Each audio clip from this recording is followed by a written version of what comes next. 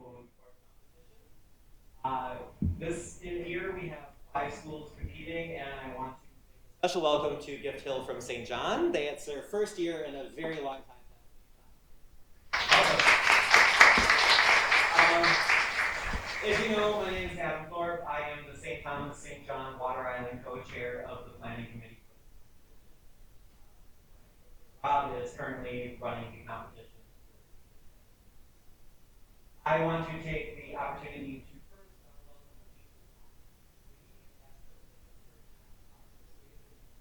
our association is the association responsible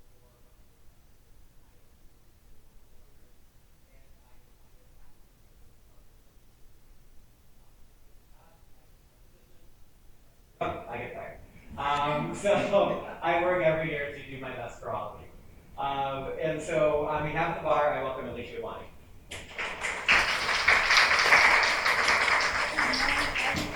Good morning, our court judges. Everyone, just take a moment to take a deep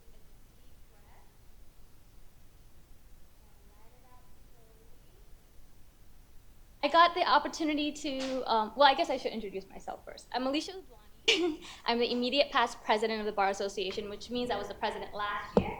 And so this year I get to kind of sit back and help with more like policy things rather than but yeah, so had the opportunity to speak to a couple of you this morning, and I see the hearts racing, the nervousness. You know, let me tell you something. You guys are ahead of the curve. Do you see your other classmates here? Just the ones that are here that did the work with you, right? You guys committed to this process. You studied the material. You know your arguments inside and out, right? So do not be nervous.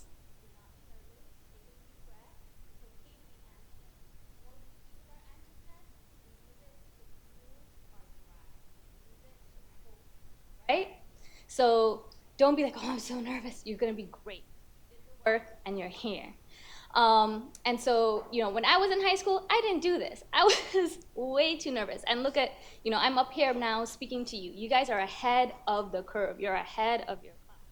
So be proud of that. No matter what the outcome is at the end of the day, whether you win, whether you don't get as far as you thought you would, just know that you are ahead of the curve. Very proud of yourself. You really should.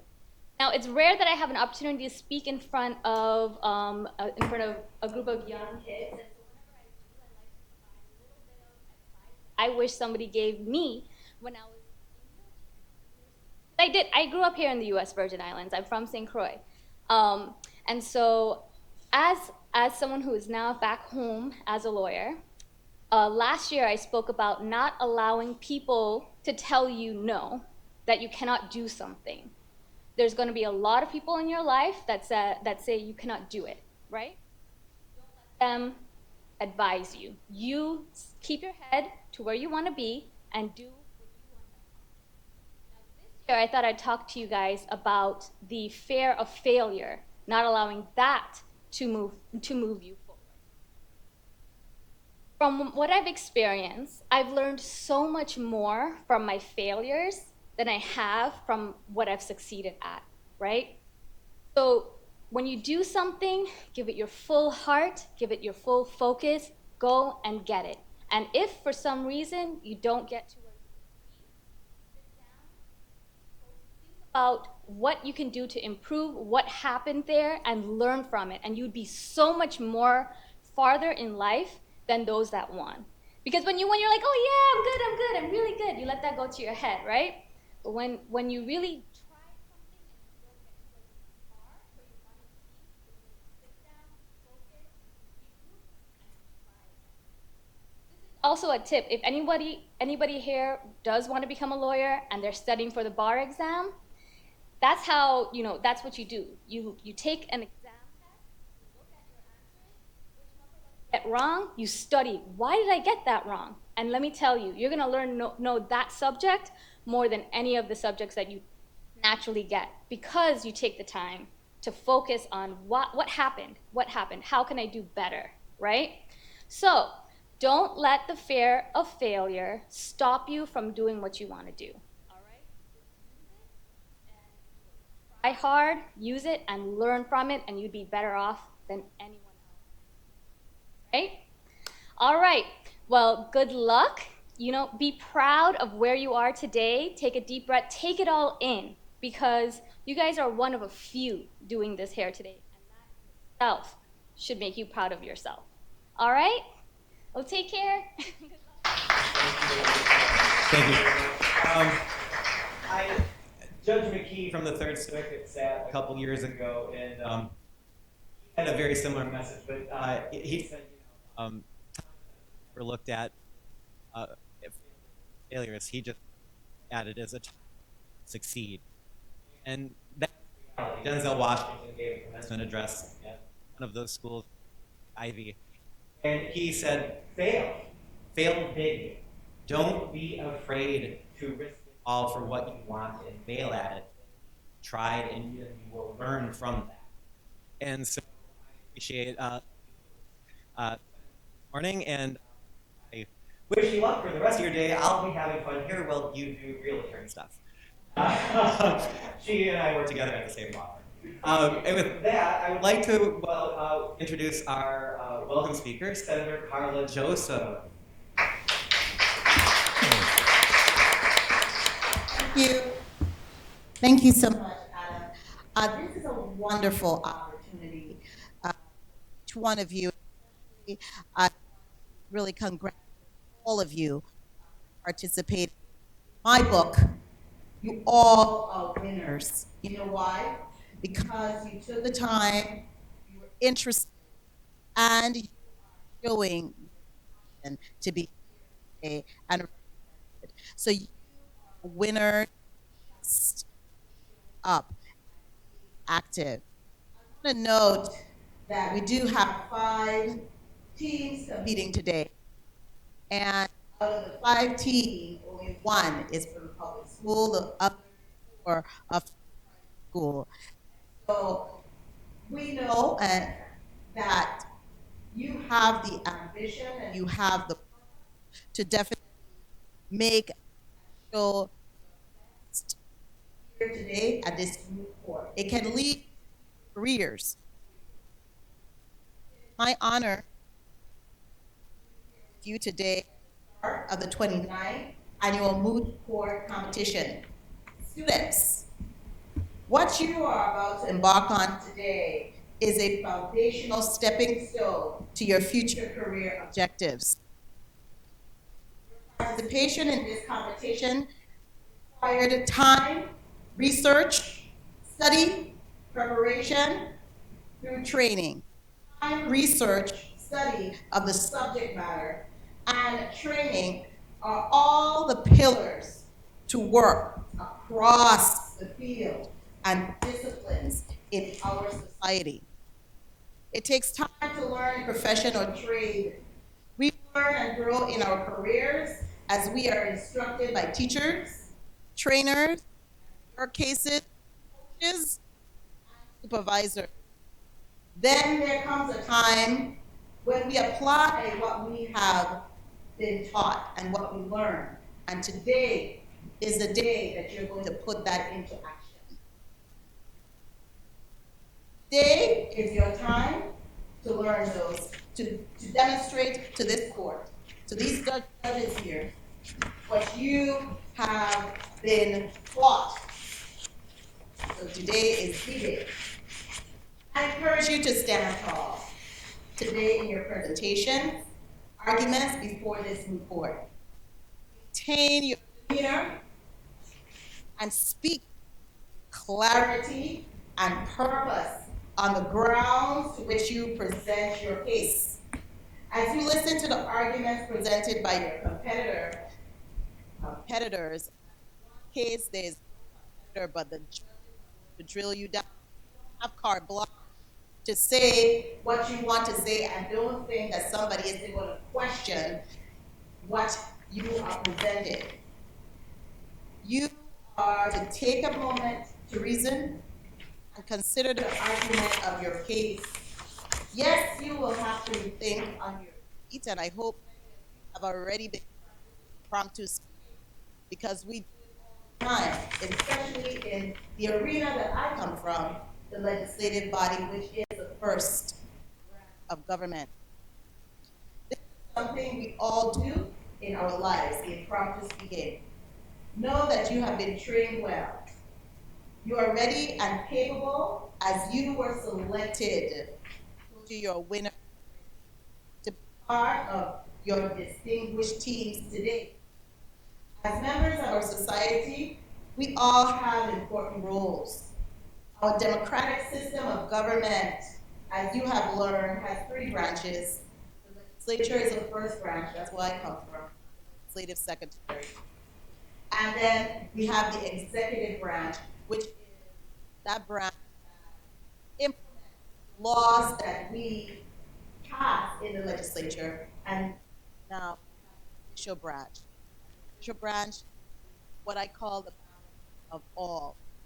Test and to make sure whatever pass, nature can that test. Senators, we make a case to be implemented. If the bill makes the legislative committee the majority approval of senators signed off by the Senate President and the Secretary, which is myself, when I have bills to be signed off on today, I took some time out to make sure I'm here to present these remarks, and I probably will be leaning on the courtesy of the judicial branch to review those bills up to so you'll be seeing of the proceeding. A group of your peers have three are attorneys and retired. So he's served as, of course, the Honorable Jeffrey Bernard. He's a retired judge. I had to be one of his. Imagine that when he served in the district court. So this is a really great opportunity for you. Justice in side of either the plaintiff or the litigant. And so here we are today.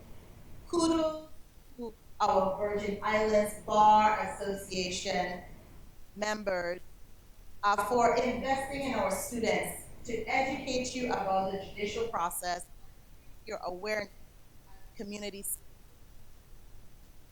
Salute our coaches for preparing our students for this process and passing the baton on to the next generation of leaders and litigants and attorneys, even persons in the court system, or even become senators in our government. And final students, congratulations to all of you for a job well done. You're winners, and I said it. You are all winners here because you're here present, you're interested. We are pleased that with what you all have achieved thus far, and we look forward to your remarkable contributions to our Virgin Island system.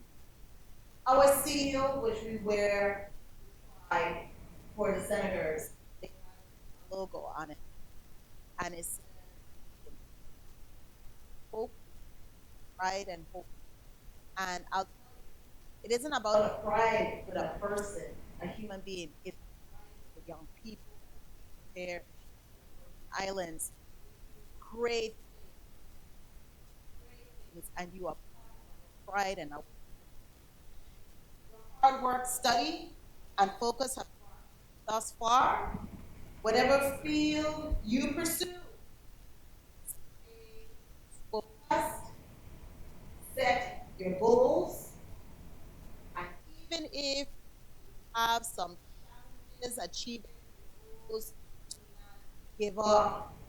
Keep pushing forward no matter what, and be determined. Pursue your passion, and it will lead to your purpose. Thank you. All the best. You're all winners.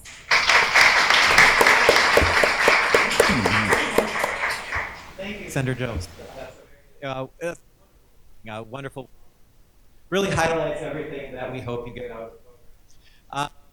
First, I have a schedule. Mr. Richardson, can you the crowd?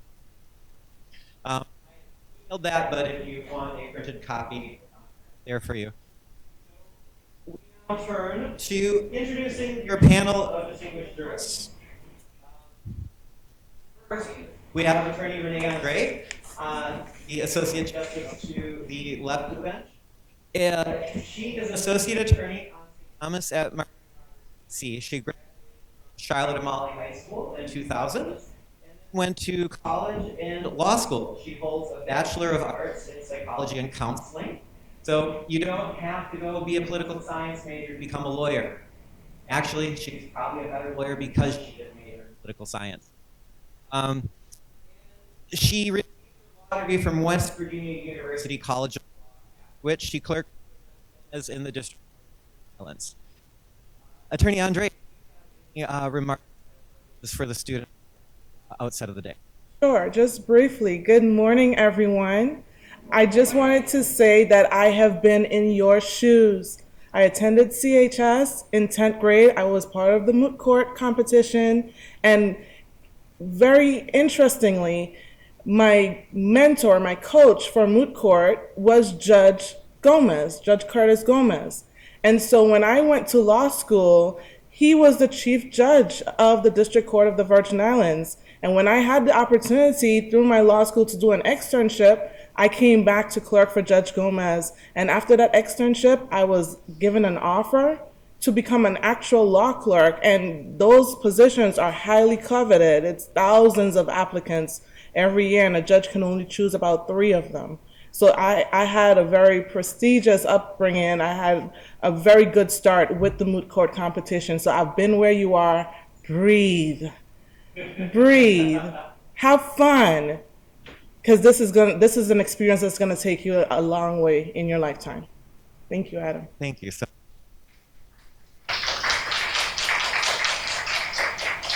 I hope all of the hard work makes it worth it like it was for her. Next Associate Justice is Attorney Hewlett, first United States for the United States for the District of the. In capacity, she has previously is the acting United States Attorney, which the United States Attorney is the President's law enforcement representative in the territory. They attorney at of the President acting is an accomplishment around. Served as the Assistant United States Attorney in 27. It is the acting. She is a graduate from what was then the College of the Virgin Islands in 1986, and she graduated Howard University School of Law in 1992. So, have anything to say to students? Good morning, students. I have not been in your shoes, but I have been a coach, and I know that it's a lot of work. So I want to commend the coaches or the attorneys who took those many, many hours to assist you. And I would wish you good luck, but I know that you don't need luck. You know, as a young attorney, someone said to me, the 5 Ps, proper preparation prevents poor performance. And I know that these attorneys have properly prepared you and that you are ready and you are confident and you are going to do a great job. So all the best to you, and I know that you will do well. Thank you very much.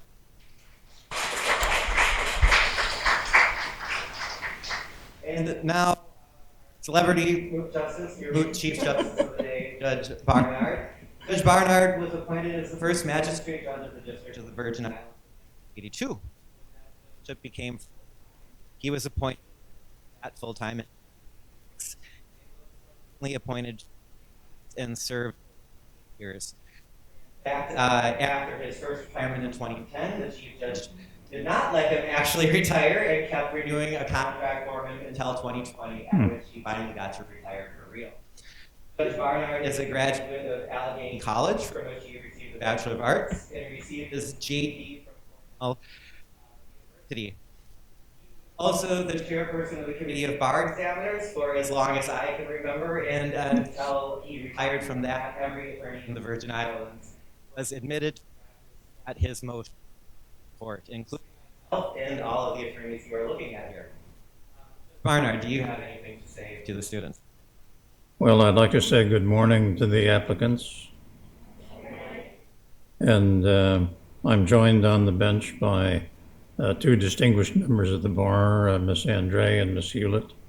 Their accomplishments, I think, Attorney Thorpe has detailed for you.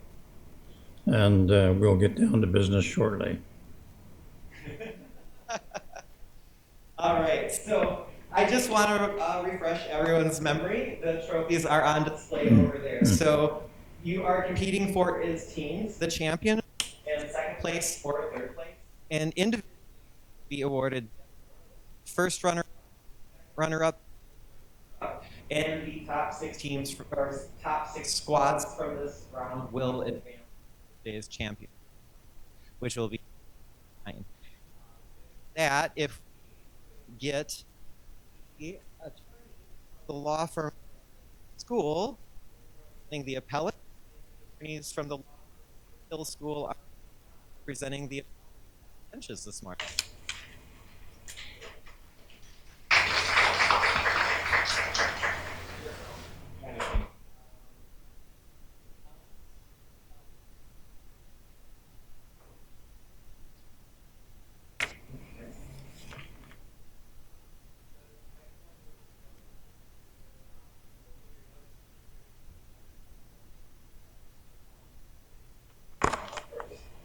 So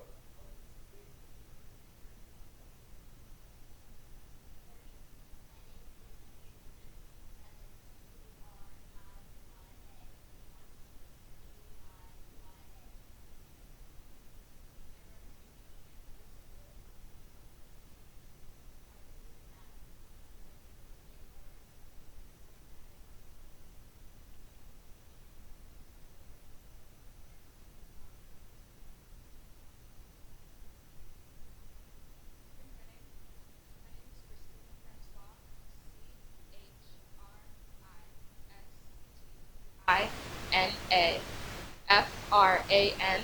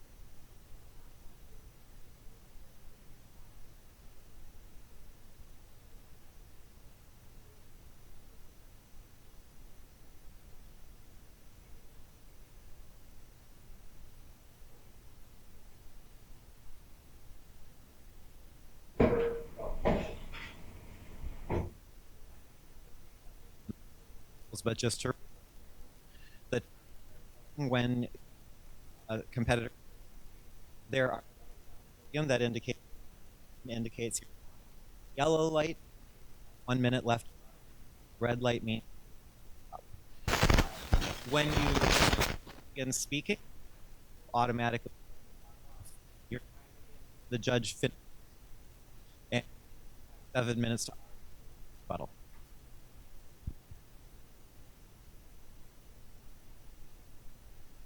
May it please the court.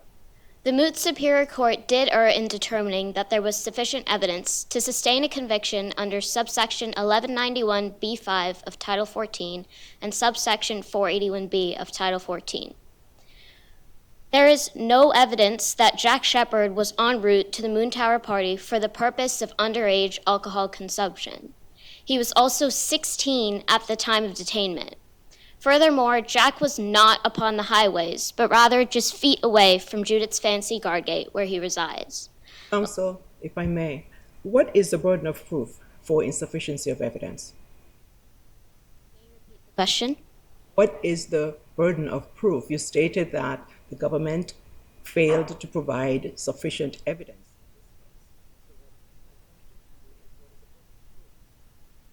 Well, the burden of proof would be that the people are required to prove that the defendant is a minor under 16 years of age, and and if they were on the streets or highways after 10 p.m. unaccompanied by a person legally responsible and without.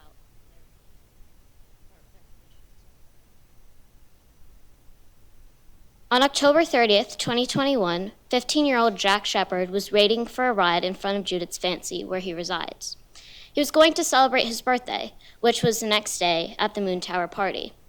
Upon arrival of his ride, Jack ran to the car and was suddenly detained by a police officer at 12:05 a.m., at which point he had turned 16.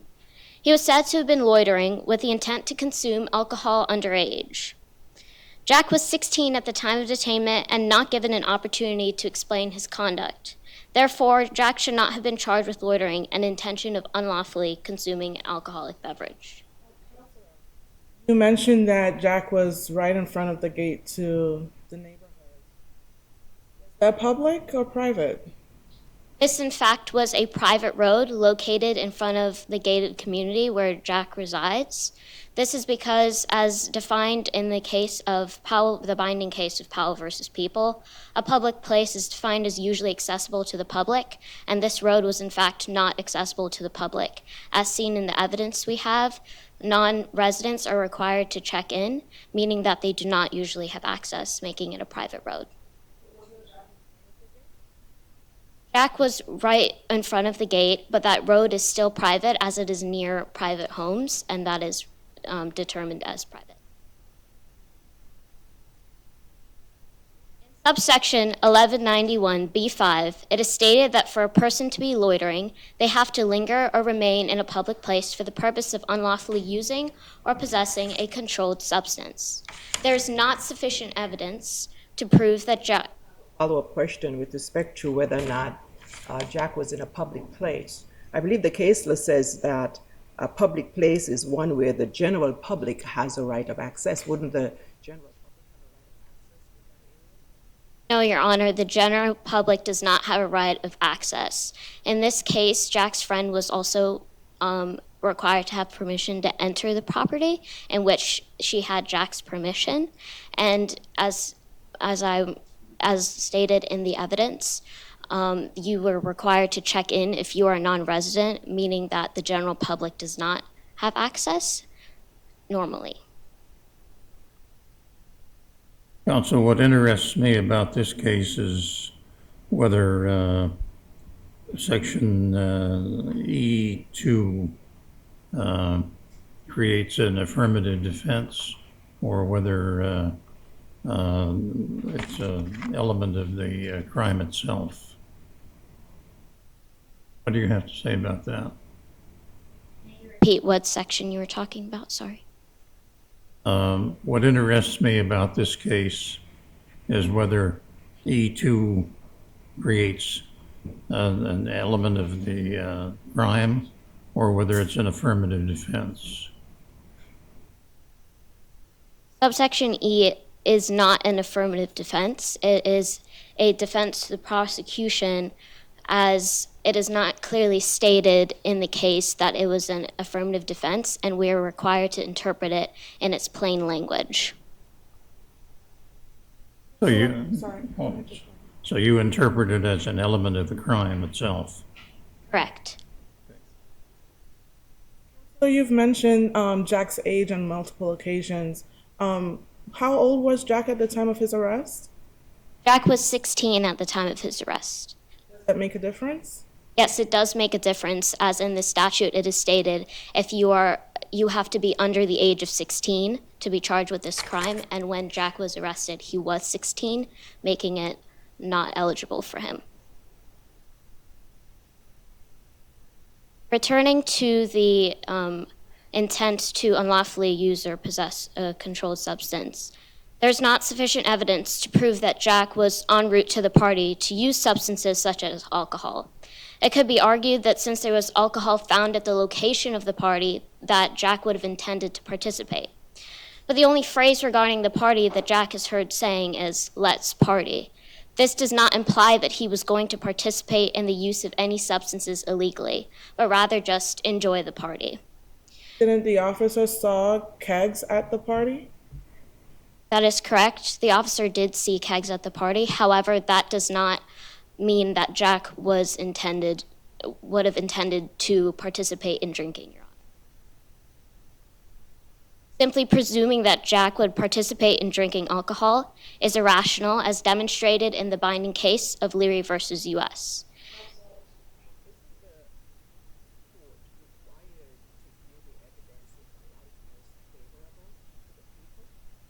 Yes, Your Honor, you are correct in saying that they are supposed to view evidence most favor to the people.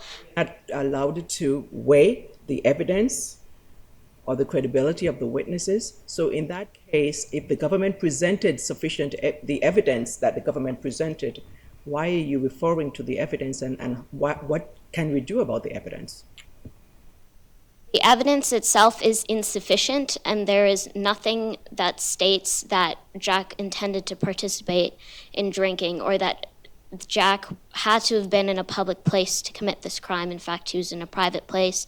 Therefore, although the evidence is required to be in light of the people, there is no evidence to make a conclusion beyond a reasonable doubt. Are you asking us to weigh the evidence? Is there an inference that the evidence is sufficient to support the claim that Jack was going to be drinking at the Moon Palace? Sorry, may you repeat your question? Isn't there an inference that Jack was intending to drink at the Moon, whatever it is, Moon Palace? Your Honor, there is no inference that Jack was intending to drink. He was simply going to the party, which doesn't create an intent. It just means that he could have been going to have fun, to celebrate his birthday, and that does not mean that he was intending to drink. Finally, Jack should have been given the opportunity to explain himself prior to being detained. There's no evidence that states that he was there without consent from his parents. Had the police officer given Jack a chance to explain himself, there's a large possibility that he would have determined that Jack was not loitering. Jack was not given this opportunity because he was said to have taken flight upon the sight of a police officer. Jack was not aware that there was a police officer in the vicinity, and his only intention was to get in the car with his friend. As stated in subsection 1191D, unless the suspect has fled or another circumstance makes it impracticable, a law enforcement officer shall give the suspect the opportunity to identify himself and explain his presence and conduct. So didn't you just say that Jack fled at the sight of the police car? I said, Your Honor, that Jack ran towards the car which his friend was in. He was not aware that there was a police car in the vicinity, and therefore he should not have been said to have fled from them. If the court is interpreting the evidence in the light most favorable to the people, can't an inference be drawn between Jack fleeing upon sight of a vehicle? Inference cannot be made, Your Honor, as Jack did not flee. He was running towards the direction of another car, which is what the evidence states. There are no inferences to be made on that. Considering that Jack was able to be detained, it is clear that he had not fled and the circumstances were not impracticable.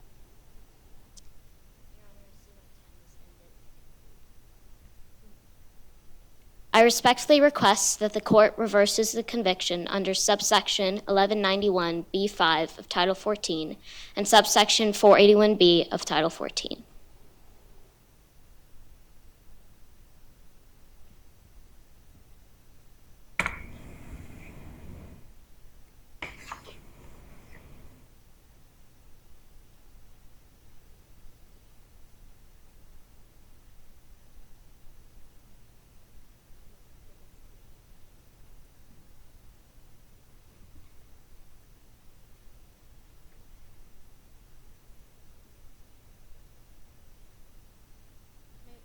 Court.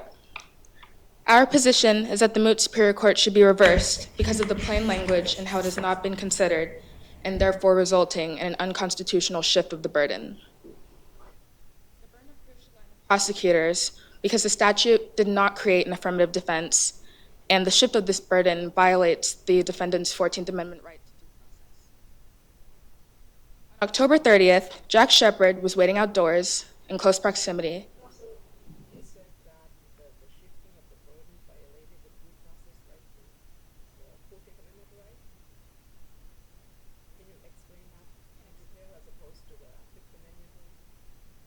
Well, I'm referring to his process to presumption of innocence. What about the Fifth Amendment right? Is there a violation of his Fifth Amendment right as well?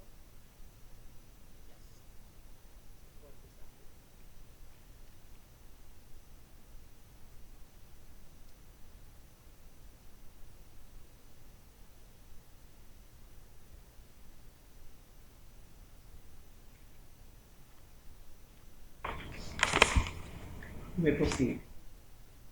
On October 30th, Jack Shepard was waiting outdoors in close proximity to Judith's fancy. After being arrested on October 31st at 12:05, he was charged with loitering pursuant to Title 14 of the Virgin Islands Code, Statute 481, subsection B. And although he was asked what his intentions were for that night once he was in the car, he was not given that opportunity beforehand. We are here today because the judge's instruction shifted the burden of proof to the defendant, which is not permitted. We disagree with this for several reasons, one of them being the plain language in the statute and how it was not considered, and another being the direct violation of the defendant's 14th Amendment. What is the plain language of the statute, Counsel? Statutes, we can use subsection E, for example. To quote it directly, it says that, it states that it is a defense to prosecution for loitering as defined by subsection A if the law enforcement officer fails to give the defendant an opportunity to identify himself and explain his presence or conduct, or if it appears at trial that the explanation offered to the law enforcement officer by the defendant is true, and believed at the time would have dispelled any concern or alarm. The plain language for this statute clearly states that it is simply a defense to prosecution, and our position is that it should not be interpreted as an affirmative defense. We see in other criminal cases that when the statutes intend to create an affirmative defense, it is said so explicitly and plainly.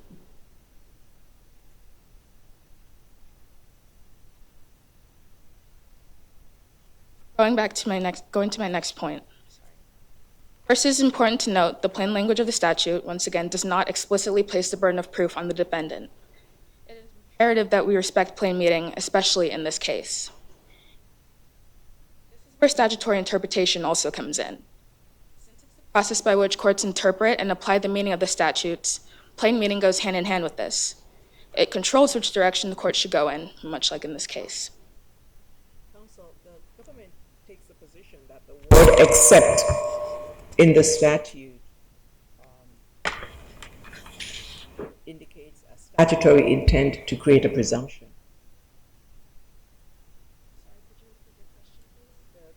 The government's position is that the use of the word "except" in the statute,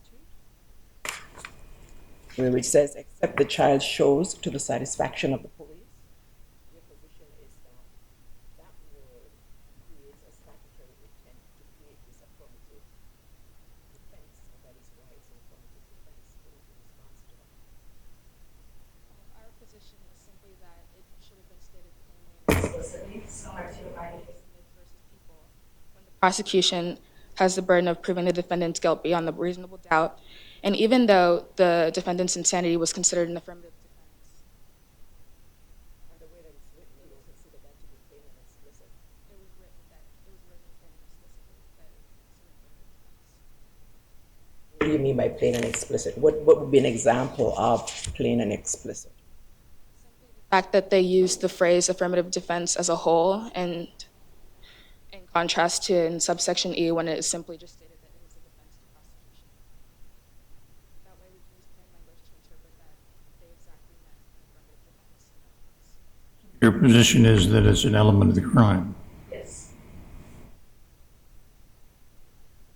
Statutory interpretation and plain language suggest that the burden of proof should not be placed on the defendant unless clearly and explicitly stated.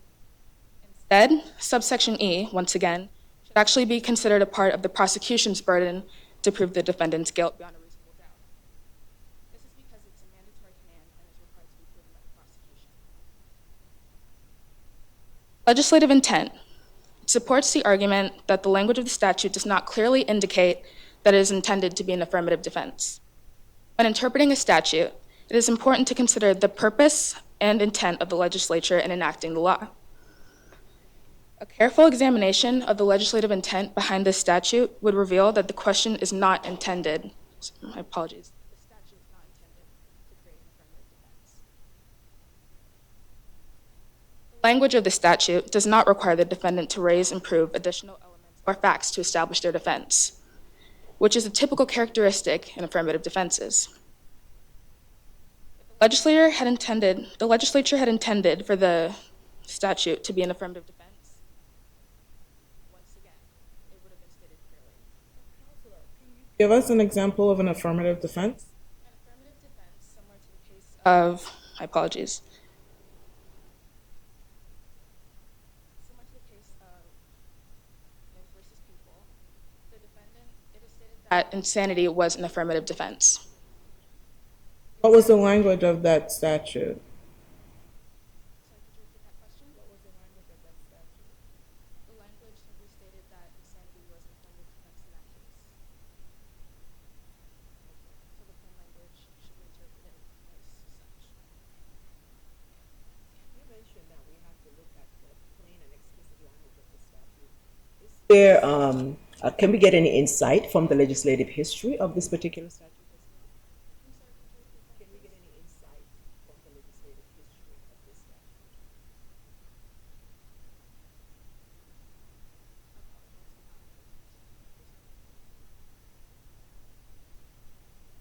Shifting this burden would not only mean that the statute was misinterpreted, it would result in a violation of the defendant's presumption of innocence tied to the 14th Amendment. The binding case of Wallace versus People uses a quote from the case of Francis versus People, which states, "Jury instructions that relieve the prosecution of its burden of proving every element of an offense beyond a reasonable doubt subvert the presumption of innocence." Respecting this presumption of innocence ensures that the prosecution bears the responsibility of proving the defendant's guilt beyond a reasonable doubt, rather than the defendant having to prove their own innocence. This fundamental principle must be respected in order to protect the defendant's right and ensure a fair and just legal process. Courts should be hesitant to interpret statutes in a way that can infringe upon constitutional rights at all times. If you're saying that it's part of the elements of the offense that the prosecution have to prove, and it's just a simple that the police officer failed to give him an opportunity to explain himself, wouldn't Jack just speak up? Jack is most likely frazzled at this moment, as he's probably unaware as to why he's being arrested, and it should be up to the prosecution to defend their actions. Or just defend himself. In conclusion, it is clear that the Moot Superior Court erred in interpreting the statute because the burden of proof on the defendant, using subsections 11 and 1 C, D, and E as affirmative defenses. The plain language of the statute, along with established legislative intent, does not support this interpretation. I respectfully ask that the Moot Superior Court be reversed.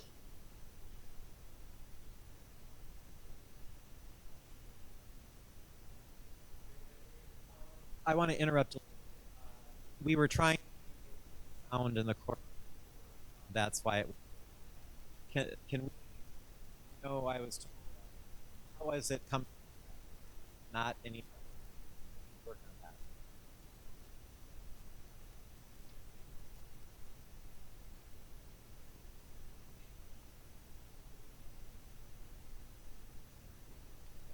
Test. Thumbs up. Oh.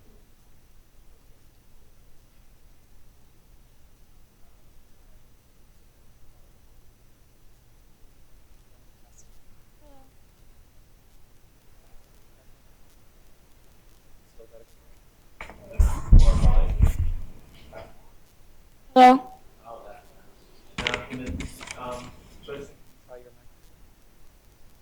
Hi, good afternoon, good morning. Yeah. Um, maybe, or it might. Oh, that might. When it started, But I think you're pretty good. I think.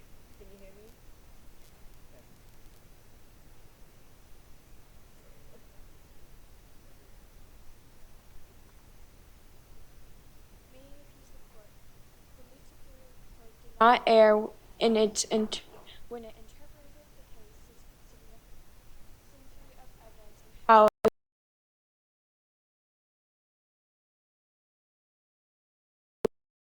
that he admitted to going to the party.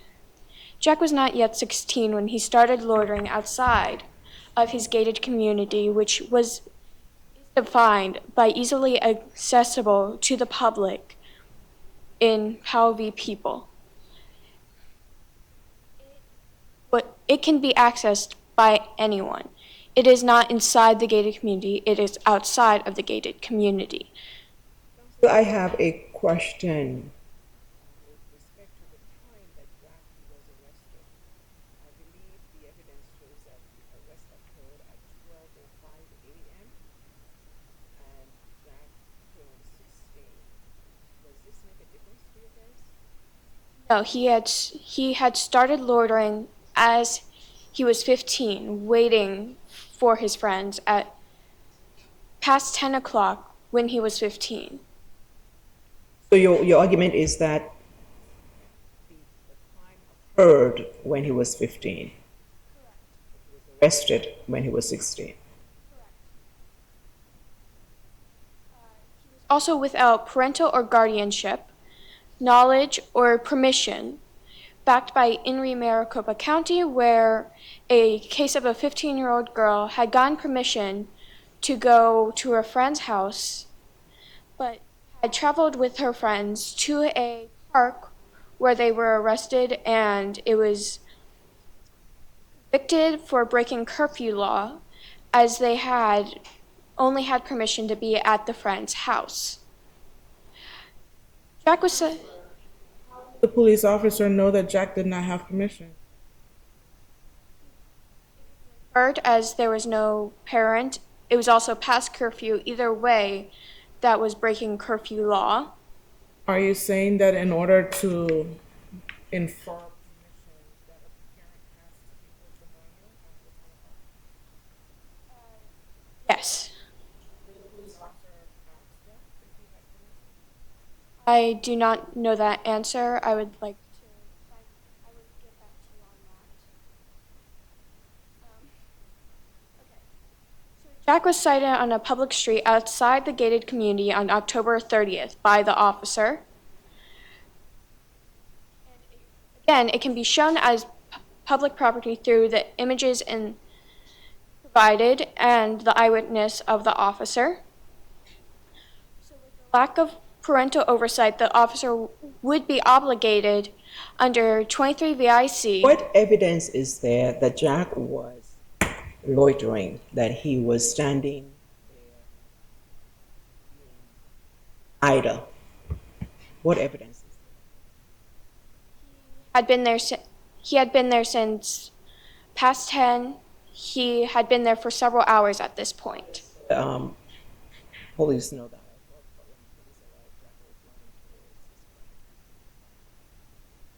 Well, Jack was only started running soon after the police saw him. Again, Jack was standing still, pacing back and forth, not appearing to be doing anything besides just pacing back and forth in front of the gated community. Also, a requirement of evidence that he was consuming alcohol. What evidence is there? He had admitted going to the party.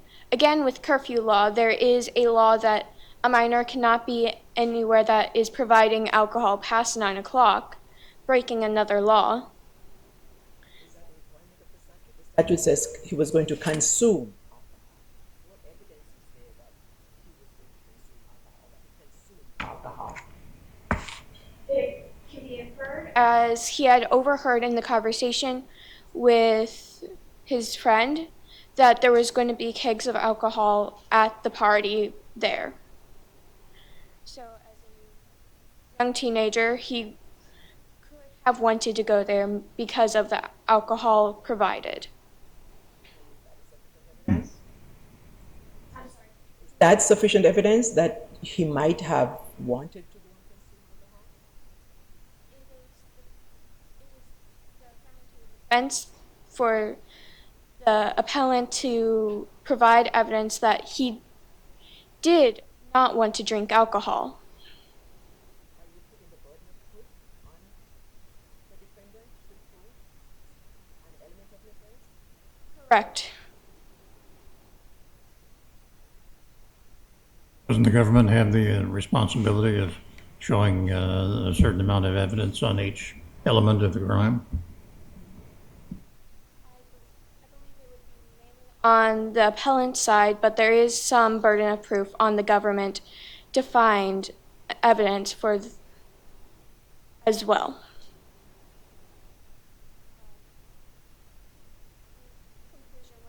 Like in the most favorable position to the people, there is enough evidence for the law, due to the law, for the trier of fact that could have found the essential elements of the offense beyond a reasonable doubt. I would like to wrap up my statement and with the higher court to affirm the lower court.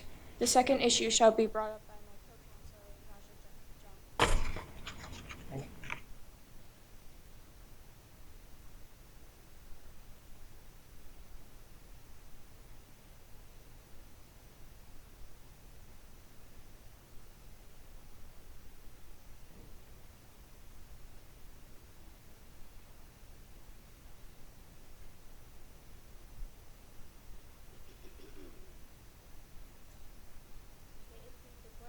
Is Naja John Phillip from Gift Hill School, and I represent the people of the Virgin Islands.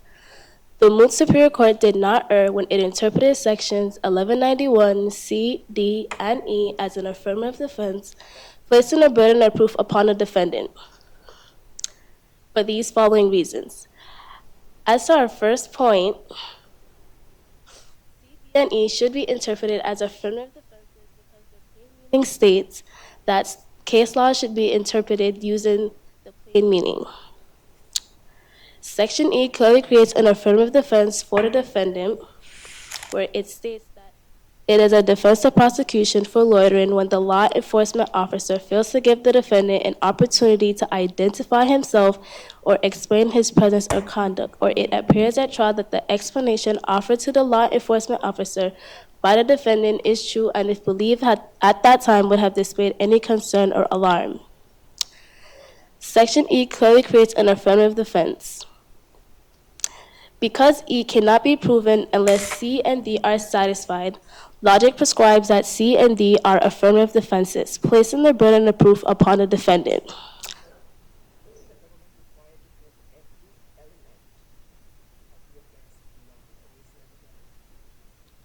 Yes, but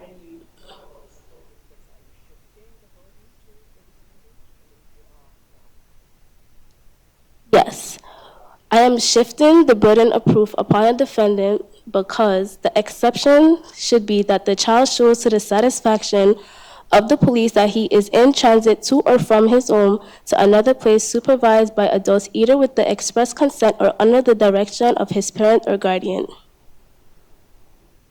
Doesn't that language suggest that the police officer should have asked Jack the question? Yes, it does. No. In the 1612 interpretation from court case Willis versus People, where a tax evasion occurred and Casher took a plea deal and Willis pleaded not guilty. In this court case, it states that we must start with the plain and ordinary meaning of the language and apply the meaning in the words of the statute that the legislator enacted at the time it was intended to.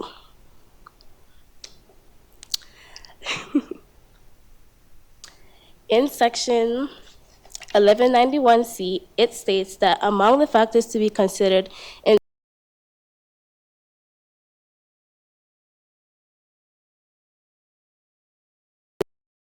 the lights and assume that it was his friend's car, but it was actually a police officer. Loiters or prowls in a manner not usual for a law-abiding citizen.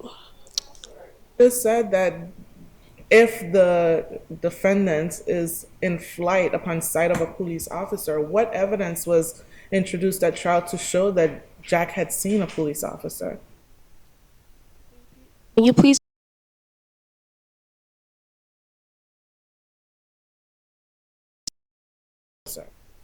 There was none. The prosecution meet its burden at trial? Can you please repeat the question? Did the people meet their burden at trial? No, Your Honor. We're just asking that you affirm the lower court's decision. Manifestly endeavors to disguise or conceal himself in any object. Jack was wearing his Boba Fett costume at the time. In 1191D, it states, unless the suspect has fled or another circumstance makes it impractical, prior to an arrest for loitering, a law enforcement officer shall give the suspect an opportunity to identify himself and explain his presence and conduct. As a defense to prosecution from 1191E, that for loitering, as defined by subsection A, if the law enforcement officer fails to give the defendant an opportunity to identify himself and explain his presence or conduct, or it appears at trial that the explanation offered to the law enforcement officer by the defendant is true and if believed at the time would have displayed any concern or alarm.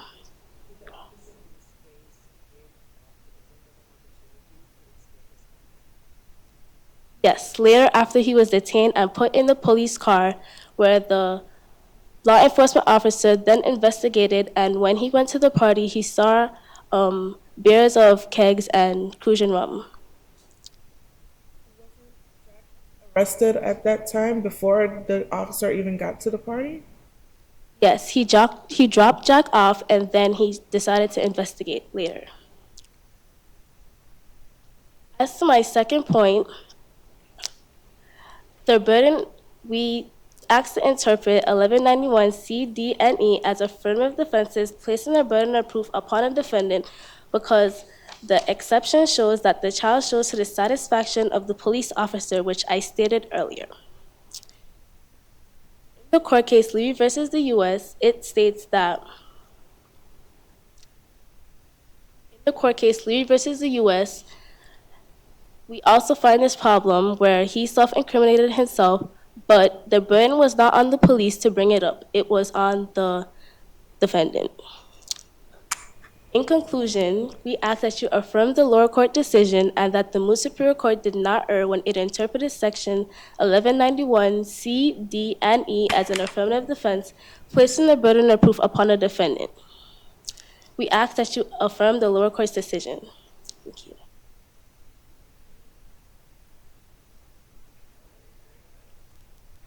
We at this, we are going to logistical thing. We have in with law firm of St. Peter and Paul Catholic School appellants and the law firm of all appellees.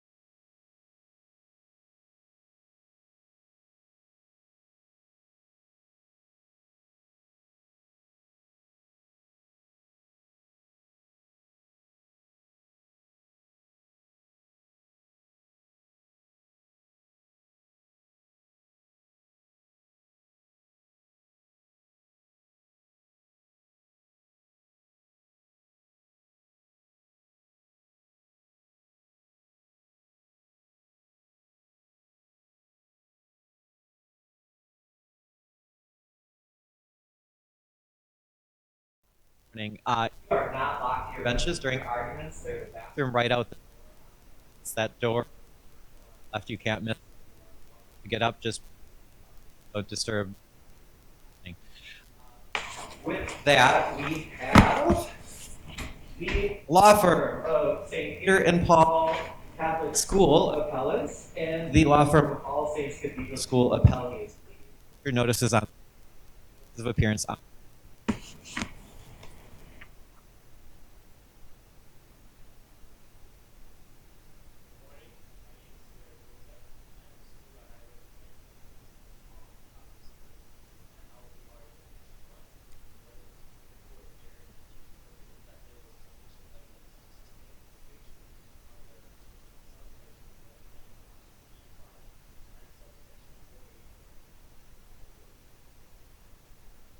I am Ethan Farrell.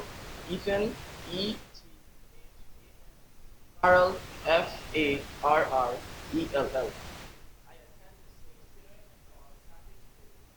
I will be representing Jack Shepherd. The issue that I'll be arguing is whether the Superior Court erred when it interpreted the statute to place the burden of proof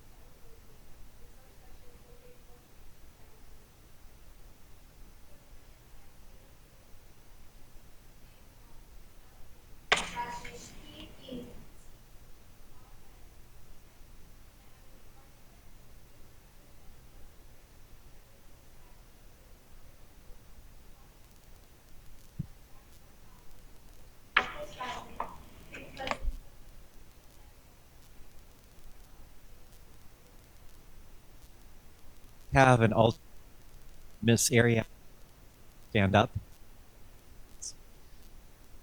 Appreciate it, and it's unfortunate what you learned today. All right. With that, you can be seated.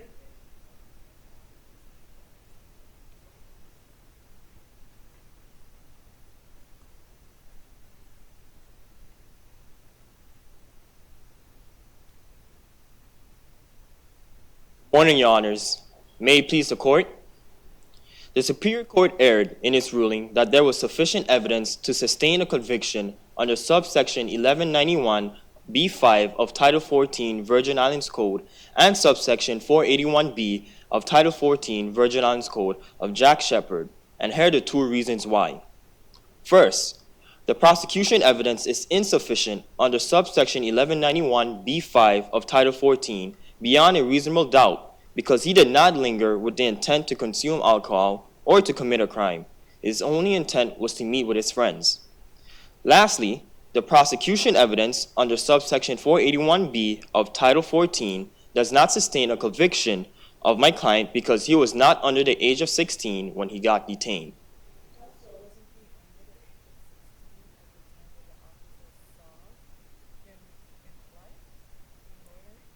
Yes, Your Honor, but when he got detained, it was 12:05 a.m., which means it was October 31st, so he would be 16 at the time.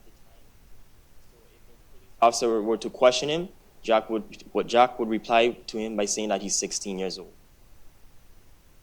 The fact that he was costumed make any difference?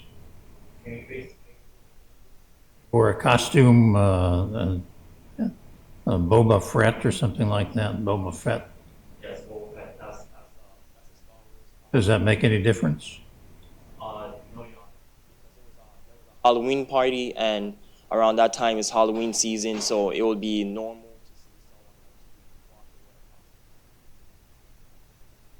First, Jack is a quiet, introverted teenager. He is an outstanding student.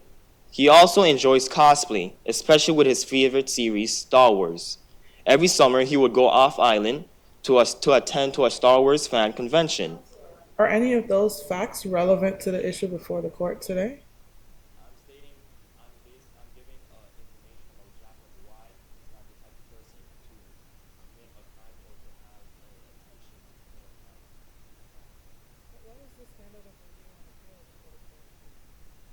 What is the standard of review before the court? What is the standard that the court has to use in determining whether he was lingering on a public area and whether he was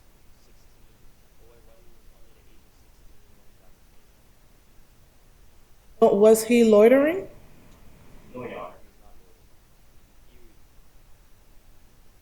where Jack was staying at. It was not in a public place where he remained at. He remained in a grassy knoll area that was about 2 feet away from the open road.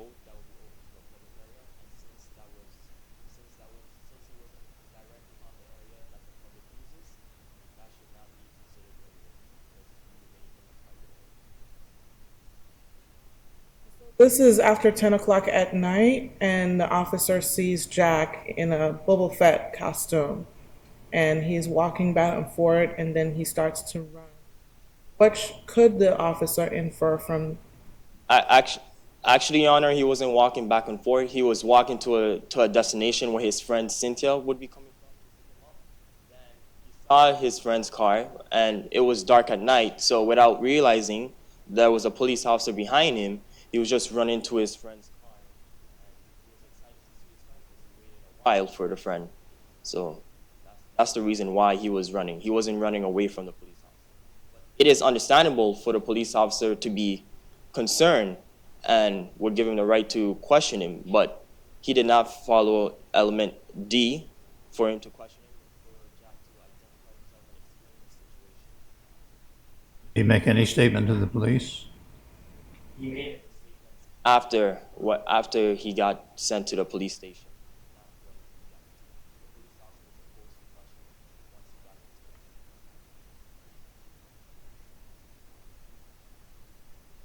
Relying on the case of Davis versus People, Davis challenges the sufficiency of the evidence supporting his conviction for first-degree reckless endangerment, claiming that there was no evidence shooting occurred in a public place.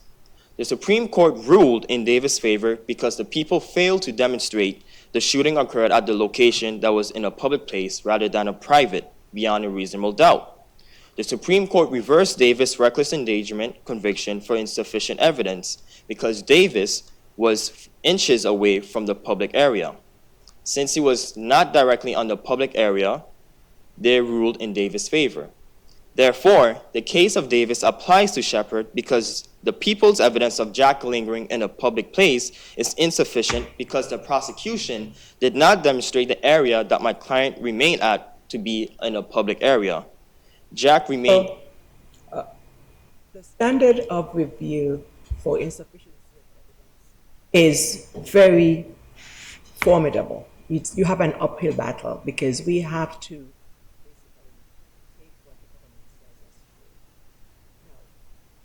this particular case, you're asking us to weigh the credibility of the witnesses.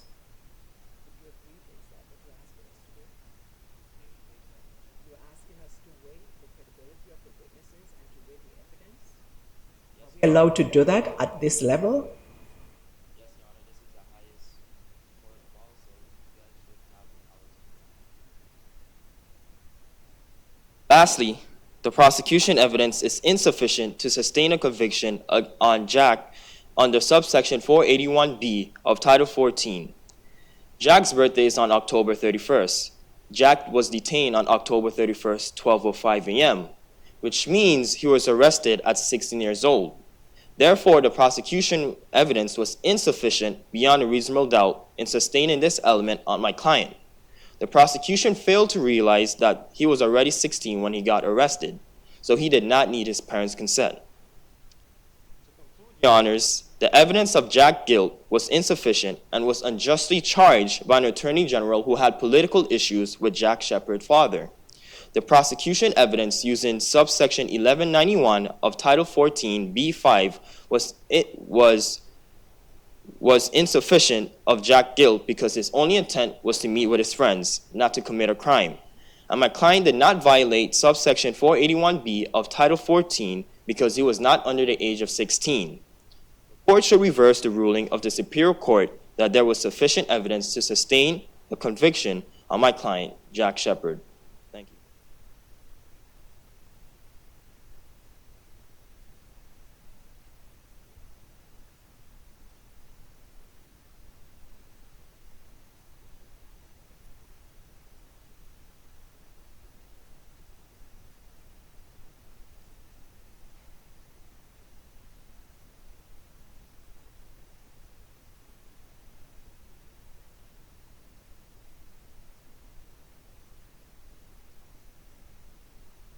Good morning, Justices. May it please the Court.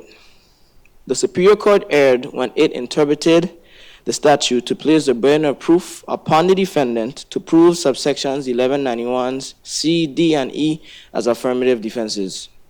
This Court should overturn the Superior Court's decision because first, subsection C wasn't appropriately interpreted. Second, subsections D and E conflict with each other. And finally, the legislature erred when they added subsections E.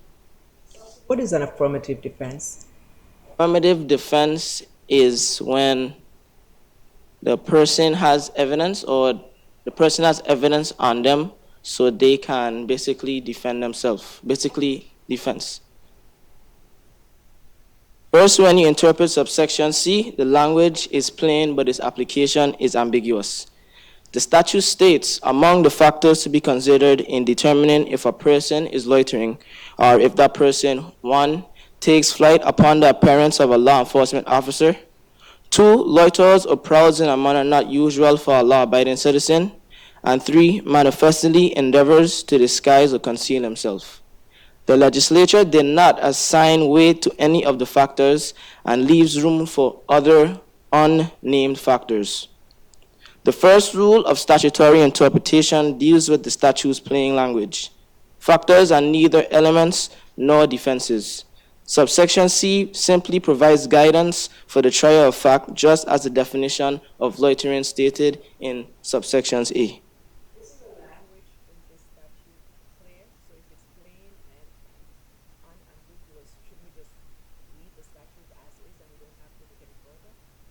Can read the statute as it is, Your Honor, but when you are trying to interpret it and add more factors inside of this, it wouldn't be unclear. It would be ambiguous. Second point. So your position is that the statute as written is ambiguous? Correct. My second point is that subsections D and E conflict with each other. Subsections D state, unless the suspect has fled or any other circumstance makes it impracticable prior to an arrest for loitering, a law enforcement officer shall allow the suspect to identify himself and explain his presence and conduct. This language clearly places a burden on the officer, and the court should interpret the word shall as must. That is, the officer. Jack flee in front of the officer? No, Your Honor, in Jack's defense, Jack was walking or slightly jogging towards the road in front of him, and then he saw his friend's headlights, and he had no idea that a police car was behind of him.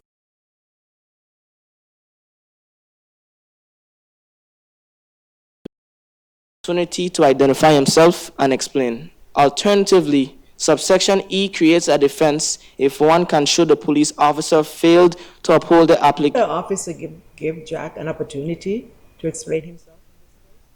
Officer may have given Jack an opportunity to to talk, but that was after the fact that he put him in handcuffs and took him to the police station.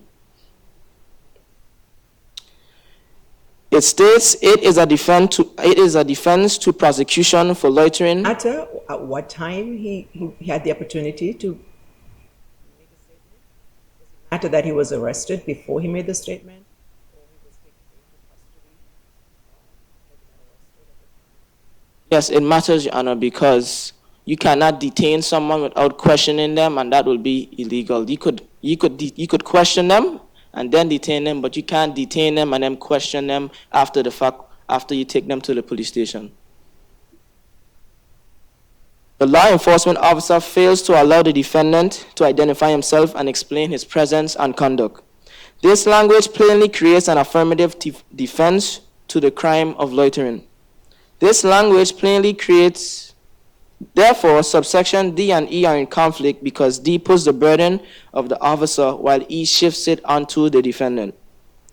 Since the state is in the best position to prove D as an element because they control the officer, the burden should remain with the government. They can then call the officer to testify and explain the situation. And if the officer is not telling the truth, Jack may be compelled to take witness and stand on his own behalf, which could lead him to self-incrimination, which is a violation of his Fifth Amendment right. He should not have to prove his innocence by proving the failing of an officer. When interpreting the law, this court must construe 1191 in a constitutional manner and avoid absurd consequences. Sir, at the time that the police officer detained Jack, wouldn't it have been simple for Jack to basically say, I have permission?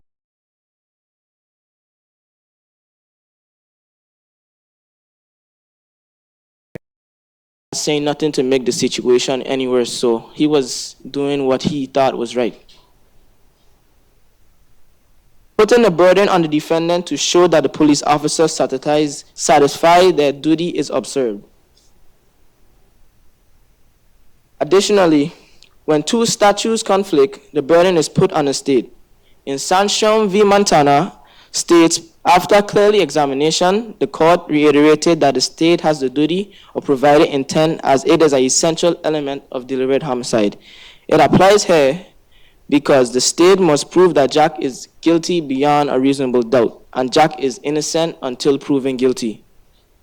Also in Sandstrom, they concluded since the jury instructions given to Sandstrom's jury shifted the burden of proof from the state to the defendant, it resulted in a constitutional error. This applies because the statute shifts the burden on Jack and in violation of his Sixth Amendment right to a fair trial and his 14th Amendment right to due process. Finally, the legislature erred when it added subsections E. So are you arguing that the statute is unconstitutional? Yes, Your Honor. E is an affirmative defense that was put unconstitutionally on Jack. I know the court does not have the power to rewrite the statute, but I'm asking to prevent other altercations from happening like this. I'm humbly asking you to revoke the statute or part of the statute because it is unconstitutional. As to Jack, the court should overturn Jack's conviction because the lower court misinterpreted the law. In conclusion, too, I humbly ask this court to reverse the lower court's decision when interpreting the statute to place the burden of proof upon the defendant to prove subsections 1191's C, D, and E as affirmative defenses. Thank you.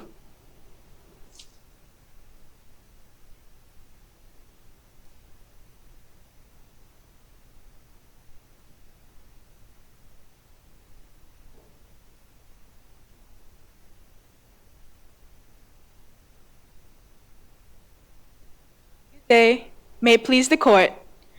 The Moot Superior Court was correct in determining that there was sufficient evidence to sustain a conviction under 1191b5 of Title 14 and subsection 481b of Title 14, and their ruling should stand. As determined by this court in Davis v. the People, when determining whether there was sufficient evidence, this court should conduct a de novo review and look at the evidence that was presented at trial to determine if a reasonable jury could determine that there was evidence of every element of the crime. When examining the evidence that was presented, your honors will look at the facts in the light most favorable to the government, which is a standard that emerged from Ponce v. the People. First, I would like to address Jack Shepard loitering on the public street in violation of Statute 481b. This statute states that— So what evidence is there that Jack was in fact loitering, that he was lingering? What is the government's evidence? After the police officer was finishing his patrol of Highway 751, he saw Jack Shepard walking on that street. Is walking in the street sufficient to prove loitering? No, Your Honor. But Jack was walking on that street after the officer finished his patrol, and the officer saw him.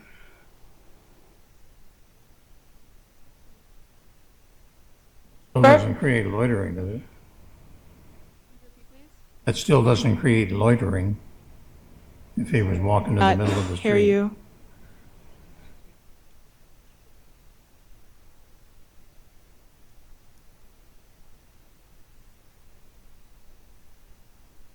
Does it create loitering if you walk in the middle of the street? No, Your Honor. But if you walk on the public street with an intent to commit a crime, that does. Where do you derive the intent to commit the crime? Well, that comes later on in the argument as I go on and state my facts. This statute states that any child under the age of 16 years found upon the streets or highways after 10 What p.m. evidence do you have that Jack intended? That is later on after the police officer questions him and he finds out about the party at Moon Tower. That is where Jack's charge for the intent to consume an alcoholic beverage comes from. Jack Shepard knew that alcohol would be at this party, and the officer found that out when he went to the party, and after he further investigated, he saw that there were several alcoholic beverages at this party. And Jack Shepard knew that there would be alcohol at this party because of a prior conversation that he had with his friends, Tony and Cynthia, with this guy named Dave Wooderson, who claimed that there would be full kegs of alcohol at the party. Does that show that Jack intended to consume alcohol? Or just that there would be alcohol at the party? It shows that Jack could have had the intent to consume alcohol because no reasonable adult would give an underage child permission to go to a party where there would be alcohol. Suppose he was a teetotaler. Question, please? Suppose he was a teetotaler. He didn't drink any alcohol. Well, Jack did not drink any alcohol, but he was charged for the intent to consume alcohol. At the age of 15, Jack was standing on the side of a public side of a sign posted outside of the Judith's Fancy area, letting people know that they are required to sign in to access the private road if they are non-residents. Highway 751 is a public street, unlike the inside of the area, which is a private gated community. Second, Jack was disguised in costume and running away from the police, so prior to detaining him, there was no way to determine more information about whether he was legitimately in transit to another place supervised by adults. But later, when the police did have an opportunity to ask, he was not given an explanation that was to his satisfaction, and he rightfully continued to detain Jack. When he arrived at the Moon Tower party, he observed a large party that was filled with several alcoholic beverages. When we considered this evidence that was presented by the government at trial, Your Honors will note that when considering all the evidence in the light most favorable to the government, he was not going to another place supervised by adults. About Jack's age at the time of his arrest, does that make a difference? No, it does not, Your Honor. Jack was 15 when he loitered, and though he was 16 when he was arrested, he still committed the crime at the age of 15 years old. Second, Jack Shepard was also correctly charged and convicted for being in violation of Statute 1191b5. This statute clearly states that to loiter means to stand idly around or linger in a public place for the purpose of unlawfully buying, distributing, or consuming an alcoholic beverage.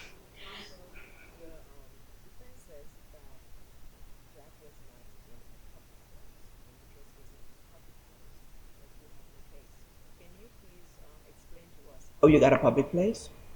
Jack was in a public place because he was walking on Highway 751, and the police officer was also conducting his normal routine patrol route, and that is where Jack was walking. And there was a sign posted outside of Judith's Fancy letting people know that that is a private area, separating it from Highway 751, which is a public area. The case law that says that even a private place, Yes, Your Honor, that is Powell v. the People. It was determined that a public place may also include a private area that nevertheless may be accessible to the public.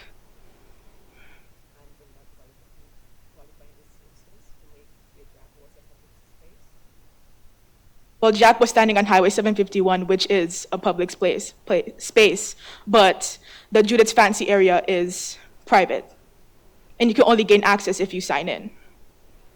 which does make it accessible to the public, but only if you sign in, which therefore makes it a private area. Considered public? Yes, Your Honor. Let's talk about the purpose for which he was loitering. It says, for the purpose of intending to consume an alcoholic beverage. Wouldn't that intent have to be at the same time and location? No, Your Honor. Though Jack was loitering on Highway 751, he had the intent to consume alcohol at a different location. Your position is that he didn't have to be intending.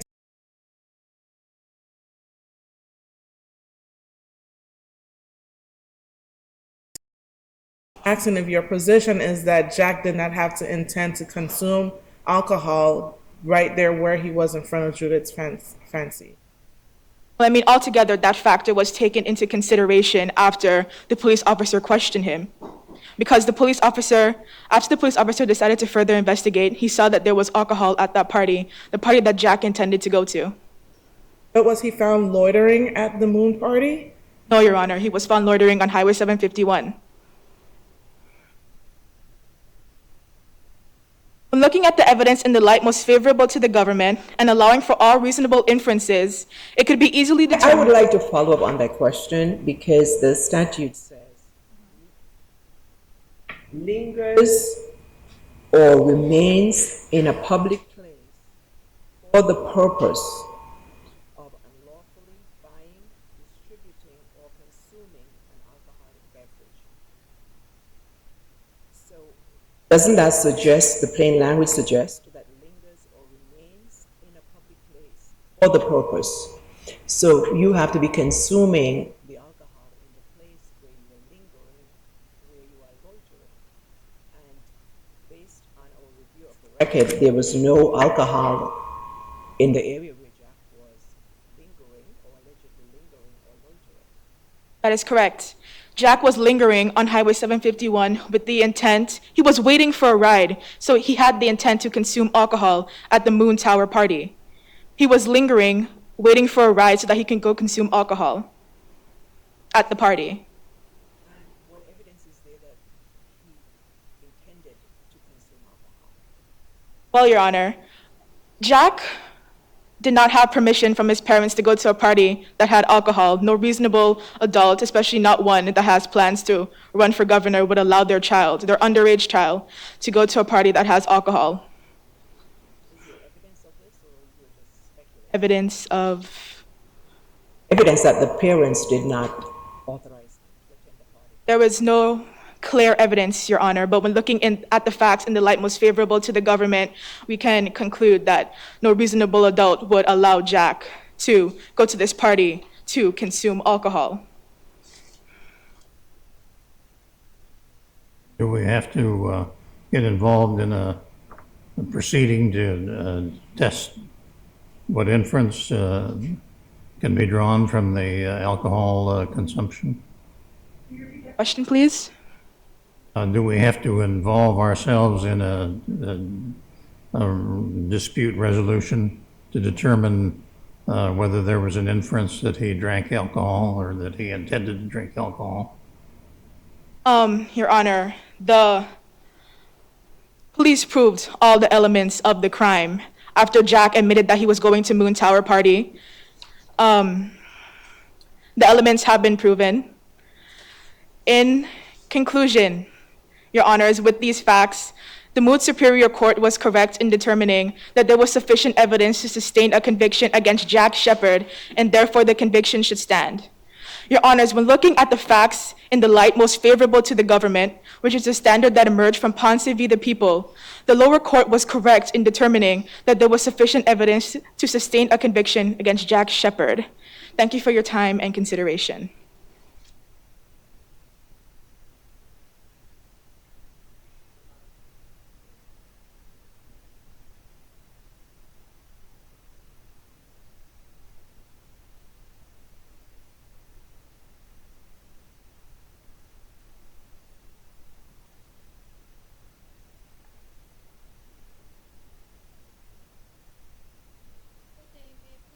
Good day, may it please the court.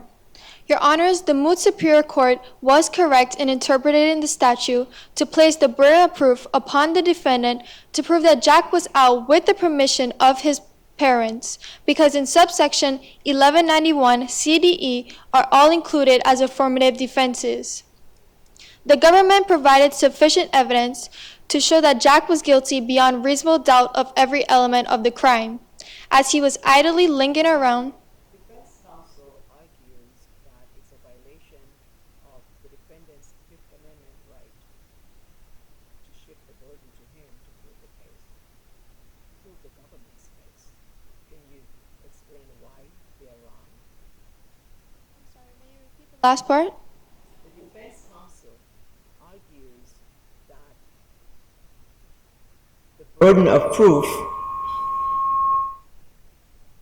Defense counsel argues that when you put the burden on him to prove his case, that is a violation of his Fifth Amendment right.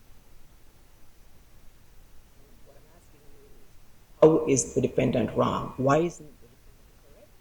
That you're shifting the burden, the government's burden, onto him is a violation of his Fifth Amendment right.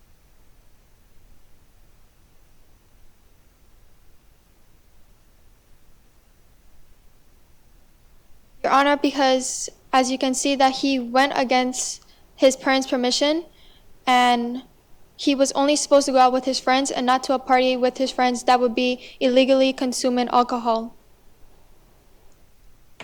The government provided sufficient evidence for a reasonable jury to determine that Jack was guilty beyond reasonable doubt of every element of the crime, as he was idly lingering around in a public place for the purpose of consuming an alcoholic beverage. Your Honors, in determining the element of the crime by doing the statutory interpretation outlined by this court in Wallace v. the People, we can clearly see that the lower court got it correct. The plain and clear language of the statute should prevail. 1191E is currently drafted as a defense because it states it is defense for prosecution for loitering. The law enforcement officer fails to give the defendant an opportunity to identify himself and explain his presence and conduct, or it appears at trial that the explanation offered to the law enforcement officer by the defendant is true, and is believed at the time would have dispelled any concern or alarm. As you can see, even if that language is not clear enough, as stated in Dupinji v. Tyson and Gare v. the People, the court would then have to look into the intent of the legislation. The legislature intended for defendants to have an opportunity to be excused if they show a valid reason. Jack's attorney asserts that the police officer was required to inquire with Jack before taking him into custody. Jack was running away and concealing himself. This may have made it hard for the police officer to question him until he had him secure in the vehicle and handcuffed and was no longer a potential threat. 1191 CDE states the factors to be considered in determining if a person is loitering are if that person 1. Takes flight upon the appearance of a law enforcement officer, 2. Loiters or prowls in a manner not usual for a law-abiding citizen, 3. Manifestly endeavors to disguise or conceal himself or any object. Jack did all of those, which further suggested his guilt. The statute itself recognizes these factors to be subjective enough to apprehend or arrest someone for loitering. As we know from Francis v. Franklin and Stanson v. Montana, the 14th Amendment and due process protections require the government to prove every element of a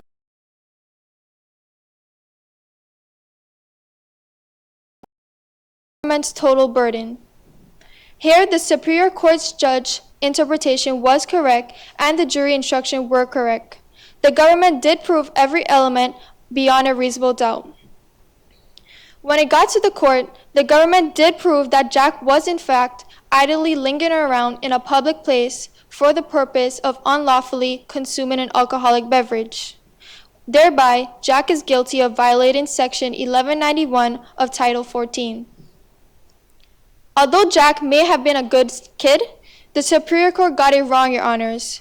He was guilty of all the elements determined by the legislature to be loitering, and this court must not disturb that ruling, as the courts only hold persons to the law as drafted.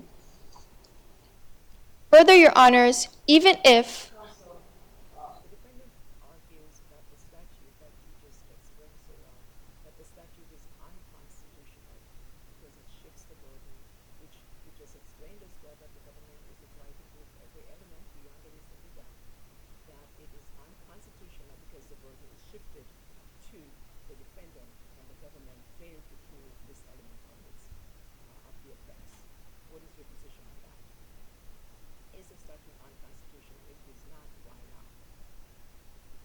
statute is not unconstitutional, Your Honor, because as it states, it is a defense or prosecution to be able to, for the law enforcement officer to fail to give the defendant an opportunity to identify himself, and also it appears at trial that the explanation offered to the law enforcement officer by the defendant is true, and that he was not displayed or any concern of an alarm towards the officer.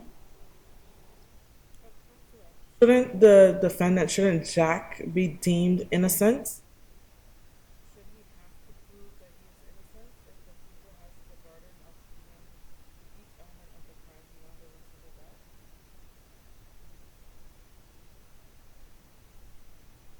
I yes, Your Honor, because the police officer did not question Jack because he wanted to make sure he was not in violation, until he had him secure. So Jack did have an opportunity when the police officer finally handcuffed him and he was no longer a potential threat. Requiring the defendant to prove a defense at trial, a violation of his constitutional rights?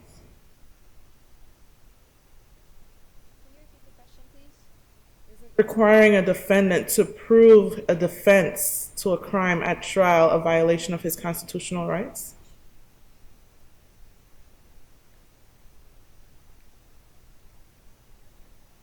No, Your Honor, because as you can see, Jack was idly lingering around in a public place for the purpose of unlawfully consuming an alcoholic beverage.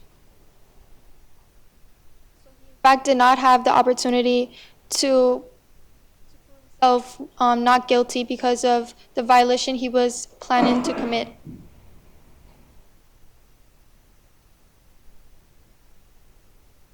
Jack tried to assert that he had permission. We can clearly assume that the permission he had from his parents to go out with friends was not to go to a party where minors would be illegally consuming alcohol. So the permission of the affirmative defense would not have been sustained if we look at what the court did in Maricopa County. Therefore, arguendo, even if the jury instruction was wrong, the error was harmless and the verdict should not be overturned. Jack is still guilty of loitering. Thank you. How is the burden harmless when you have a right to remain silent?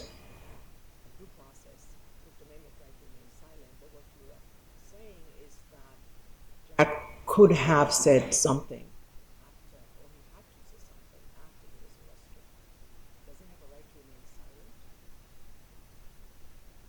Yes, Jack does have the right to remain silent, but as you can see, the police officer did question him when he was in the vehicle, and so that would give Jack the right to say what he has to say.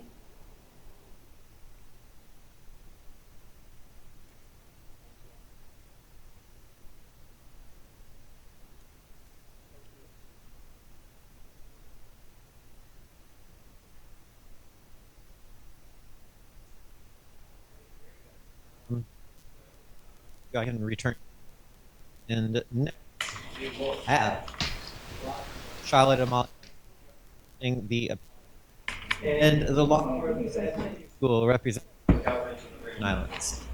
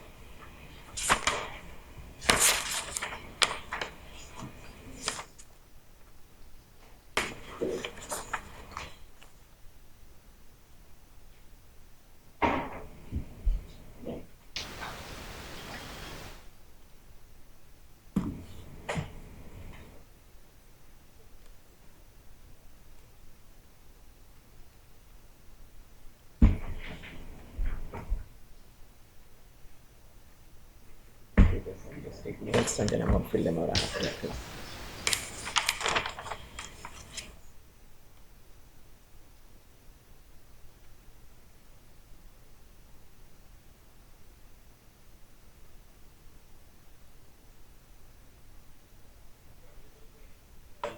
Finish counting scores.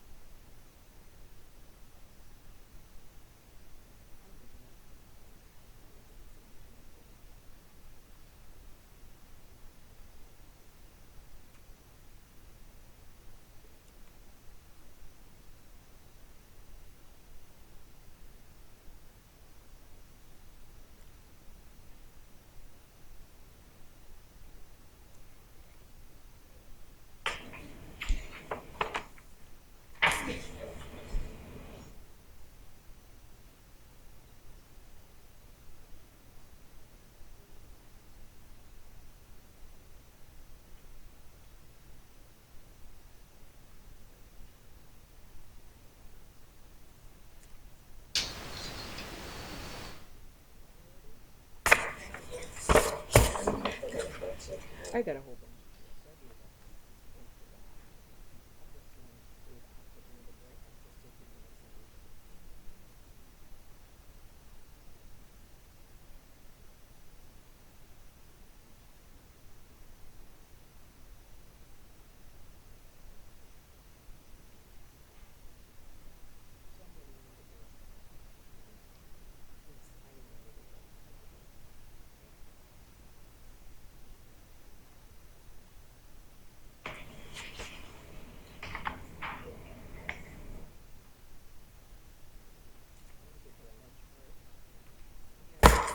I'll just take this one.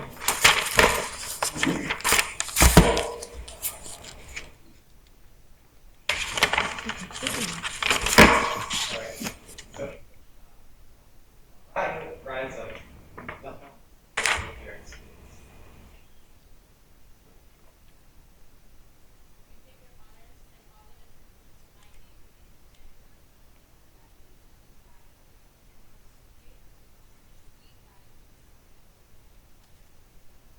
I will be representing the appellant.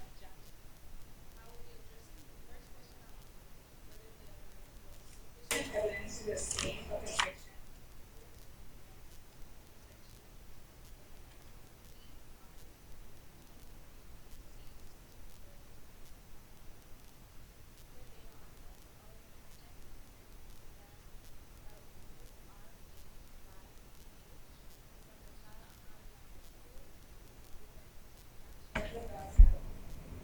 I will be addressing the second question. The statute to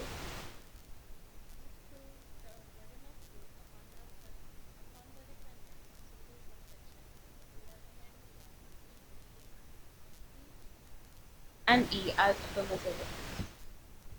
And on the Raya Grant, it's the alternate.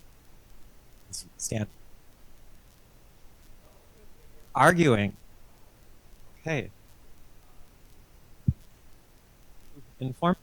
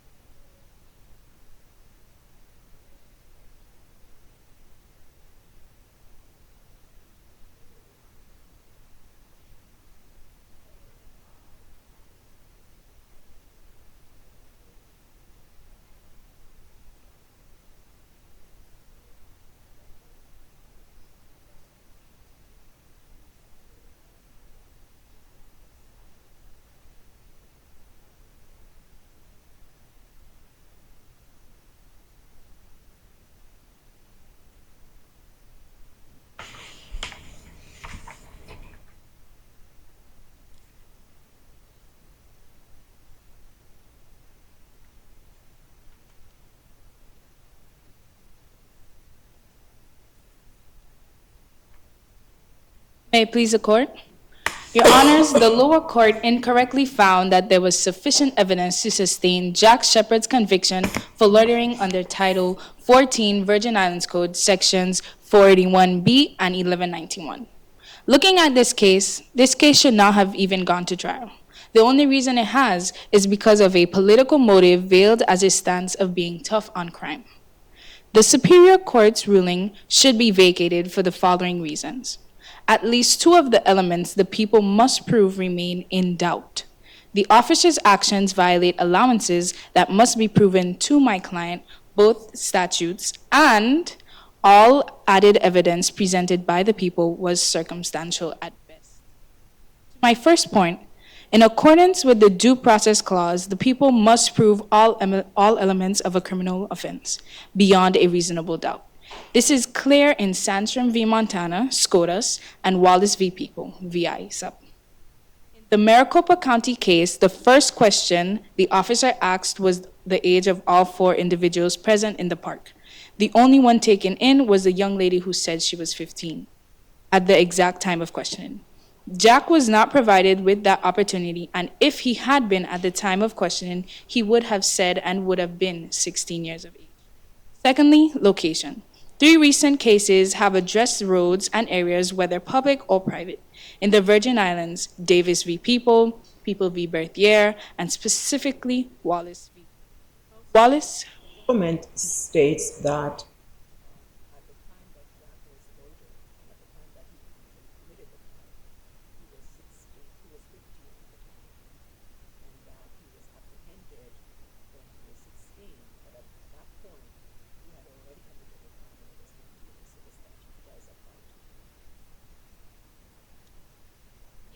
Statute does apply to anyone committing a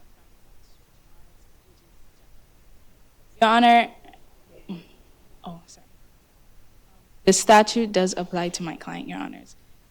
At the time of the observation that the officer made of Jack Shepard loitering, at the time of arrest, he was 16, and the officer did not give my client an opportunity to state The fact that he was 16 obviate the need for the officer to make inquiry? Doesn't the fact that he was 16 obviate the officer's duty to make the inquiry? No, it does not, Your Honor. But it does help in this case, just to get the facts. The nature of that area as public or private must be proven by the people other than a picture of an intersection ironically showing the estates of Judith's Fancy sign, the Judith's Fancy guardhouse, and the Judith's Fancy roundabout. The people stated nothing about use, traffic, or access. They supplied no evidence speaking to location in the Wallace case, and they have supplied no concrete evidence in ours. People v. Berthier adds proof of age as an element that people must prove in addition to being public. While the in re Maricopa County Court found that there was sufficient evidence to convict, the key difference in our case is the uncertainty of age. Jack Shepard's birthday is in our facts. His age at the time of his arrest.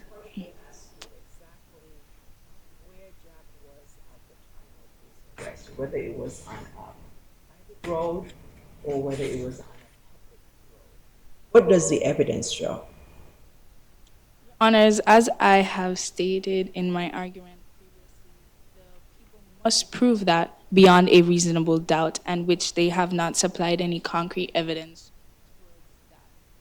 What evidence was presented to show exactly where he was arrested, where he was located? The evidence presented by the people shows a picture of an intersection that is showing the Jewett Fancy Estate sign, and by the God House and the Judith's Fancy Rock is what was presented by the people. And is it public or private? Your Honors, we would like to say that that is private. To my second point, the officer on duty saw someone in a Halloween costume and admitted he could not verify the age of the person he saw. He could have followed procedure and performed an inquiry before detaining, handcuffing, and reading Miranda and tossing Jack Shepard in the back of a car for an initial offense that's nowhere in record.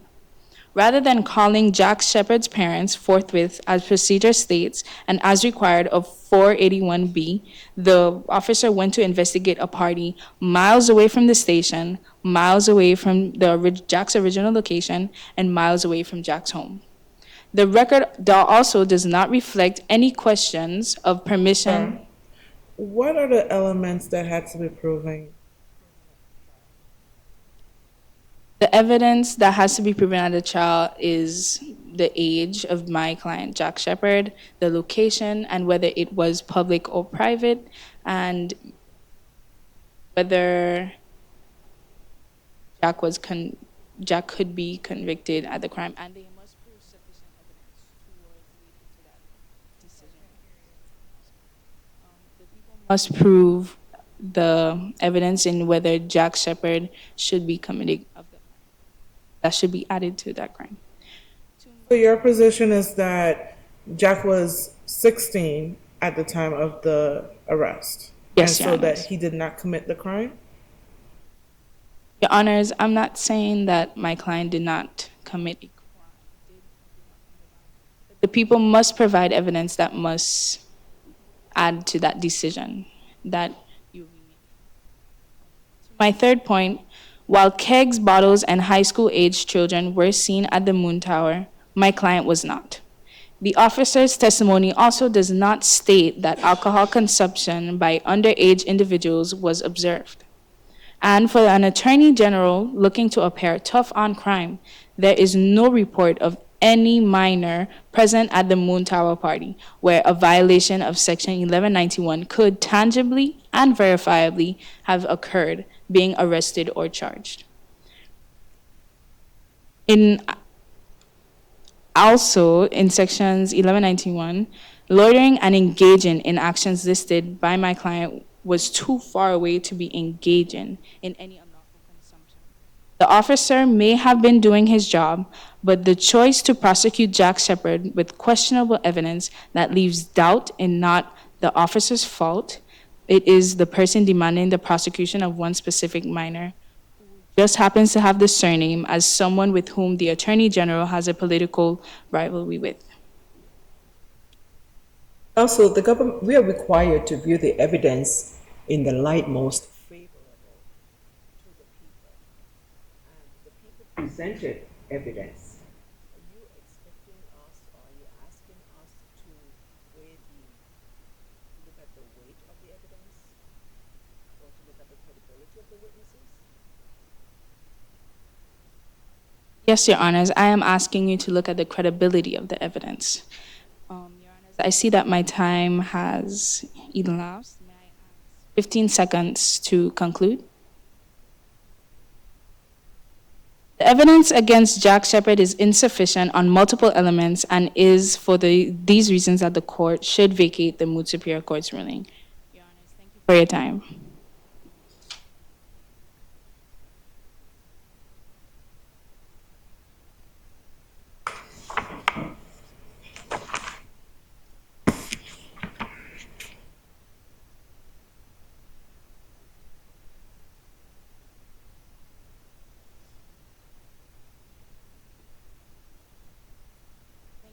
Court.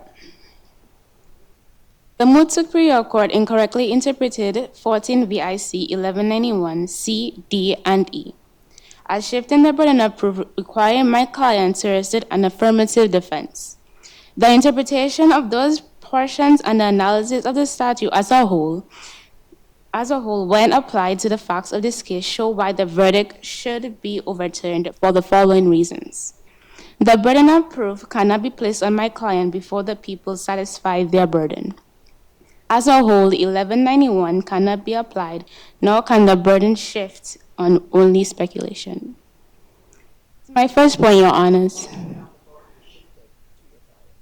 The burden cannot shift to my client because there was no opportunity for it to be shifted. So my first point, Your Honors, 1191C and D are presented as factors of investigation, and the people are tasked with considering and carrying out duties under that portion of the statute. C specifically has nothing a defendant can rebut. If the people utilize the factors to determine if a defendant is loitering, they can build a case. 1191D, however, uses C to determine became impracticable or the suspect has fled. If that has not occurred, then prior to the arrest for loitering, a law enforcement officer shall give the suspect the opportunity to identify himself and explain his presence and conduct. Again, this is what law enforcement has to do. 1191C subsection 1 states that it is a defendant for loitering if law enforcement fails to provide defendant the ability to identify themselves and explain their presence and conduct. This is if it was not done prior to the arrest. Again, this defense exists not as an affirmative one, but if law enforcement fails to carry out their job. The lower court looks at a portion of 1191E that said the word defense to loitering and found that compelling in determining these defense to be affirmative, but even subsections 2 speaks explanation appeared to be true as trial then is a defense. This was back to D and E. Without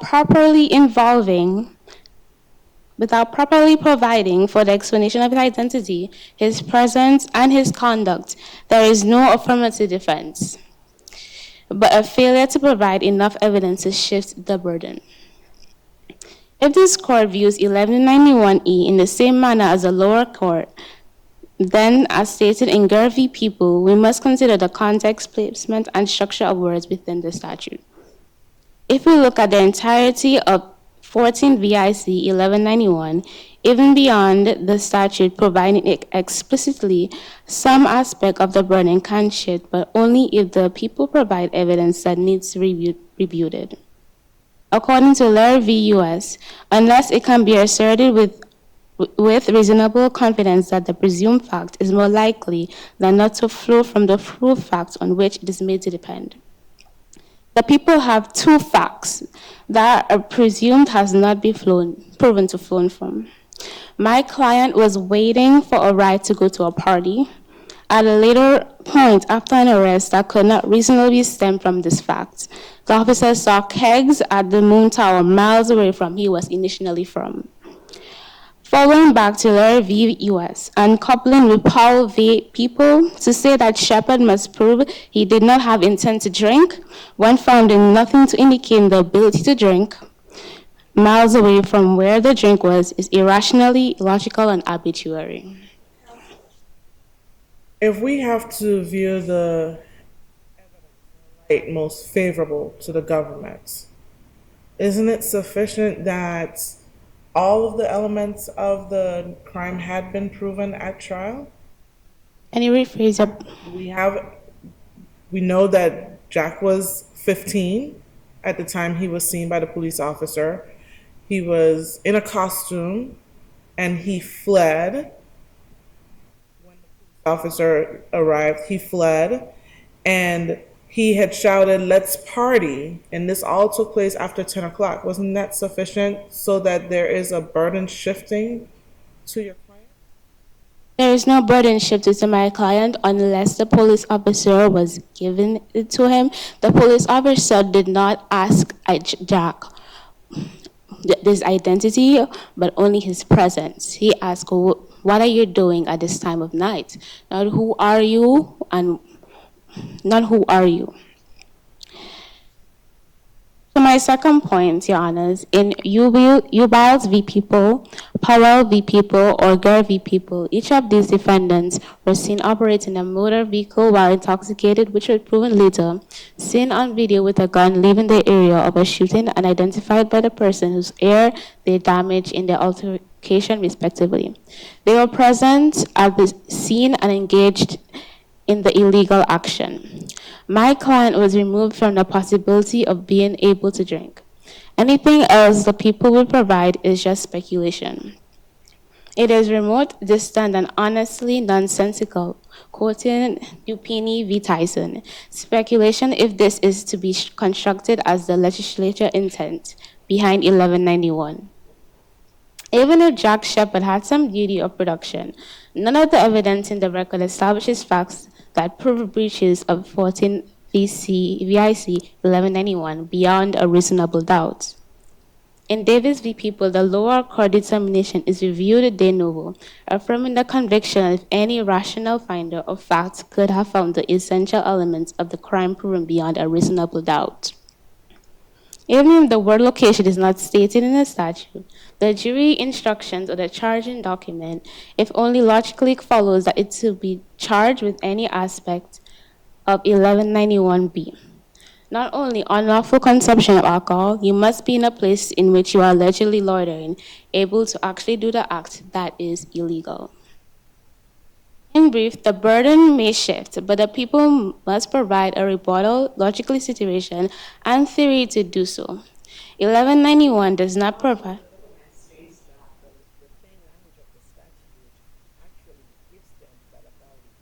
States that where the statute says, except the child shows to the satisfaction of the police that he is in transit to or from his home to another place supervised by adults. So the government is saying that, yes, the statute expressly presents that presumption, and that is why the burden then shifts to the defendant. Why isn't that correct? Can you rephrase your question, please? The government argues that the statute, the plain language of the statute, where it says, except the child shows to the satisfaction of the police that he is in transit. So what they're saying is that the statute, by the plain language, makes this an affirmative defense, and that it is not an element that the government must prove beyond a reasonable doubt. The burden does not shift to Jack.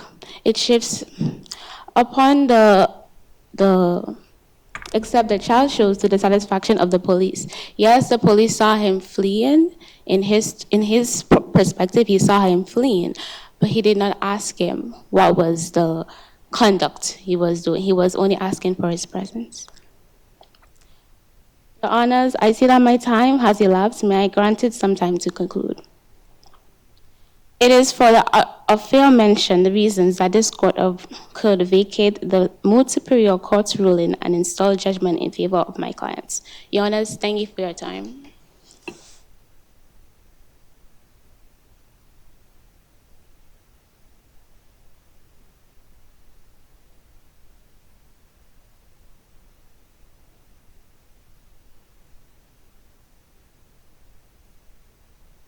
May it please the court.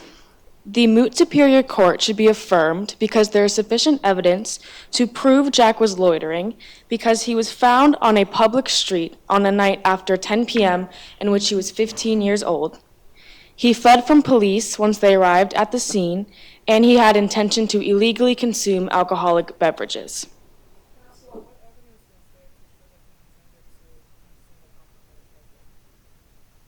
In the binding case of Ponce versus People, the ruling determined that the people have the benefit to all reasonable inferences, and it is very reasonable to infer that since Jack had intended to be a passenger in the vehicle on the way to a gathering where many of his peers and many other people were partaking in underage drinking, it is reasonable to infer that he would also participate in this underage drinking. Wasn't Jack a good student? Just because Jack was a good student does not mean that he did not have intent to consume alcohol at this party. Suppose he was a teetotaler. Repeat your question. Suppose he was a teetotaler. Suppose he didn't drink any alcohol. That, Your Honor, that does not mean that he did not have intention to consume alcohol at this party. It is very reasonable to infer that since many of his peers were doing it and since he showed great excitement about going to this party after knowing that there was alcohol happening at this party, it is reasonable to infer that he would also partake in this action. Jack was apprehended on the side of a publicly accessible street outside of Judith's Fancy just after midnight on October 31st for loitering. Jack's 16th birthday was the 31st of October. Public street. I want to draw your attention to the plain language of the statute that says, lingers or remains in a public place for the purpose of unlawfully consuming an alcoholic beverage. Based on that plain language, doesn't that state that Jack should have been consuming alcohol in the same place where he was loitering, in the same place where he was lingering, where he was arrested? Not necessarily, Your Honor. It does not say in the statute that he has to be consuming alcohol in any specific place. It just says having intention to consume alcohol. It does not state that he has to be consuming it there, and it does not state that he has to be consuming it elsewhere. It just says that he has intention to consume it in general. Location is not part of the statute. He was loitering in the late hours of October 30th between 11:25 p.m. and 12:05 a.m. During those hours on October 30th, Jack was still 15 years old. Once the police had noticed Jack on the side of the road and started to approach him, they heard him exclaim, "Let's party." And at that exact moment, Jack began running in the opposite direction of the approaching patrol vehicle. He did, in fact, notice that there were headlights behind him, but he chose to keep running in the opposite direction of those approaching headlights. He was on the streets because he was waiting for a ride to the Halloween party that was occurring at Moon Tower that evening. He had intention to be a passenger in the vehicle on the way to this party. And after dropping Jack at the station, the police decided to go and investigate into this party. And upon arrival, they discovered many high school students and young adults among beer kegs and bottles of Cruisin' rum. And it was very clear to them that underage drinking was occurring at this party. 14 VIC Section 481B states that any child under the age of 16 found upon or remaining upon the streets or highways after 10 p.m., unaccompanied by a legal guardian, shall be taken into custody. Jack was on a public street outside of Judith's Fancy from 11:25 p.m. to 12:05 a.m. on the night before he turned 16 years old. Because Jack was only 15 years old, unaccompanied by a legal guardian, and on the streets after 10 p.m., there is sufficient evidence to sustain a conviction under subsection 481B of Title 14. Is this the type of case that the statute was considering, or the legislature was considering rather when it enacted the statute? That a minor that is about to turn 16 in a couple minutes should be arrested under these circumstances? No, Your Honor, but it is necessary to view the statute in its plain language. And since it says that under the age of 16, it means that since he was 15 when the crime was committed, then he should be convicted of the crime. Evidence introduced at trial at the exact time that the police officer saw Jack? Yes, the police officer saw Jack just after midnight on October 31st, but it was later found out that he was committing the crime on October 30th, which he was 15 years old on October 30th. Upon police arrival, Jack began running in the opposite direction of the approaching patrol vehicle. 14 VIC Statute 1191, subsection C1, states that a factor to be considering whether a person is loitering or not is if that person takes flight upon the appearance of a law enforcement officer. Even if Jack did not know what kind of car was trailing him, he was aware that there was a vehicle trailing him, and he continued running in the opposite direction of the vehicle that was approaching him, which happened to be the police vehicle. And since Ponce v. People grants the people the right to all reasonable inferences, it is reasonable to infer that Jack was aware of the situation he was in and intentionally fled from the police vehicle. And since he illegally ran from the patrol car, there is sufficient evidence to sustain Jack's conviction under subsection 1191C1. Jack was on the streets in order to get a ride to the Moon Tower Halloween party, a party in which underage drinking was occurring. He was intentionally a passenger in the vehicle because he knew he was going to be consuming alcoholic beverages once he arrived at the party. 14 VIC Statute 1191B5.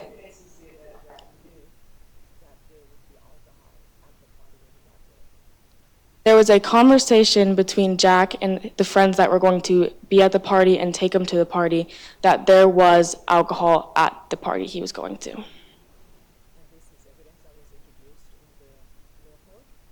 In the fact pattern, yes. 14 VIC Statute 1191B5 states a person can be convicted of loitering if they linger or remain in a public place with intention of unlawfully buying, distributing, and consuming. About that public place. How do we know that Jack was in a public place? We know that Jack was in a public place because he was outside of his private gated community, Judith's Fancy, and we know that the road he was on was accessible to the public because not only could the police access it, but so could his friends who were going to pick him up. And as defined in Powell versus People, a public place is a place that is accessible to the general public, and his friends were not part of the private community he was in. So one can legally and reasonably infer that Jack had intention to illegally consume alcohol because he chose to be a passenger in the vehicle on the way to the gathering where many of his peers were consuming alcohol. Ponce versus People also reiterates the fact that all evidence must be viewed in light of the people and states that motive does not need to be proven in order to secure a conviction, meaning it is not necessary to prove Jack's true motive and intention. Stated that we can infer that Jack intended to consume alcohol because he was in a vehicle with controls to be in a vehicle with his friends to go and consume alcohol. However, Jack never did get a chance to get into the vehicle or get to the place where the alcohol was being sold. Your Honor, just because he wasn't in the place where alcohol was being consumed, doesn't mean he didn't have intention to consume it. I see my time has concluded. May I please conclude? I respectfully request the Moot Superior Court affirm the conviction under subsection 1191B5 of Title 14 and subsection 481B of Title 14.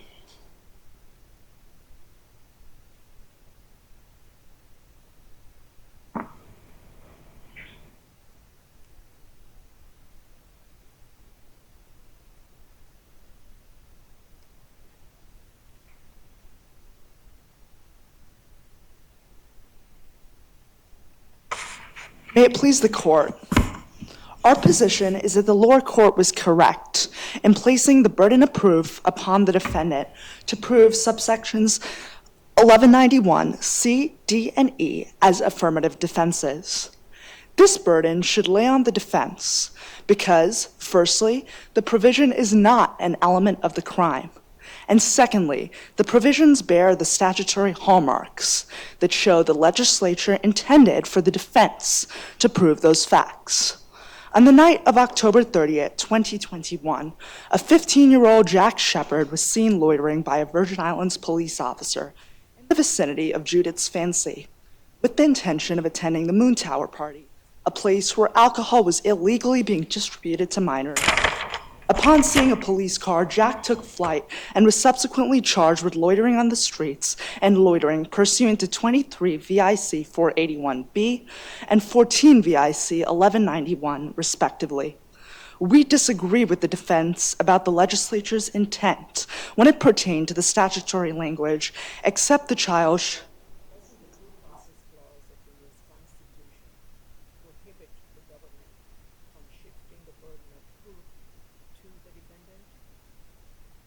Yes, Your Honor, you're correct. The Due Process Clause affirmed in the Supreme Court case, Francis versus Franklin, prohibits the prosecution from creating a jury instruction. But however, since it is an affirmative defense, that doesn't apply here. It's not an element of the crime, it's an affirmative defense, so the Due Process Clause wouldn't apply here. What makes it an affirmative defense? An affirmative defense is a defense in which the defendant is required to introduce evidence and which, if found credible, will negate criminal liability. It's made this because subsection E of 1191 specifically states that its provisions are defenses, and according to the statutory interpretation process in Greer versus People and Dupigney versus Tyson, we should interpret the statute according to the plain and clear and unambiguous. So does that mean then, if this statute, the plain language of this statute, shifts the burden to the defendant, does that mean that the statute itself is unconstitutional because it is authorizing the government to shift the burden to the defendant? No, the statute isn't unconstitutional, and that's because an affirmative defense is legal, and you can, since it's not an element of the crime and it's an affirmative defense, that would place the burden legally on the defense to negate criminal liability. Isn't an affirmative defense requiring a defendant to prove his innocence? An affirmative defense is is placing burden of proof on the defendant to produce evidence on specific provisions. That the people doesn't have the burden of proof to prove every element of the offense beyond a reasonable doubt? No, I'm saying that since it's not an element of the crime, the people don't have that burden. The people only have the burden in cases where it's an element of the crime, and it isn't an element of the crime, and therefore it should be considered an affirmative defense. Isn't it an element of the crime? Sorry, I couldn't hear you properly. Do you mind repeating? Isn't this an element of the crime? No, particularly because in cases where the word accept is used, it's traditionally indicated, statutory interpretation has traditionally indicated that it's an affirmative defense and not an element of the crime. And specifically, like I said previously, subsection E of 1191 specifically calls the provisions defenses and non-elements of the crime.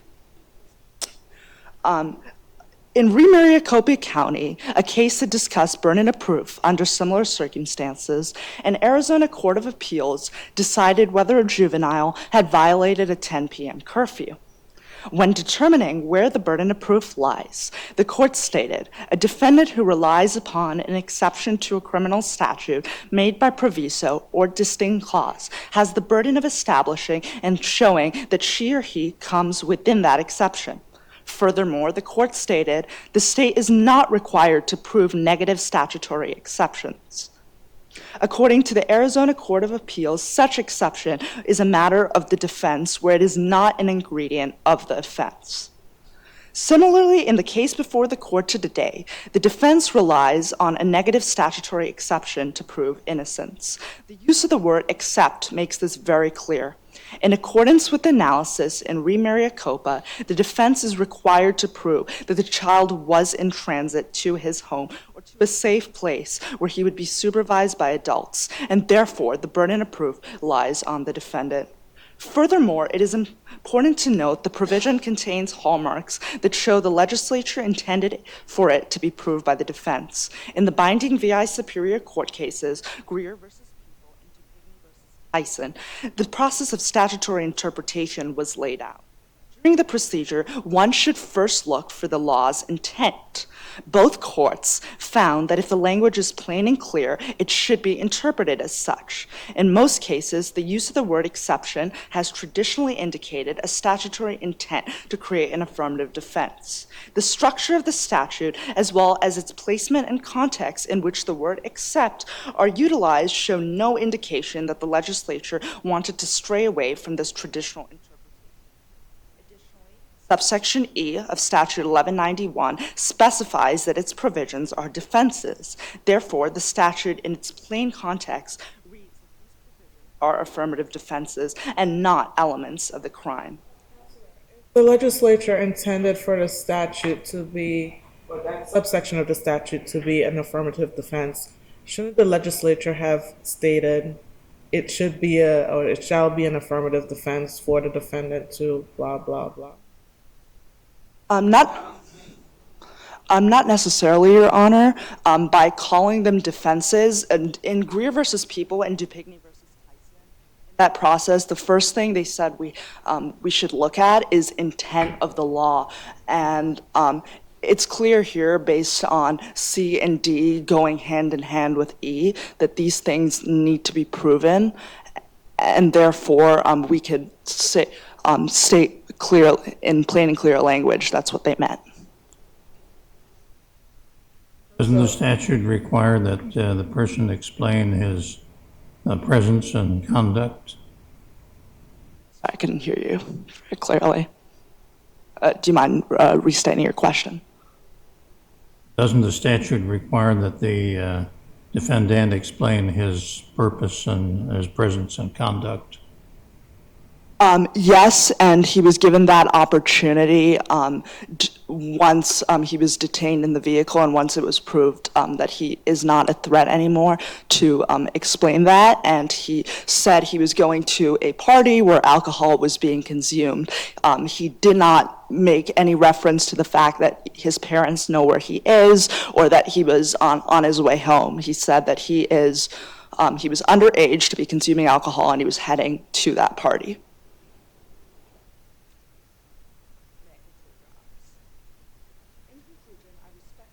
The court uphold the decision to place the burden of proof upon the defendant to prove subsections 1191, C, D, and E as affirmative defenses.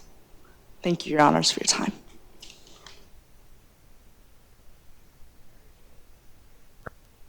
Right. That concludes our morning session. And actually on time to the minute. So we made it perfectly. I think we're going to probably get a little bit of a late start. I think we probably have an extra 10 minutes, or 50 minutes. But if we could please, All Saints appellants, Xenia Fleming, Francis, HS appellant, Pierre, Herman, be the first to be arguing it. With that, you're all dismissed. You can go. And just Barnard will get someone to bring a plate up for you of stuff, and you two.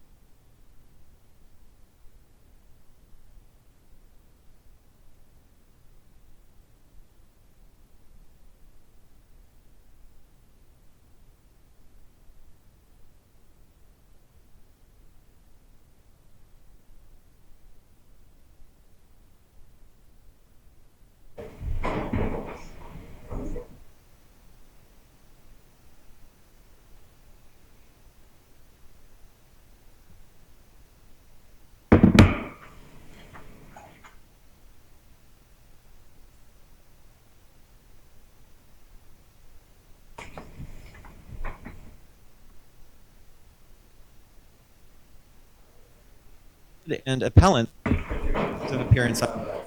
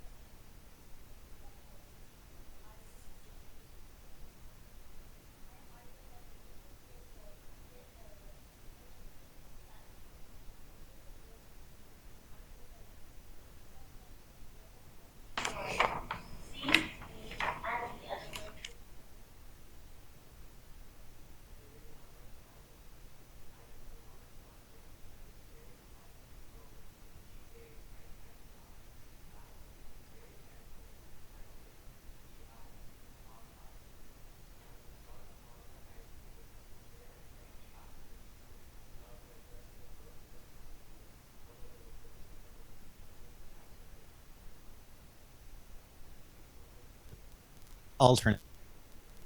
All right. You're at the doing for this, so you notice.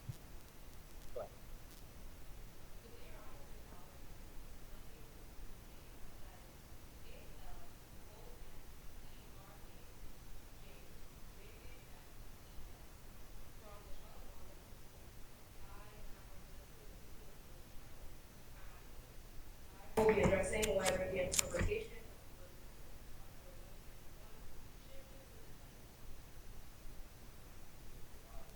Correct? So as you know, in all the work, but don't get to argue. So introduce you.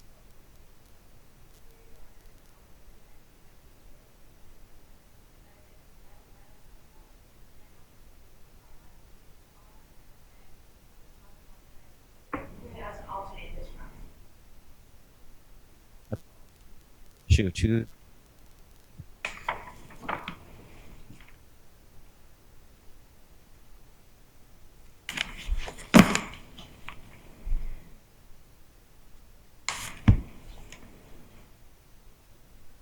Your Honors, the Moot Superior Court erred in determining that there was sufficient evidence to sustain a conviction against 1191b5 of Title 14 and subsection 481b of Title 14. As established by this court in David v. People, when determining whether there was sufficient evidence, this court should conduct a de novo review and look at the evidence that was presented at trial to determine if a reasonable juror could determine that there was enough evidence of every element of the crime. Even when you look at the evidence in light most favorable to the people, as the court established in the rule in Ponce v. People, and give all reasonable inferences to the government, there is no way possible that a reasonable fact finder could find my client, Jack, guilty of all the required elements of the crime, and the government never fully put on their case. The government failed to provide sufficient evidence at trial that the police officer met his obligations of asking Jack whether he was out with permission. Both statutes require the police officer do this step. Government contends that it did ask Jack whether or not he had permission to be out. Yes, Your Honor, but at the time of the arrest, the police only asked Jack what he was doing out after detaining him and putting him in the back of the vehicle on the way to the station. So does it matter at what time they ask him, so long as they ask him? Yes, Your Honor, it does matter, because if the officer had done his obligations and asked Jack what he was doing out, this case probably would have never even been brought to the court, and it would have been simply dismissed. In 1191, it states that to loiter means to stand idly around or linger in a public place for the purpose of unlawfully buying, distributing, or consuming an alcoholic beverage. In 481, it says that any child under the age of 16 years found upon the streets or highways after 10 p.m., unaccompanied by a person legally responsible for them, shall be taken into custody by the police if the child cannot show to the satisfaction of the police that he is in transit to or from another place supervised by adults. Wasn't Jack 15 at the time that he was out and about after 10 o'clock? Yes, Your Honor, but at the time that Jack was detained by the police, he was 16. Saying it doesn't matter what occurred before the arrest, is that the officer was required to look at his age at the time he was arrested? Can you repeat your question?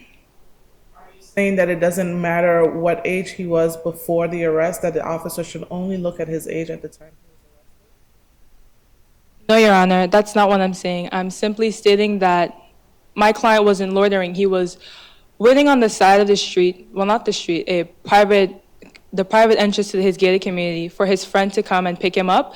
Therefore, he was not loitering and simply was just Private, or was the public able to access the area where Jack was? It was a private gated community, and in order for the public to access it, they would have to sign in if they were non-residents. Does it matter that Jack was outside of the gate for the community? May you repeat your question? Does it matter that Jack was outside of the gate for the gated community? No, Your Honor, because Jack was still on the residency or land of Judith Fancy's gated community. Wasn't he in the public area? May you repeat, please? Wasn't he in the public area outside the gate? No, Your Honor. He was standing in front of the gated entrance, therefore still on the property.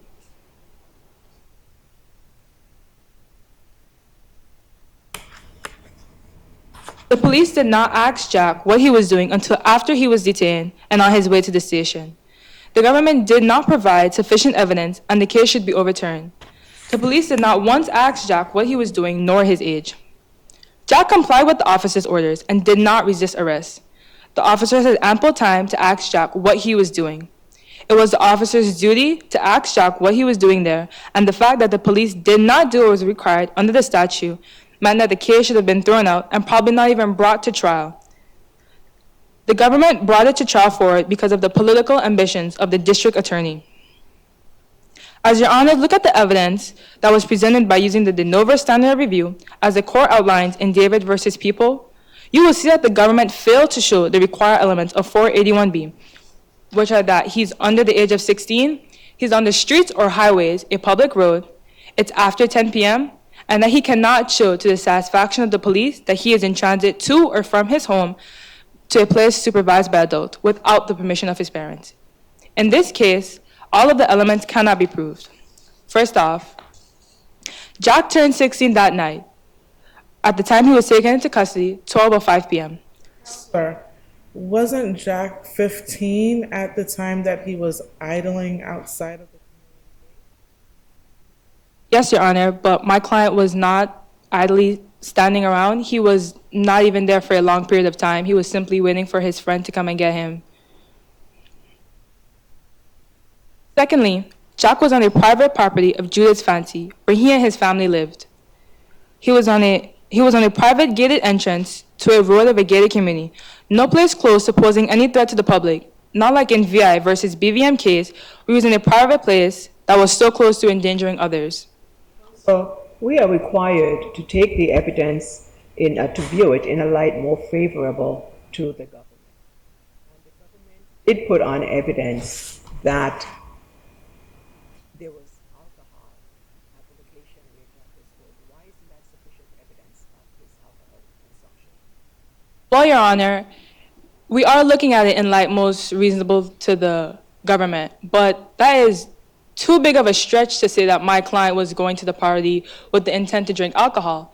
Just because he was standing on the side of the road, it's a big of a stretch to say, oh, he was on the side of the road with the intent to drink alcohol at the party. There was no way of proving that that was his clear intent.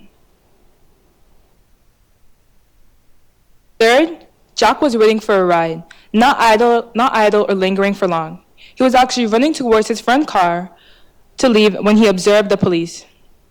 Lastly, Jack had the permission of his parents because he had initially gone out with two of his friends, then a mutual friend came and invited him to a Halloween party. Jack then came home and changed into his Boba Fett costume and got ready to leave again. Although the facts weren't clear, it is reasonable to assume that he had the permission of his parents. My client is a somewhat quiet and introverted individual. He is a quality student who is active in school, surrounds himself with good people, and has no criminal record. So the chances of him knowingly going to a party where underage drinking was going to happen is truly unbelievable. The government also failed to show the required elements to uphold the conviction under Statute 1191b5. To be guilty under B5, a person has to be idly standing around or lingering in a public place for the purpose of unlawfully buying, distributing, or consuming an alcoholic beverage. Jack was out on Halloween night, heading to a party with his friends, as clearly outlined in the plain language of the statutes. It was the officer's duty to ask Jack what he was doing before arresting him. The officers did not. Therefore, the government did not put on sufficient evidence to convict Jack. Said that it was a fair inference to assume that his parents gave him permission. Yes, Your Honors. I believe that no reasonable adult would allow their underage child to go to a party knowing that underage drinking was going to take place.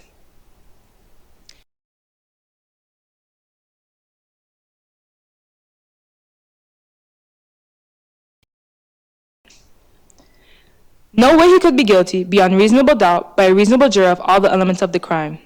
The jury had the wrong instructions and convicted my client Jack because they were not properly instructed as the government's true burden of proving all the elements beyond reasonable doubt. Thank you.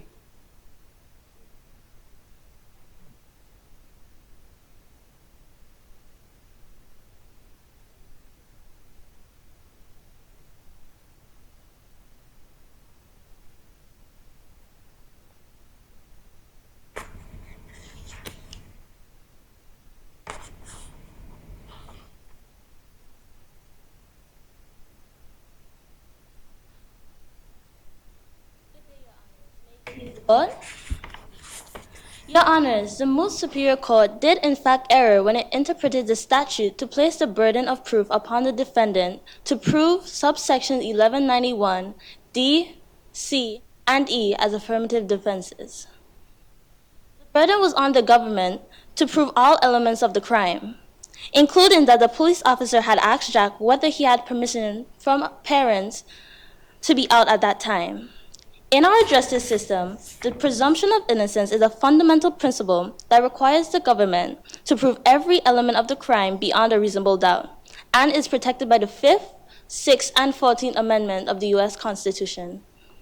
As seen in Ponce versus the People and Greer versus the People, this court held that the presumption of innocence is a fundamental principle of criminal law that requires the prosecution to prove every element of the crime beyond a reasonable doubt. And in The government states that this is an affirmative defense, not an element of the offense. What is your response to that? My response to that is that the government, by the law, that the presumption of innocence, is a fundamental principle. So the government should always prove all elements of the crime beyond a reasonable doubt. The legislature intended that the government must prove that the child was on the streets and highways after 10 p.m. without permission from their guardian. This was to be an essential part of the prosecution's case and not an affirmative defense to be raised by the defendant. My next point is that the jury in the Superior Court was provided incorrect jury instruction regarding an essential element of the crime that relieved the government of some of its burdens, which led to an error in the decision. As established in Sandstrom versus Montana, a jury instruction that places the burden of proof on the defendants violates the Due Process Clause. This clause ensures that no state can create or enforce a law that limits the rights of U.S. citizens or deny them life, liberty, or property without due process. This is a fundamental and sacred principle of the U.S. law, as this court must overturn the lower court's decision in light of the incorrect jury instruction. In Francis versus Franklin, this court ruled that an instruction that fails to require the government to prove all elements of the crime of the case should be overturned. Such an error requires the reversal of the defendant's conviction. In our case, under the statute, the police officer had the responsibility of providing compelling evidence to the court that he or she inquired that the minor was doing and whether they had permission. I want to further assert. You just described a case involving jury instructions and the interpretation of those jury instructions. Are you comparing that to this case where we are talking about a statute?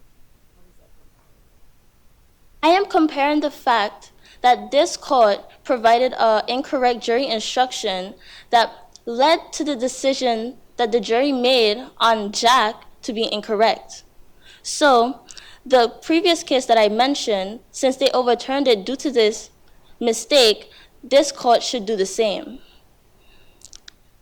I want to further assert that Section 1191D explicitly requires police officers to provide suspects an opportunity to identify themselves.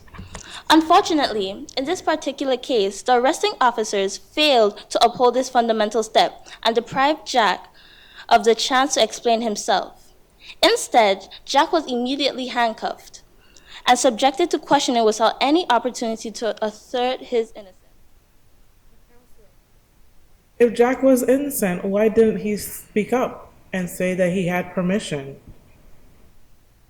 I want to say that Jack, as a boy who doesn't do anything wrong, was put under pressure. Because if anything, you're being forced into a back of the car not knowing what you did wrong, Jack wouldn't be thinking, oh, let me get out of this situation. Jack was just simply under stress. It is the responsibility of the prosecution to determine Jack's intentions that night at Judith's fancy entrance, and their failure to provide him with the chance to identify himself represents a critical flaw in their case.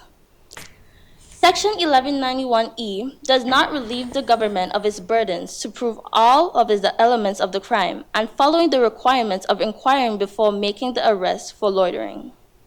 The burden lies with the prosecution and must be proven beyond a reasonable doubt.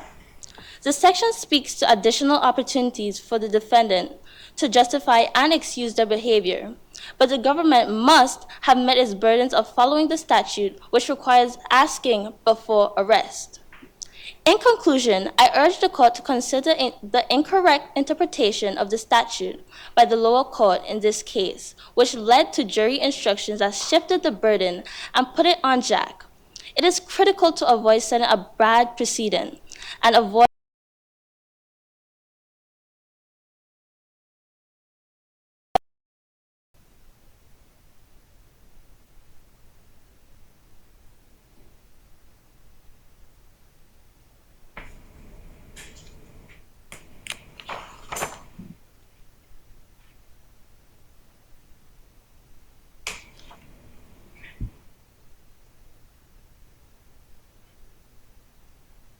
Court.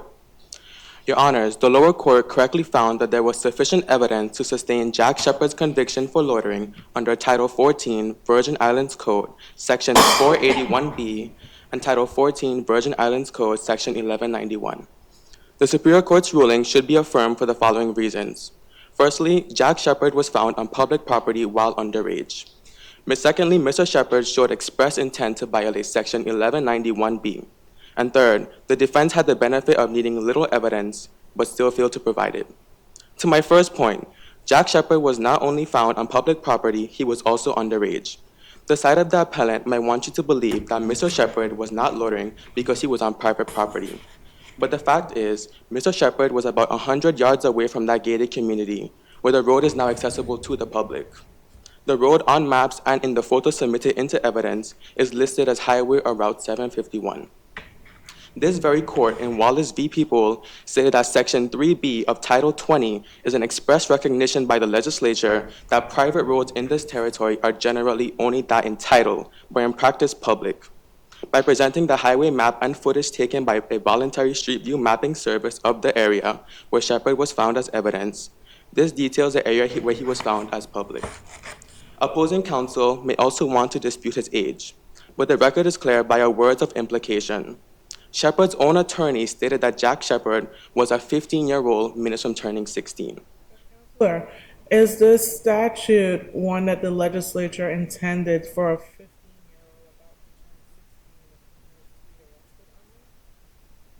At the language that was used in the statute, I believe so. It says that any child under the age of 16 would fall under the implications. And even though Jack Shepard was minutes from turning 16, he was still a child under 16 years old at the time of the crime. Secondly, Section 481, analyzed as a whole, was not just a matter of loitering while under 16 years old, but is about parental neglect that causes delinquency. This extends beyond the age of beyond the age of 16 and until the child becomes 18 years of age, placing Jack Shepard and all other minors fully within the intent of the statute. Thus, regardless of whether the appellant was a 15-year-old, as admitted, or minutes to 16 on top of the minutes prior, he still fits the crime.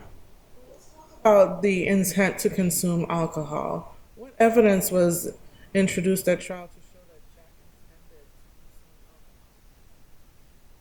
The record reflects that Jack Shepard was heading to a party, stocked full with alcohol. He was heard yelling, "Let's party," while running towards the car he presumed to be his friend's. After the investigation and testimony, it was found that a conversation between Cynthia and an older gentleman occurred in front of Mr. Shepard. It detailed the party out at the Moon Tower with full kegs directly quoted, meaning Jack was fully aware of the alcohol at this specific party.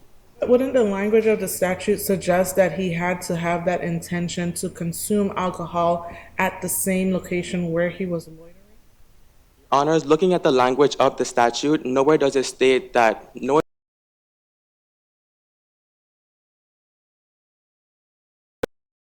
crime. It just says you must be loitering in a public place with the intent to commit a crime, in this instance, drinking alcohol underage. Although Shepard was found in a Boba Fett costume... Counsel, would you agree that you can have a party without alcohol?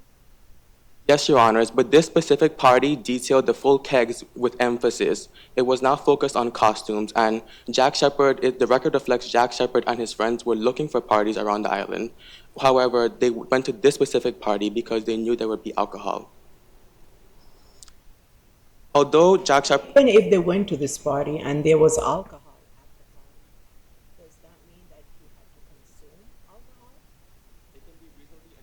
as the people get that benefit, that Jack Shepard would have consumed alcohol at this party because he sought out to go to this party, which the record reflects he was not even invited to. He was actually told, Cynthia was told to ditch him, but he still wanted to go to this specific party because he knew there would be alcohol. Is that sufficient evidence that he could have or he might have? Is that sufficient evidence to convict someone of a crime? That they might have or could have consumed alcohol? Does the code require more? Because the language only states the intent and not the act of actually consuming the alcohol, I believe it does. I believe it is substantial. Although Shepard was found in a Boba Fett costume, when the police officer who detained Mr. Shepard arrived at the location of said party, there were no Luke Skywalkers, not even a Princess Leia.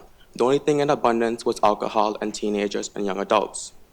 It is clear from the very beginning that this party's focus was not on the costumes, and Jack knew that from overhearing the prior conversation. The appellant is the son of a very well-known businessman in our community who plans to vie for the position of governor. Mr. Shepard had every reason to disguise himself. He had a reputation to uphold, and so the head-to-toe Boba Fett costume already in his possession was the perfect thing. To my third point, on appeal, a jury's judgment is not disturbed or overturned unless there is a lack of sufficient evidence. This is the general understanding in cases within the Virgin Islands and beyond when addressing appeals, as seen in Ponce, Powell, Davis, Greer, Wallace, all V people in the Virgin Islands. The jury took a total of 3 days to look at all evidence presented, evidence primarily presented by the people, with little in the way of defense. And this shows a thought-out and thorough arrival at a verdict. Though speaking to insanity defenses, Peltrick v. People states that it is precedent of this court that only some evidence must be introduced by the defense, in this case, the appellants. However, this would then require... What evidence was introduced to show that Jack was being idle, that he was lingering? Jack Shepard's testimony, he states that he was waiting outside of the guard tower. He then wandered towards the end of the road where he was waiting for Cynthia. Because this road is public, he does fall under Section 1191, and he would have been wandering about idly, because the record reflects that Jack Shepard had received a text from Cynthia saying that she was running late, not that she was on her way. This shows that even if Jack Shepard was outside, he was technically not waiting for Cynthia because Cynthia gave no confirmation that she was on her way. So he would not have been waiting for transportation. People also get the benefit of all reasonable inferences. This is a reasonable inference based upon the party and Jack Shepard's place in the community. Provides that sufficiency of evidence appeals, though reviewed de novo, is highly deferential to the jury's verdict. Ponce v. People adds that the people also get the benefit of all reasonable inferences. It is reasonable, as a jury deduced, as anyone would be led to believe, that Mr. Shepard was not going to this party to play ping pong or twister, especially when he wanted to do something special for his birthday, and was so amped to get to this remote location while disguised. You can draw an inference that parental neglect was involved. Your Honor, may you please repeat? You can draw an inference that parental neglect was involved. Parental neglect could have been involved. However, at this current moment, Jack Shepard is being tried for breaking curfew, but it could have been included. He wanted to do something special for his birthday and was so amped to get to this private remote location while disguised. In brief, Mr. Shepard committed the act of loitering with the intent to commit a crime and did so while manifesting a disguise to conceal his identity. A jury of 12 deliberated for 3 days and returned a verdict of guilty on both counts, based upon the evidence against him. Does the fact that Jack was seen running by the police officer wouldn't that show that he wasn't idle, that he actually had a purpose? Should be taken into consideration, but not for that reason. Under Section 1191, it states that unless a suspect has fled or another circumstance makes it impracticable prior to an arrest for loitering, a law enforcement officer shall give the suspect the opportunity to identify himself. Opposing counsel argued that he was not given the time to. Your Honor, I see that my time has eluded. Can I please answer your question? As I was stating previously, opposing counsel argued that Jack Shepard was not given the chance to identify himself. However, as stated under 1159D, he did not need to have the chance to identify himself because from the officer's perspective, which the people do get that benefit of, he was fleeing from the police officer, which gave the police officer the right to stop Jack Shepard without questioning him. The evidence against Jack Shepard is sufficient on multiple elements as I've illustrated. It is for these reasons that this court should affirm the Moot Superior Court's ruling. Your Honors, thank you for your time.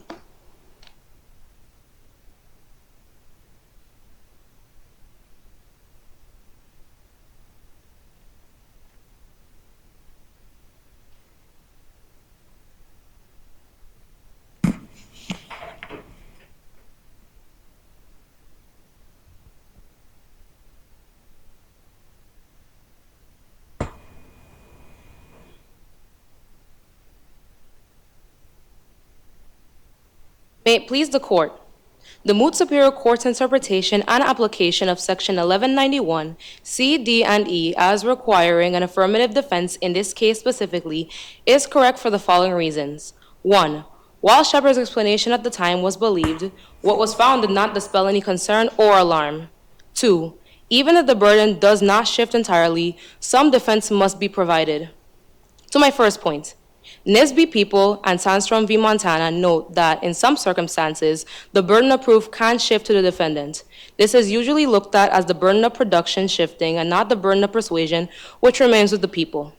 Another word for this shift is the burden of explanation provided by the Supreme Court of the United States in Tott v. U.S., where they looked at Fong, Utin v. U.S., and noted that having to explain not being able to provide a certificate of residence after detention did not create an unnecessary presumption or burden on the defendant who would be waiting for deportation.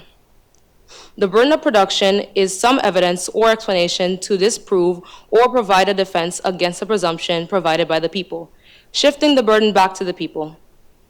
An example of this would be an ID presented to show that someone could enter a club or was old enough to buy liquor from a store. As an example of someone that was being arrested and faced a consequence of deportation. Are you comparing that to the facts in this case where Jack was a minor, 16-year-old, 15 or 16? Is it the same?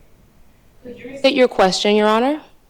You just made reference to a case where someone was being arrested and the consequence would have been deportation. I think you used that to indicate that there should be some shifting of burden on the defendant's part to prove something.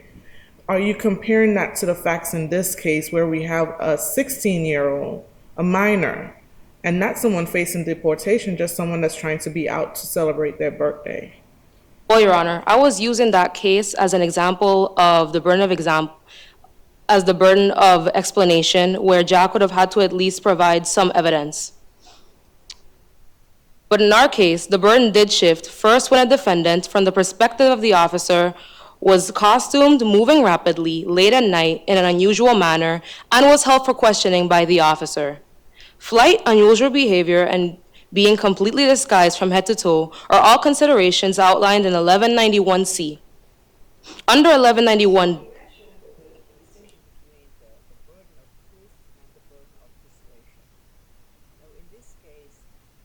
the burden of persuasion remain with the government simply because this fact is so important to the government's case that it has to either be proven or it has to be presumed.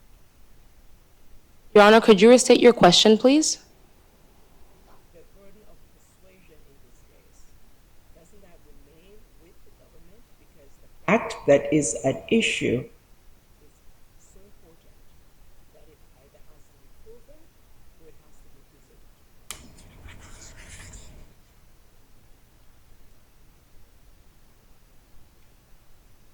I'm sorry, could you restate that again?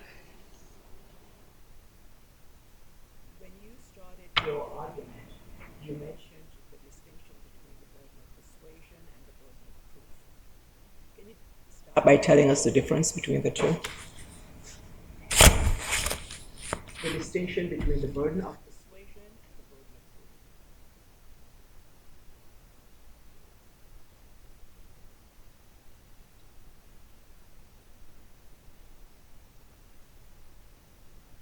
Again, sorry.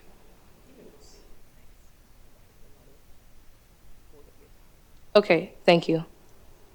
Jack truthfully told the officer where he was going. If we look at 14 VIC 1191 subsection D and E, this is a clear shift of the burden of production within the statute. The officer believed Shepard. However, at this supposed costume party, what he saw were teenagers and kegs of alcohol. Your Honor, generally a keg is defined as a container that stores at a minimum 15.5 to less than 30 gallons of liquid. 30, Your Honor. Might I add that there were multiple kegs and additional bottles at this party? This is a giant red flag. The party's location, the Moon Tower, is the most remote part of St. Croix. This adds another. The fact that law enforcement was unaware of this late-night party adds a third red flag. Subsequently, his lack of parental permission, as my co-counsel alluded to, raises a fourth. It is unlikely that a responsible Caribbean parent would let their child leave the house at around 11 in the night to attend a party that was miles away in a secluded location on Halloween with no objections. Considering his father's social standing and position, he wouldn't let this happen under his watch, since the implications of him being an irresponsible parent would potentially smear his campaign. To my second point, if this court finds 14 VIC 1191 to be more investigative, even with the clear language in subsection E that outlines defenses the defendant could use, we should look to Powell v. People. That case notes that if a defendant, through either cross-examination or entering evidence, raises one or more affirmative defenses, then it becomes the people's burden to disprove those affirmative defenses. Let's look at the evidence Shepard and his attorney provided. In the lower court, Shepard's attorney provided the following. Nothing, Your Honor. In Heinleger v. People, after his confession and an attempt to... Sir, are you stating that a defendant at trial has to speak up in his defense? Your Honor, that is not what I'm saying. I am saying that him and his attorney should have at least provided some form of evidence in his defense. In Heinleger v. People, after his confession and an attempt to suppress the confession, the defense rested. On appeal, with no other evidence, all they argued was a statutory interpretation about a comma. So doesn't the defendant have a right to remain silent? Your Honor, could you rephrase that? Defendant have a right to remain silent.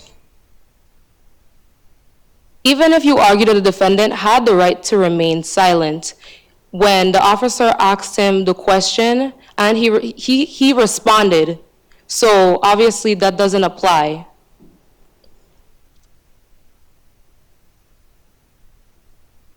As my co-counsel stated earlier, some is a little, but a little is more than none. Shepard did provide a response. As I have stated before, it didn't dispel any concern once investigated. Shepard had the opportunity to explain himself. If we include 481's exemption, he could have involved his parents in that explanation, which would have given him some sort of alibi. He was given the leeway to state his name and age, why he was running, and what he was doing at that time of night. Opposing counsel could argue that due to this being Shepard's first run-in with law enforcement, he was unsure of how to respond or how to defend his presence and conduct. Shepard may be a socially awkward introvert, but those same factors do not extend to his parents, his attorney, his friends, or any of the individuals who could have stood or provided a defense on his behalf. In closing, I want to leave the court with this. If Jack had simply waited on the grass he was originally sitting on by the roundabout, or even within the gates of Judith's Fancy, we wouldn't be here today.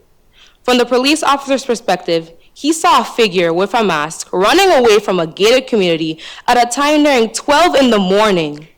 Obviously, it would have been this officer's job to detain him because he had more than enough reasons to believe that Jack was up to some delinquency. He was provided the opportunity to explain his presence and conduct when stopped. He was able to do so in the court, and he did not. What he said did not dispel any concern or alarm and gave the officer more reasons to be suspicious of him.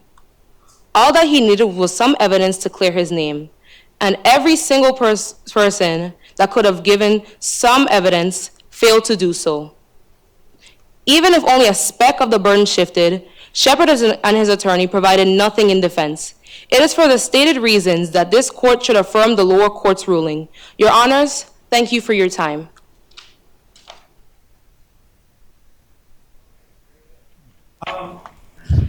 I was looking at the schedule, and rather the two ladies at the table can wait while I speak. But rather than interrupt the next round of the break, we'll take the 10-minute break now, and then just do the last 3 order and not the breakups. We will be back here in 10 minutes.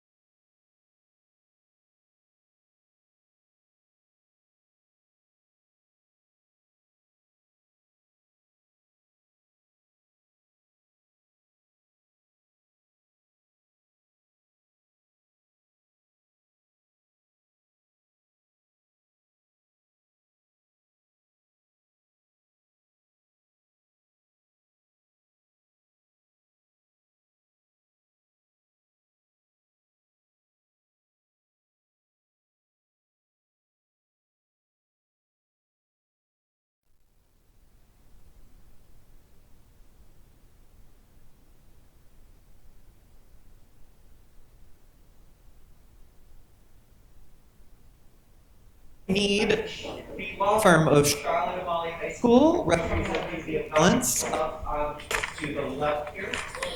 Right as you're facing, I guess. You're right. And St. Peter and Paul Catholic School, appellees.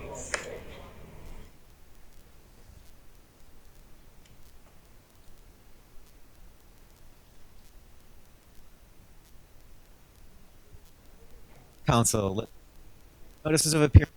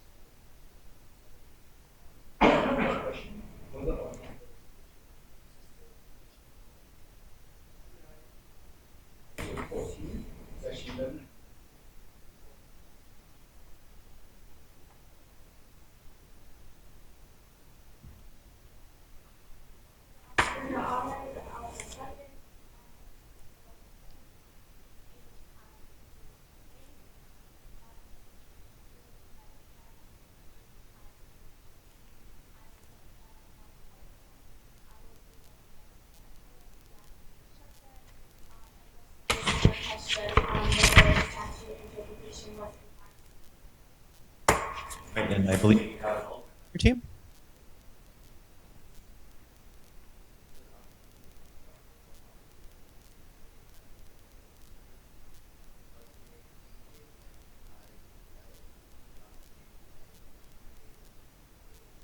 I am from Charlotte Amalie High School, and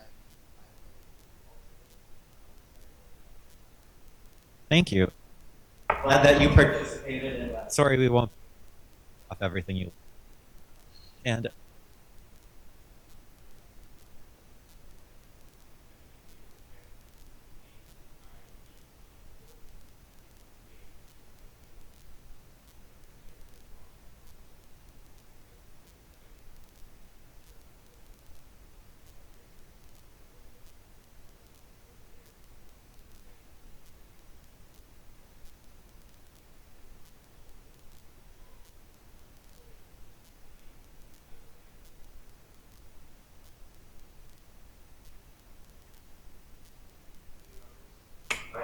third party, state of ISIS.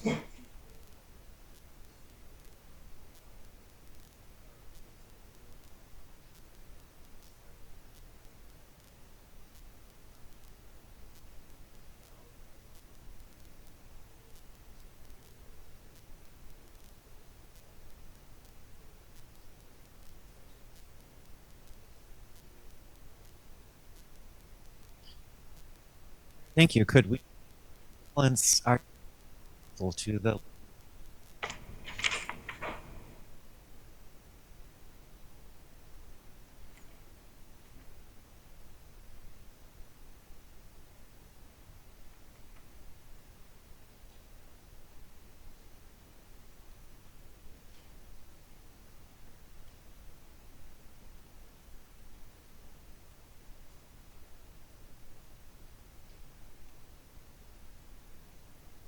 May it please the court? Your honors, the case before this court includes misguided actions, misplaced assumptions, and the misrepresentations of a young man's actions. Among those representing the people, the officer may have misjudged the situation. He may have just been doing his job, but the problem comes with the prosecution of this case, Shepard's case. If the lower court ruling is allowed to stand, what will result is a miscarriage of justice. The Superior Court's ruling should be overturned for the following reasons. 1. The state has not proven beyond a reasonable doubt or provided sufficient evidence to satisfy three key portions of this case. A. Public versus private. B. Jack's age. And C. My client's engagement that would be the result of alleged loitering. 2. The procedure of Shepard's arrest. And lastly, the nature of this case even making it to trial gives rise of abuse of power concerns. As it stands, Jack Shepard was found loitering outside Judith's Fancy, his gated community, after 12 p.m. However, it has not yet been determined whether the area he was found in was public or private. The people must prove beyond a reasonable doubt whether the area was public or private. People introduced at trial evidence that Jack was standing outside of the gated community gate. Your Honor, the evidence the people presented included a map and a sign. The sign read Estates of Judith Fancy. Therefore, it can be inferred that the area around the sign is Judith's Fancy. Also, the map presented gave us a one-way road to and from Judith's Fancy. The only way to enter Judith's Fancy would be to go on that road. This is in fact a case of all roads leading to Rome. However, in Wells v. People, it states that the roads in the Virgin Islands are treated as private in name but in every case, the nature of the road must be still proven public by the people. Nevertheless, just as Wells v. People stated, it is not up to me to prove, but the burden rests on the people. In addition to this, the case of People v. Vertha also highlights the need for the people to prove the nature of the road, but also illustrates that the people must show with certainty a defendant's age. Circumstantial evidence of the defendant's age is not enough. The officer was not certain of Jack's age at the time, as he just saw someone running and acted accordingly. Our officer's actions withheld the needed discretion. This draws us into a second key element of my argument. You're asking this court to overturn the decision of the district court because there was not sufficient evidence to convict your client. Is that correct? Yes, Your Honor. What is the standard of review for this court? The standard of review would be the court's opinion, other cases, similar issues, just like I've outlined in Wallace v. People and Bertha v. People, and the substance of the issue, the facts I presented in the law I'm using to reinstate my claim. The court required basically to look at the evidence in the light most favorable to the people? Yes, Your Honor. So is that okay battle for you in terms of the evidence that the government put on in the case in the lower court? It may be an uphill battle, but make no mistake, the evidence presented rather minuscule, is circumstantial at best. Okay. This draws us into a second key element of my argument, which I highlighted prior, his age. Shepard's birthday is October 31st, 2005, and as of October 31st, 2021, Shepard was 16. Unlike the Maricopa case, Shepard was never asked his age by our officer prior to an arrest. While it could be argued he was observed at 11:58, there was no suspicion or arrest by the officer until after 12 p.m. While the debate upon the notion of found, articulable suspicion, engagement, and arrest can be had, it is still the people's burden to prove my client's age beyond a reasonable doubt, and such a debate would further show there is doubt. The last key element is specific to 1191. To loiter requires a person to be charged to do so while engaging in one of the activities listed in the subsections B and C. Engaging is commonly means to actively partake in.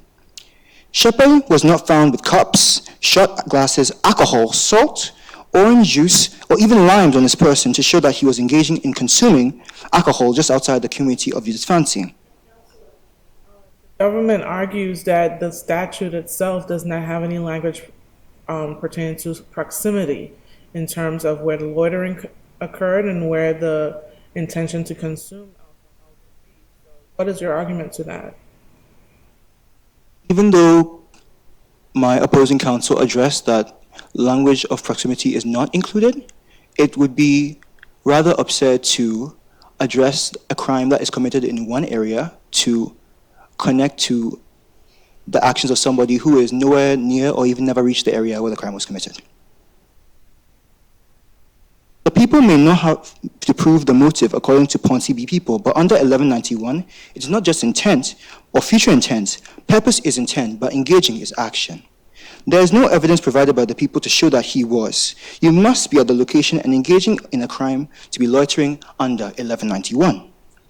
To my second point, under Title 14 VIC Section 1191 requires that prior to an arrest, an officer must give the suspect opportunity to identify himself, explain his presence and conduct. Our officer did not provide Mr. Shepard the opportunity to do so before slapping handcuffs on his wrists, reading Miranda, and throwing him in the back of a squad car. The officer also assumed that Shepard was fleeing from him and lacked the extensive context besides the phrase, "let's party," to his excited jaunt towards his friend's vehicle. But possibly fleeing and fled, making the situation impractical, are two different things. Even if we are ever so gracious to the people, and the arrest is considered to have occurred later, while the charges were being formally filed, then no informative inquiry was made by the arresting officer prior to the arrest, and the charges violating 1191 D and E. The lack of proof of intent to partake in alcohol, though he was already aware of his presence, and the lack of opportunity, given the fact that Jack never even went to the party in the first place. Given his lack of priors and parents' reputation on the line, it would make no sense for this young promising man to partake in such activities. This is if he was there. Having never even arrived at the party eliminates all opportunity entirely.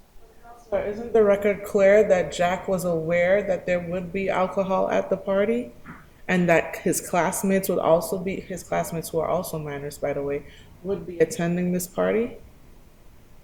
Yes, Your Honors. I had stated prior, he was already aware of its presence. But given the fact that he never got there, would be reasonable to say that he would have not done it. However, no other minors who were present with the kegs, rum, illicit beverages were arrested. Targeted prosecution of individuals in an area that is possibly more public, where they are potentially and observably engaging activities that can violate the law, would be a more appropriate use of the court's time and resources, especially when 481B carries a punishment of a slap of the wrist, equivalent of the slap of a wrist,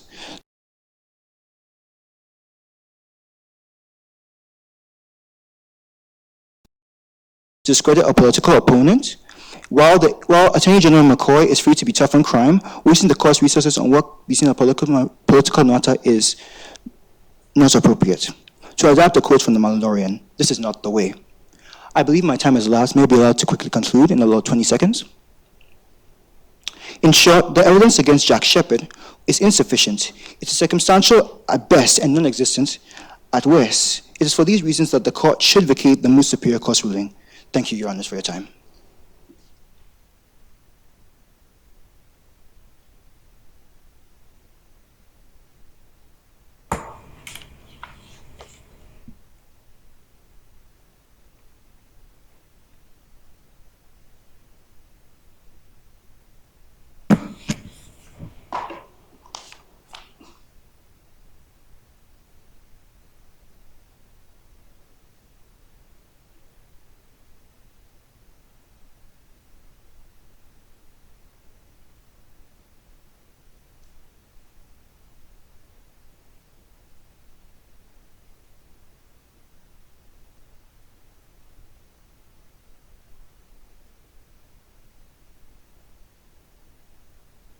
May it please the court?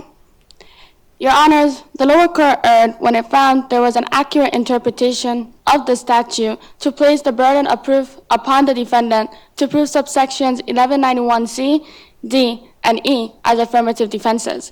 Jack Shepard was convicted of loitering with the intent to consume alcohol. This was supposedly done while my client was a few yards away from the gated community where he lives, miles away from the location in question. The Moot Superior Court ruling should be overturned. To achieve this, I will be addressing why the interpretations and application of 1191 are incorrect by addressing section C, D, and E in turn. To my first point, the opening portion of 1191C state, among the factors to consider in determining if a person is loitering, the individuals who must consider these factors are the people. 1191C is purely investigative. It is the job of law enforcement and the prosecution to prove beyond a reasonable doubt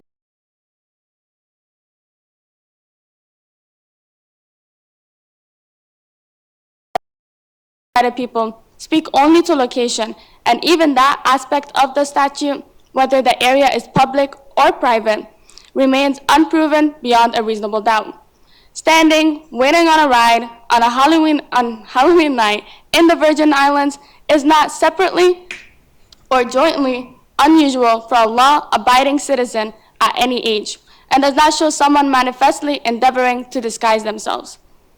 To my second point, addressing subsection D. That subsection begins with, unless the suspect has fled. Willis v. People cites to 1 VIC, section 42, provides that words and phrases shall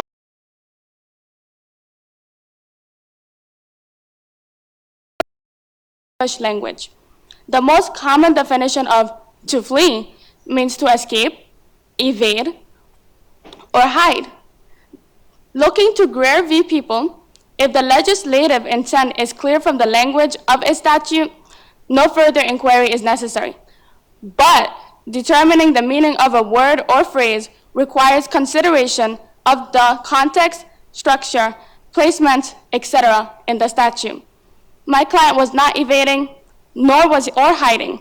He did not escape, did not need to escape, and was not trying to escape.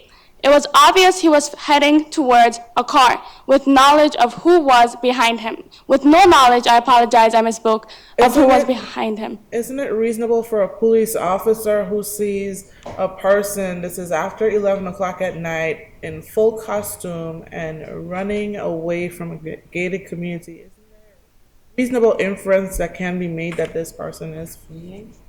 While I may agree with you, Your Honor, in terms of from the officer's perspective, my client may have fled, it does not signify the fact that, or excuse the fact that the officer did not give him an opportunity to identify himself. So you would agree that we can reasonably infer that your client fled? I can agree, yes. But however, it is not approved from the people's side or from the officer to not ask him the question in terms of identifying himself, because that was very important in this case. To continue. Continuing through 1191D, it follows if a circumstance becomes impracticable. If a circumstance becomes impracticable,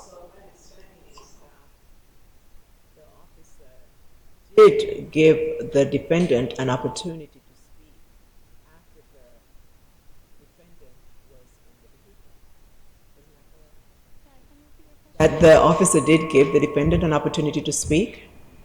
he did. He actually gave him the opportunity to explain his presence and conduct, but did not give him an opportunity to identify himself. And can you explain to us the significance of that? Why is that important?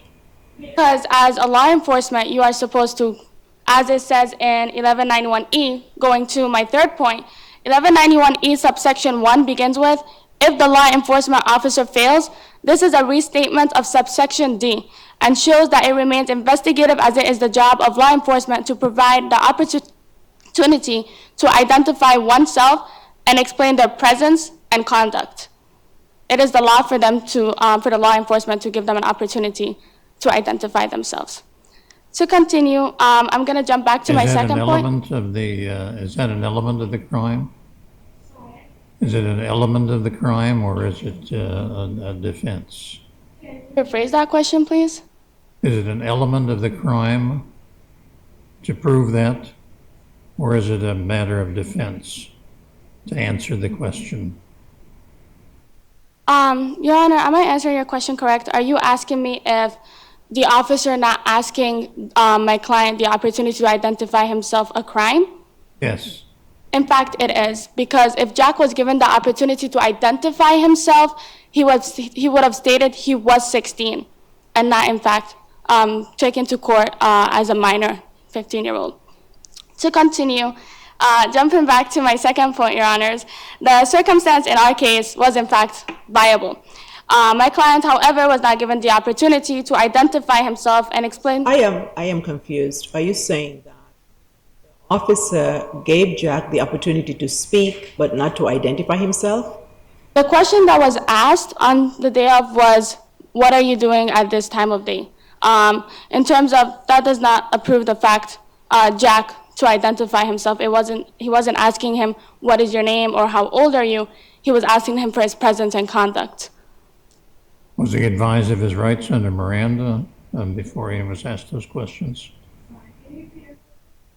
Was he advised of his rights under Miranda before he answered those questions? He was advised of his rights, but that does not disapprove the fact that the officer still had to ask him to identify himself.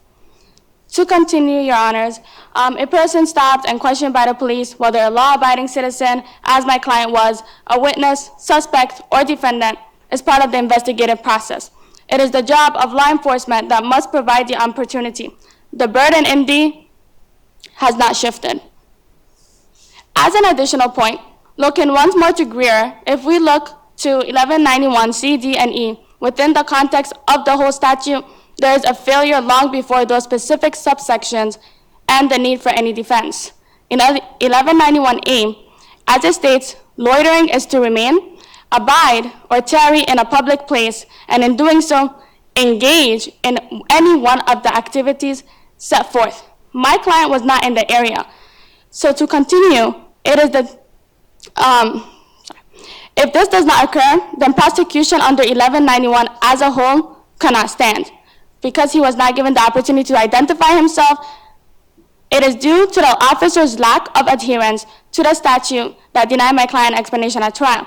To continue to remain, abide, or tarry in a public space, and in doing so engage in any one of the activities set forth. There is no way to engage in an act like loitering for the purpose of consuming alcohol 1 mile away. This interpretation would render the statute and prosecution under it nonsensical. Look into the Bigney v. Tyson.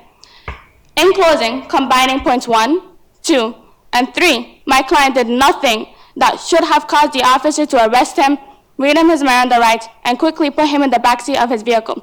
The officer should have afforded my client the ability to identify himself and explain his presence prior to this overzealous arrest. The explanation should have been believed, but most importantly, the explanation pertains to where my client was found and what was found on him. Your Honors, I see that my time has elapsed. May I have some time to conclude, please? The burden did not shift toward Jack Shepard. He was not given the opportunity to explain himself as required by statute. It is for these reasons that this court should vacate the Moot Superior Court's ruling. Your Honors, thank you for your time.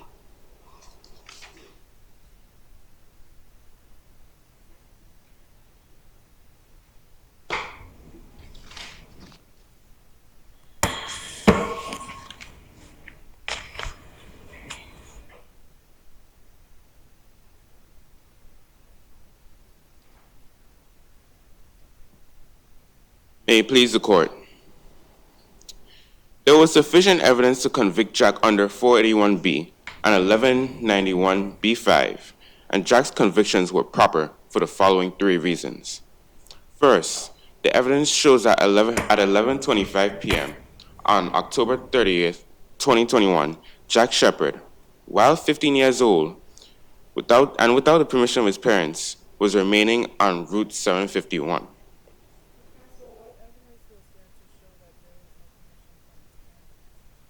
Jack did not sufficiently show to law enforcement that he had any permission from his parents. He had no written letters or messages that proved that he had permission from his parents. Jack 16 at the time he was arrested? No, it doesn't, because at the time Jack was loitering, he was 15 years old, and law enforcement found him when he was 15. As 481B requires that the individual is found, the minor is found after 10 p.m. Without the permission of their parents on public streets. And section...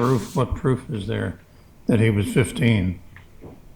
The date was October 30th, 2021, at 11:25 at the start of it. And Jack's birthday was October 31st, 2021. So he was 15 at the time. Section 481 of Title 14 prohibits minors from being in public spaces after 10 p.m. without the permission of the parents. Jack's conduct was in clear violation of this law. Second, The evidence shows that Jack intended to attend a party that had considerable evidence.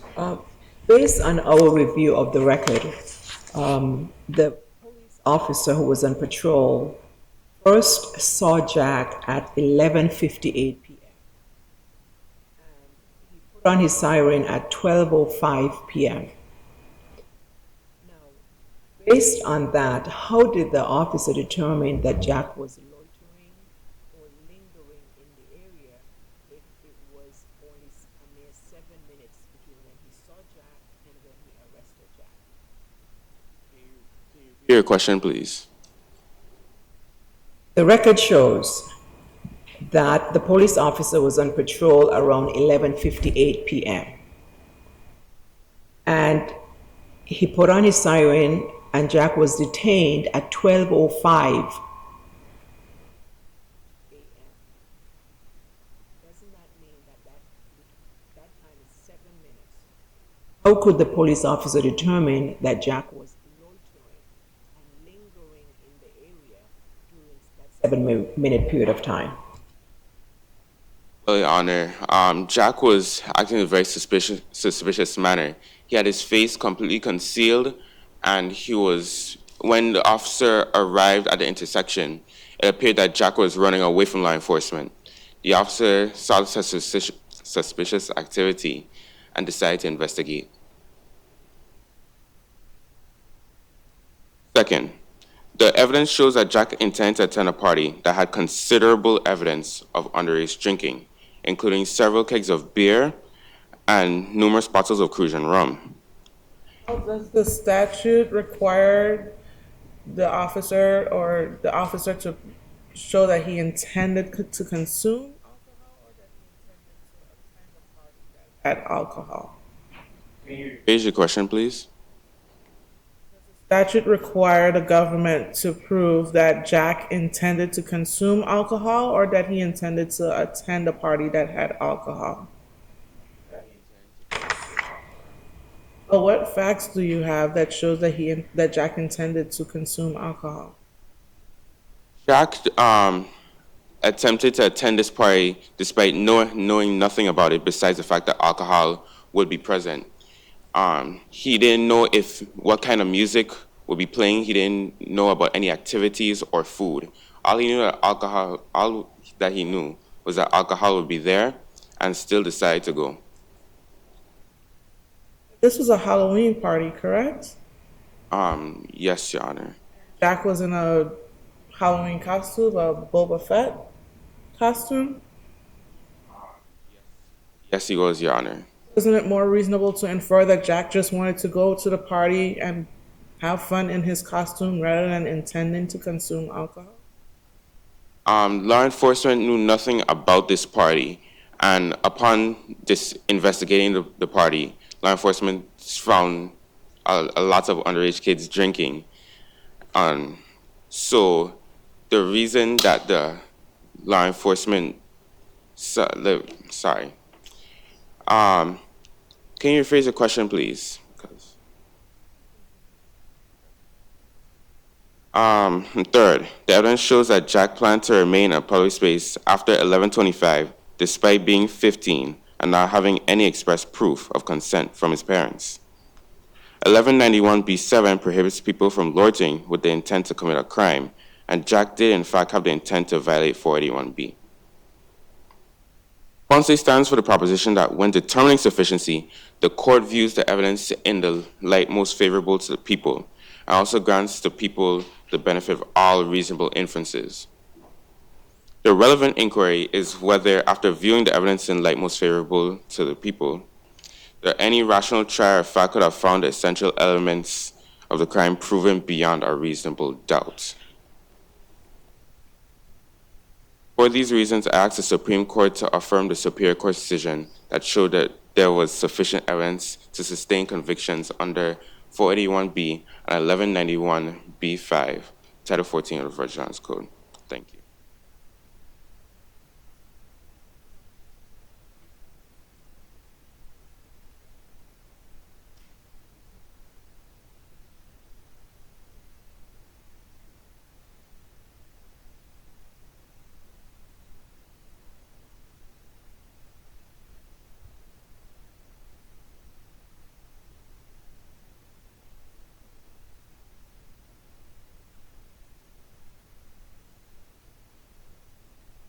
May it please the court.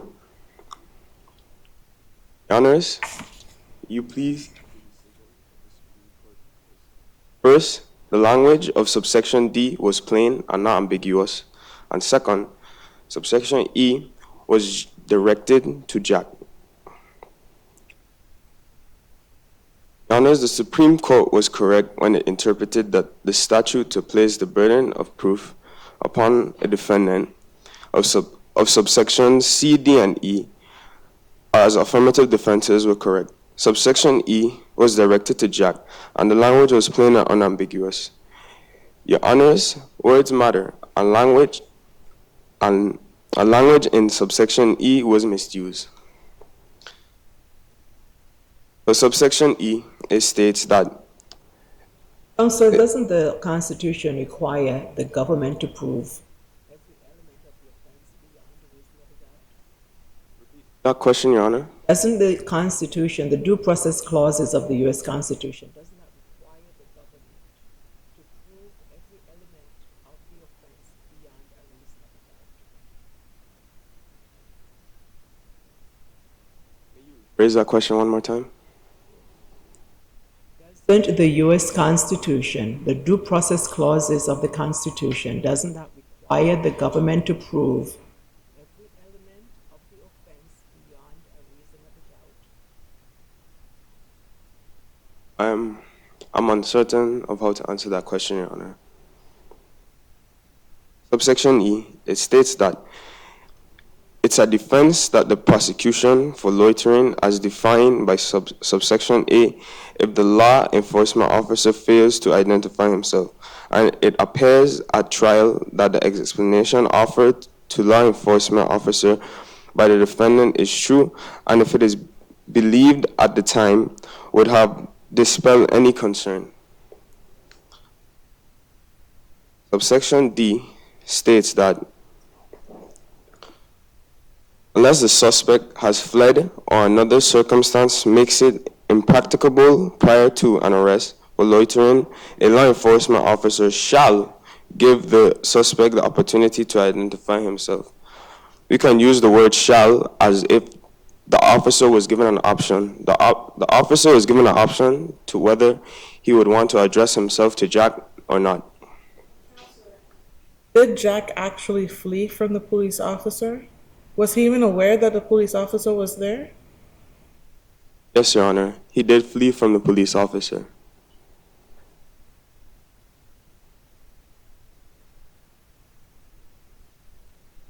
Honors?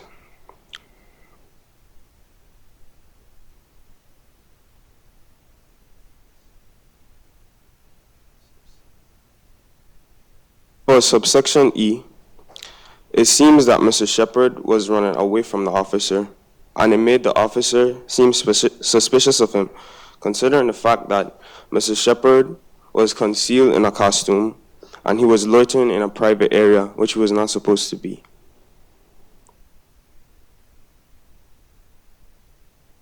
To conclude, Your Honors, I respectfully request that the Moot Superior Court keep their decision that the burden of proof must be placed upon a defendant. Yes, thank you, Your Honors.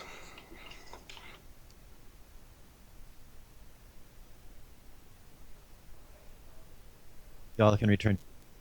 Judges are tailing. We, the Charlotte High School LLC, the appellee, government of the Virgin Islands, at the council's table.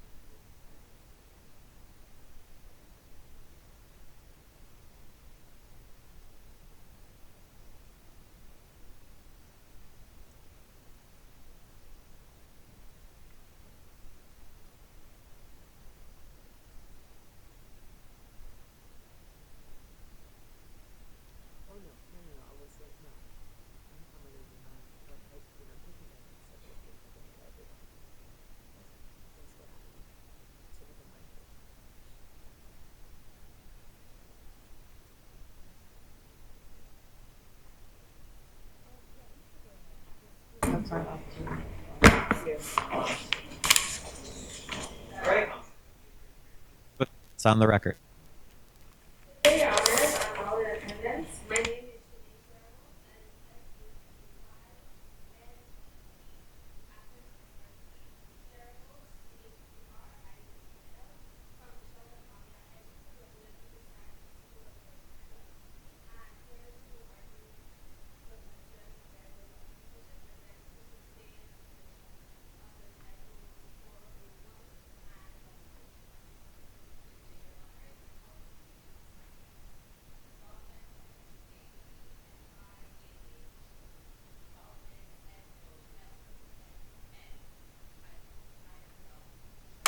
is High School, and I am also addressing.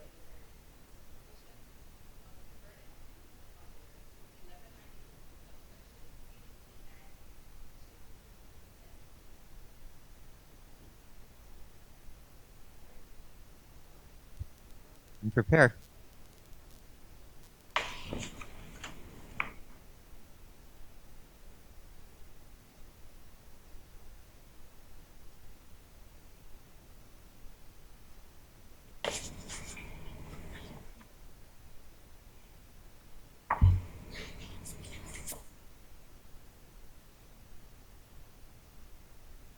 May it please the court?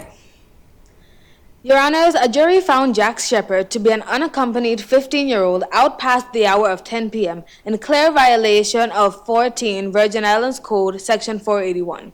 They also found that he was loitering for the purpose of consuming alcohol in violation of 14 Virgin Islands Code, Section 1191. They convicted on both counts.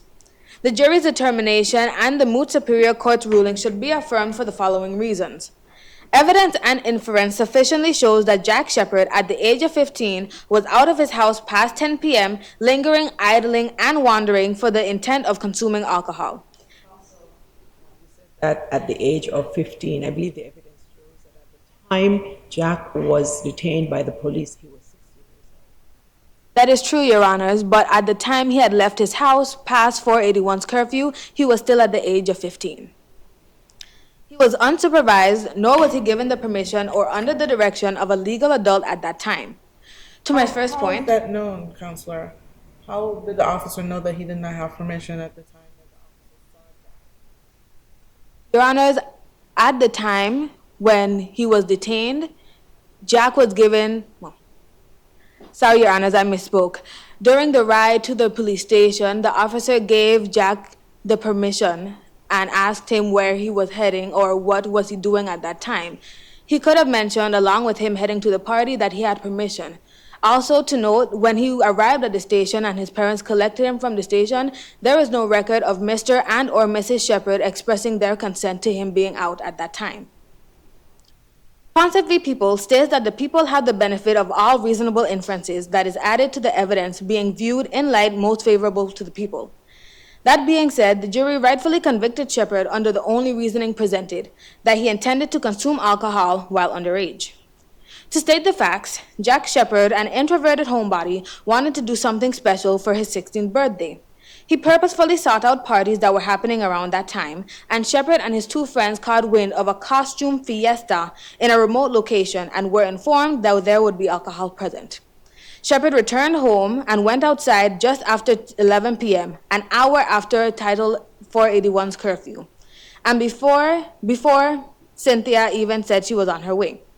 Unsupervised, he then idled and wandered along the side of the road, moving away from the comfort of the Judith's Fancy Guardhouse from 11:25 p.m. to 11:55 p.m. for a ride to a venue that would still be at least another 30 minutes away. Your Honors, for someone so homely and introverted, wishing to do something special, it is reasonable that Shepard waited half an hour in the middle of the night to go to a party in a remote location for the purpose of commemorating his special 16th birthday with an alcoholic drink. But what's the evidence that alcohol was involved? Your Honor, it is stated in the conversation between Cynthia and Dave Wooderson that alcohol would be present at that party, and Jack was present for that conversation and was aware of the alcohol.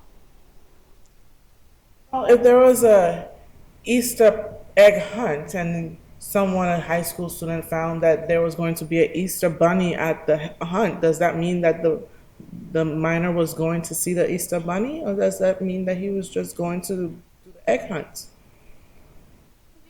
Your question, Your Honors? Saying just because, for example, high school students decides that they're going to go to and they heard that there was going to be an Easter bunny at this Easter egg hunt. Just because they're aware that there's going to be an Easter bunny there, does that mean that they're going to see the Easter bunny, or just that they're going for the egg hunt? No, Your Honors. But that in consideration alongside the other evidence that we have available, the fact that he normally does not go to these type of outings, the fact that he himself said that he wanted to do something special, the fact that he knew that there would be alcohol present, and the fact that there were multiple opportunities at his disposal, seeing how it was Halloween, for him to go and wear his costume and have fun on his birthday. Multiple opportunities that would not have involved him out of his house past 11 p.m. in an attempt to attend a party where he knew alcohol would be in attendance. Is it your argument that there was sufficient evidence to show that Jack intended to consume alcohol because he was aware that alcohol would be present at the party? Yes, Your Honor, but not only that he was aware, but also the fact that he did not make any other efforts to look for alternative methods of enjoying himself on his birthday and having fun wearing his costume in a legal manner. He did not Even only rise to the level of an inference? Could you repeat? Does that even rise to the level of an inference? Yes, Your Honor. Suggesting that anytime anyone goes to a party where there is alcohol, that we're going to the party for the purpose of consuming alcohol? Not at all, Your Honor. But in this specific case, Jack Shepard, who frequently spent his free time in his home watching television, purposefully sought out parties that were happening, and upon hearing upon this party that had alcohol in it, he not only dedicated himself to going to this party, but went out of his way to do so, waiting half an hour on the side of the road in the middle of the night to arrive to the party. Is the fact that Jack left the house before Cynthia indicated that she was on her way, is that enough to suggest that Jack did not have permission from his parents? Repeat your question, Your Honor. Does the fact that Jack left his home before Cynthia even indicated that she was on her way, is that enough to infer that Jack did not have permission from his parents? I would not look at that specific piece of evidence as ruling as to determine that he did not have consent from his parents. Rather, the fact that he was out of his house past 11 p.m. on the eve of Halloween at all. Most parents would not allow their children to do that, much less a political leader with a reputation to uphold. And to reiterate what I said before, his parents did not state any consent to him being out in the station or at court. He did not only. Someone on the opposing side suggested that this entire case is politically motivated, and that Jack was going to be turning 16 at midnight anyway, and if this were some other person, we would not be here today. What do you have to say to that? That can be argued, counsel, but Your Honor, I apologize. But seeing how instead of convicting Jack, the Attorney General McCoy could have convicted his father under 481A, it is very obvious. I misspoke, Your Honors. It can be reasoned that there was little to no political motivation involved in this case. He did not only wait, but he remained enthusiastic and eager. The average person would go home if they had to wait half an hour for a ride, but Jack stayed and patiently waited, and at the first light of an oncoming vehicle, he ran towards his supposed ride, yelling, "All right, let's party." Doesn't that suggest that Jack just wanted to go to a party? Not that he was going there to consume alcohol? Your Honor, that statement in of itself cannot and does not infer that he was going to consume alcohol, but it does add to the inference that he was uncharacteristically enthusiastic to attend this party. I would like to note that if Cynthia was a legal adult who could have claimed responsibility for Jack's circumstance and not suffer repercussions, she would and should have intervened. The opposing counsel contention could be that Cynthia was too shocked to intervene, but as one of his only friends, she would and should have at least called him or his parents to confirm his safety, provide an alibi, or at least question the nature of the arrest. I see that my time is eluding. May I briefly conclude? The evidence is sufficient on all elements, and it is for these reasons that the court should affirm the Moot Superior Court's ruling. Your Honors, thank you for your time.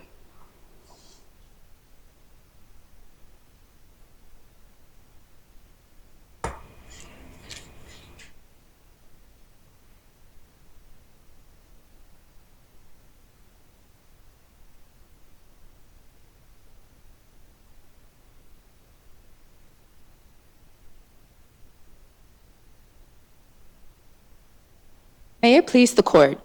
In many cases, based upon certain aspects of statutes, the burden of producing information that can show a defendant is innocent or to clear up confusion can, and in our case, did shift to the defendant. The Moot Superior Court's interpretation of Section 1191 C, D, and E is correct and should be affirmed for the following reasons. Jack Shepard's intention might not have been to flee, but the officer made a justifiable inference when arresting him. If Jack Shepard was headed to a party in a full costume, then the officer should have observed costumes at said party. But all that was seen was alcohol, and this did little to dispel any concern or alarm. To my first point, 1191 Section D states that unless the suspect has fled or another circumstance makes it impractical prior to an arrest for loitering, a law enforcement officer shall give the suspect the opportunity to identify himself and explain his presence and conduct. Sir, did Jack indeed flee from the police officer? If we're looking at the officer's, Your Honor, if we're looking at the officer's point of view, for instance, you're coming off a dirt road. The only thing to your left would have been a gated private community. It's well late at night, past curfew for any minors to be outside. There is a masked person running in the opposite direction of a gated community. In my inference, as that police officer's point of view, I would think something is going on. This doesn't look right. This doesn't look like a law-abiding citizen. So yes, I would have gone after that person.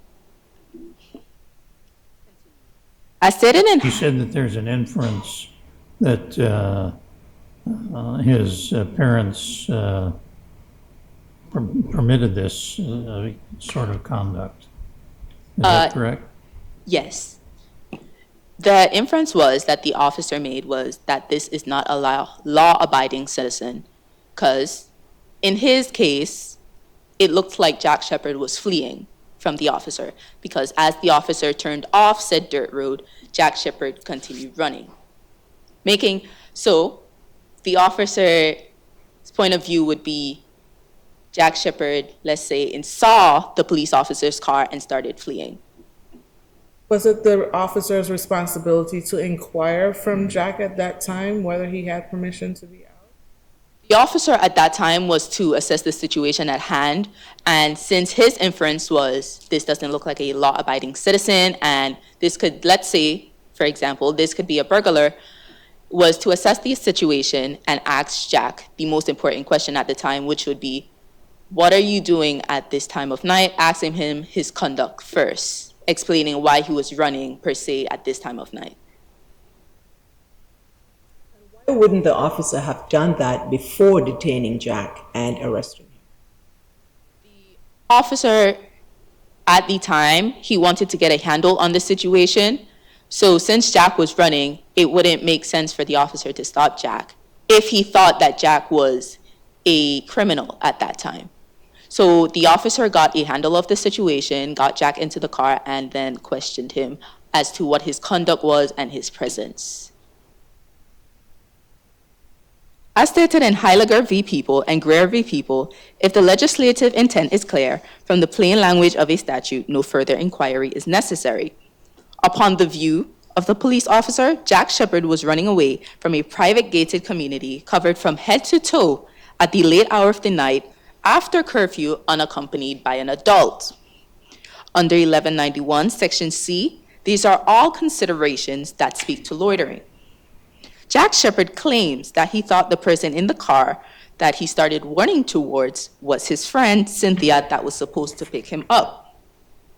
Once the situation was in hand, the officer immediately provided Jack Shepard the opportunity to explain his presence and conduct. His flight made it so this was not necessary until he was in the car. This approach, however, would be standard procedure, not just under 1191, but a clear example of proper police work. Going back to the police officer's view, Your Honor, it's late at night, and we have someone that's fully covered from head to toe. Proper police work to arrest first and then ask questions later? It's proper police work to assess the situation before, get control of the situation, and then to ask questions. Going back to the police officer's view, Your Honor, it is late at night. We have someone that is fully covered from head to toe who seems to be running away from a gated community. This gives the officer probable cause for a stop, detainment, or arrest to gain an understanding of the situation. Now, Your Honor, the officer only asked the most important questions at the moment. With that question, the burden then shifted to Jack Shepard to explain himself. Jack stated that he was going to a costume party,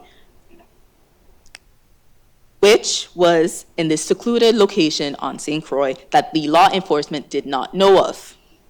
Shepard's intent was to attend this party, and he was believed. However, this brings me to my second point. Your Honor, Jack Shepard was a well-known cosplayer. With that being said, if the party was supposed to be a costume party, then costumes should have been observed when the officer went to investigate said party. Making the inference, but no costumes was found at this party. Making the inference that nobody at this party was wearing costumes means one of two things. If Jack Shepard was to arrive at the party, the costumes are not the purpose, and instead it was what was present. Two, the costumes are a pretense for the intended actions at the location. If we take a look at Powell v. People, it states that the evidence provided by the people need not exclude every hypothesis of innocence. The defendant, however, remained free to provide an alternate theory. They did not. This party was set to occur at the remote secluded Moon Tower on the extreme end of St. Croix. The officer took the defendant's word and went to investigate, and what he saw was alcohol, kegs of alcohol, as my co-counsel stated, and a mix of young adults and high school-aged children. Willis v. People provides the statutory provisions addressed to the same subject matter be harmonized and presented in a coherent scheme. To tie 1191 and 481 together in the context of loitering under both the Maricopa County cases, Your Honor, Your Honors, I see that my time is running out. May I have time to quickly conclude? Okay. The burden shifted even so slightly. Shepard and his attorney should have provided something in his defense, but they did not. It is for the stated reason that this court should affirm the lower court's ruling. Your Honors, thank you for your time.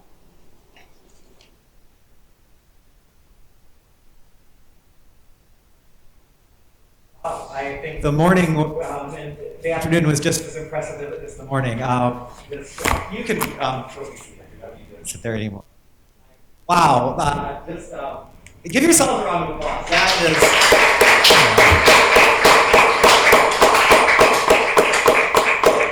and you truly earned it. I don't know if you've heard it before, but every time they ever asked human beings questions,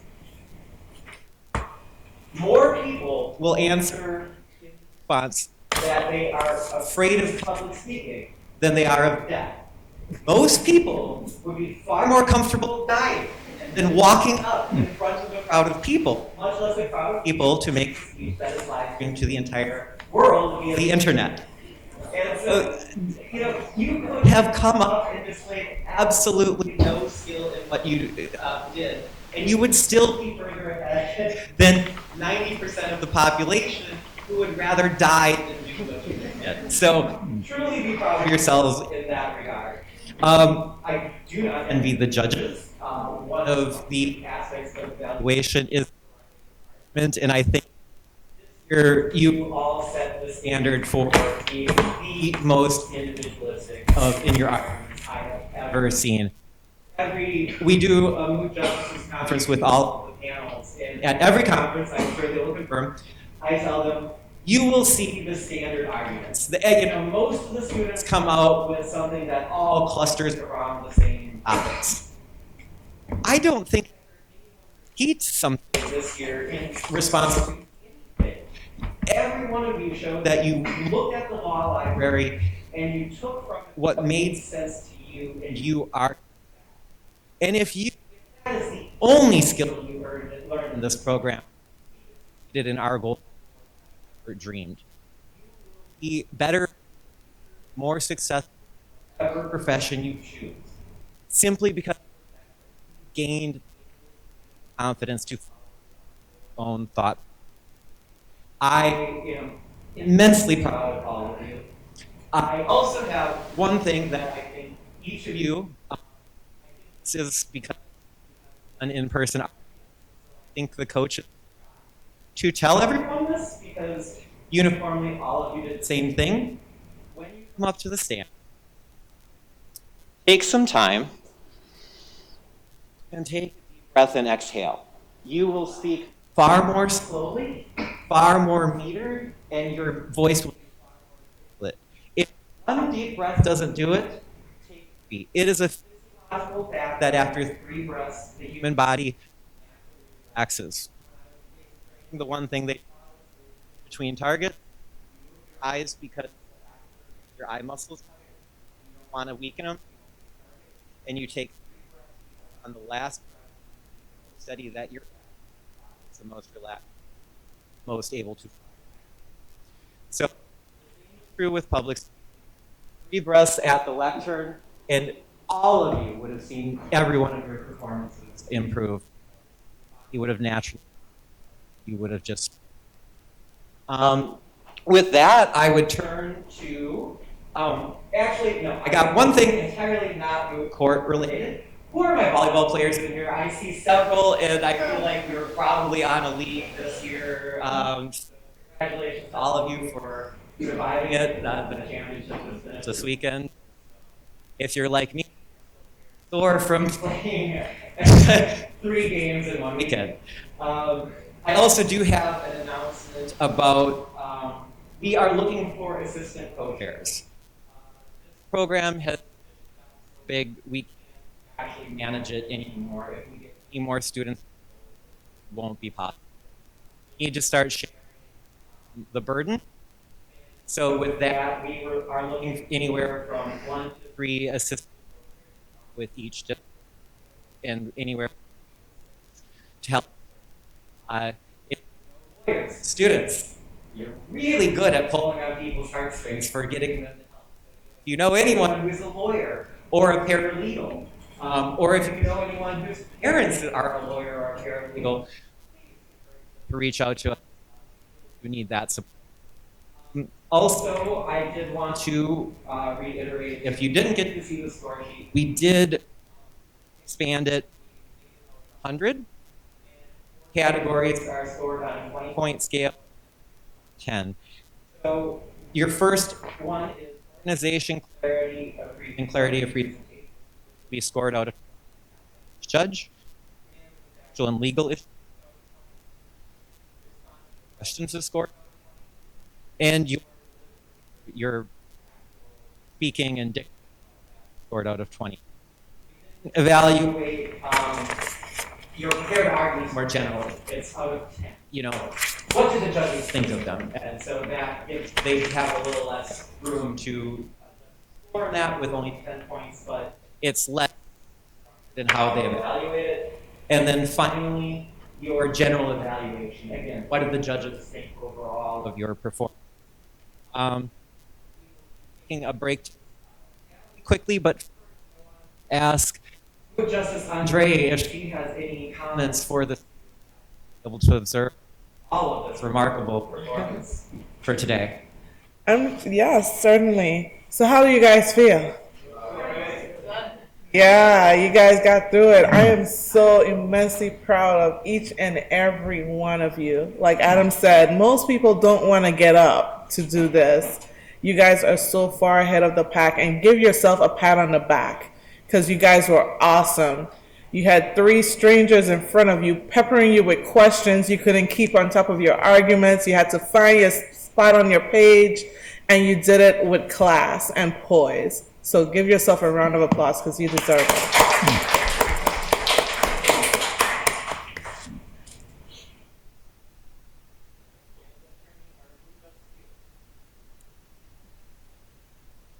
I agree with everything that Renee just said. I was extremely impressed with the arguments, particularly because, as I said to Adam, these issues are not easy issues. These are challenging issues even for attorneys, for us. And so for you who are high school students to be able to master these issues, not just the facts, but the law as well, that is very impressive. And so I commend each and every single one of you. Obviously, everyone can't be the best oralist, but I can assure you that you did well. You did more than well. All of you did well. And so you should all be extremely proud of yourselves just for showing up here prepared and able to stand in front of that podium and make your presentation. So congratulations to all of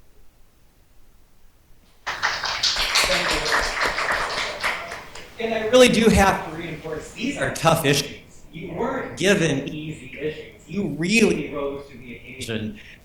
Fortunately, that just validates giving you tough issues again going forward because you showed you could handle it. But she isn't wrong in telling you that these were very difficult, even for lawyers with law degrees. And it really hit it off. And our Moot Chief Justice, Judge Barnard.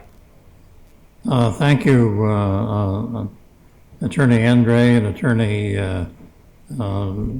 Hewlett stated the obvious, that you were very good at what you did, and I commend you. I don't think we would have heard as good arguments in the district court as you made this today. So congratulations, and best wishes to all of you. Thank you.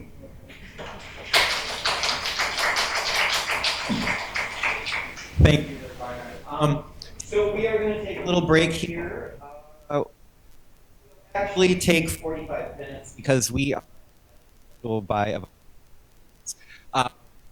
we'll be back in some time to tap, and we will be as the top spots will advance to Thursday's champion.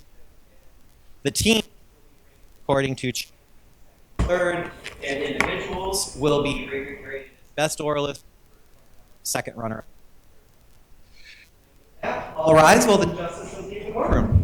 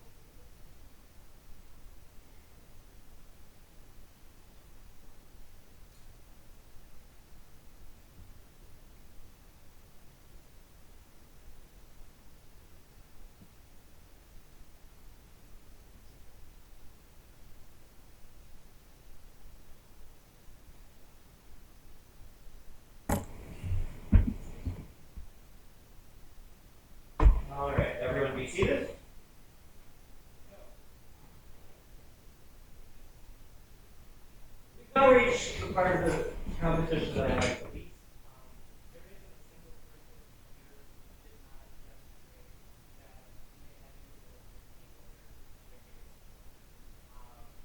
I don't love giving out scores for people.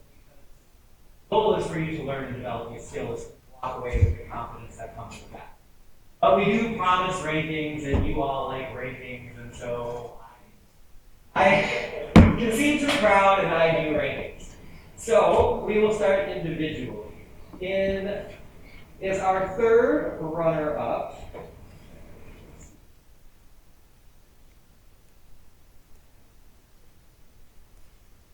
All right, third runner-up, I got right here. So, no, we need fourth runner-up. Oh, no, sorry. Yeah, okay, first, second, third runner-up. Yeah, there we go. So, third runner-up is Giovanni Jean-Pierre.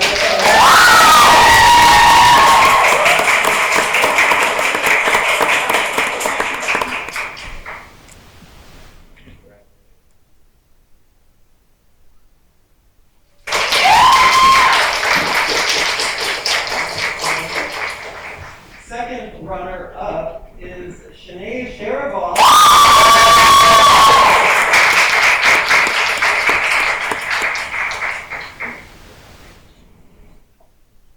Our first runner-up is from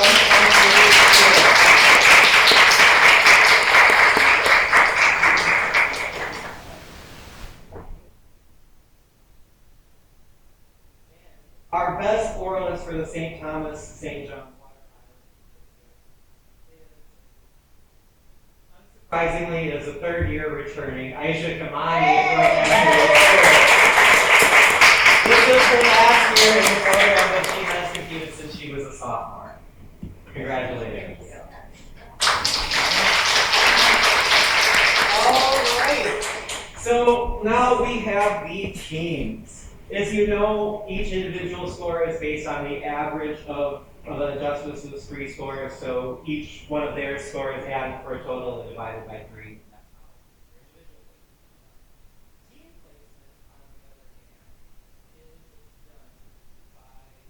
Combining your 2 average scores. So, in third place, we have St. Peter and Paul appellants, Pierre Joseph and Ethan Farrell.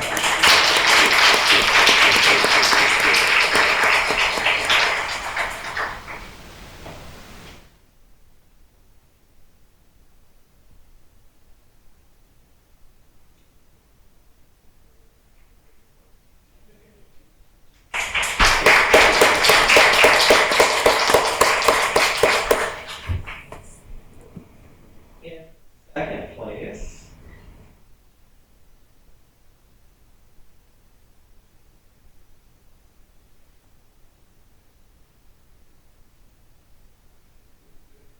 I wrote 3 twice. So I needed to make sure I didn't just give third place to second place. No, that's correct.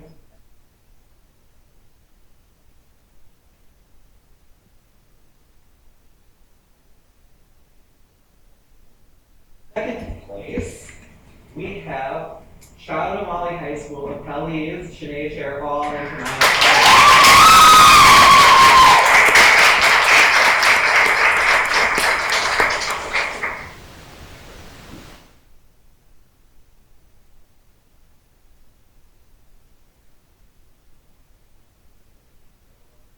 Richardson, could you come up and accept this? Because I'm pretty sure you can.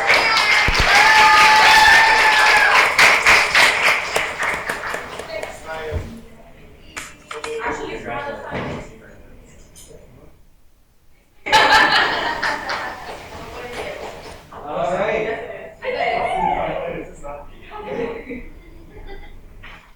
For the St. Thomas, St. John, Water Island District Champions for the 2019 Antilles School appellees.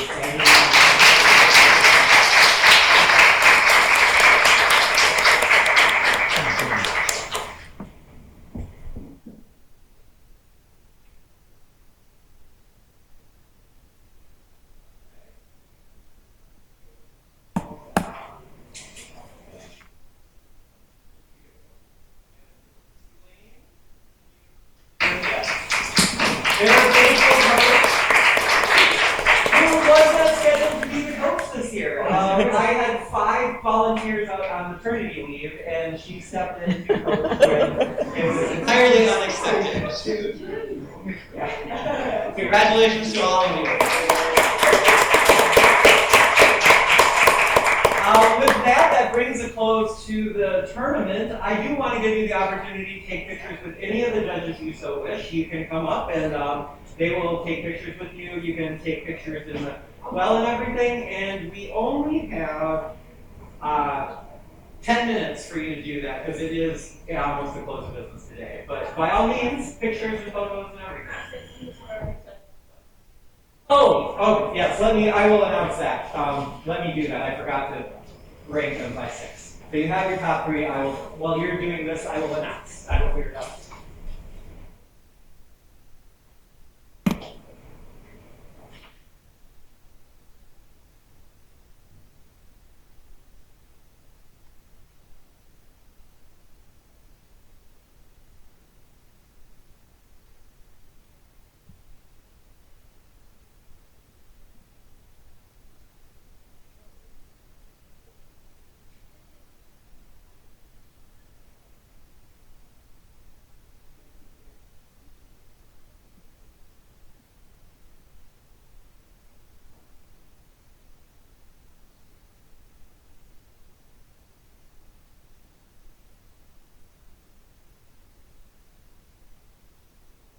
So the 3 additional squads, in no particular order, are All Saints Appellees, Layla Evelyn and Kayla Peterson.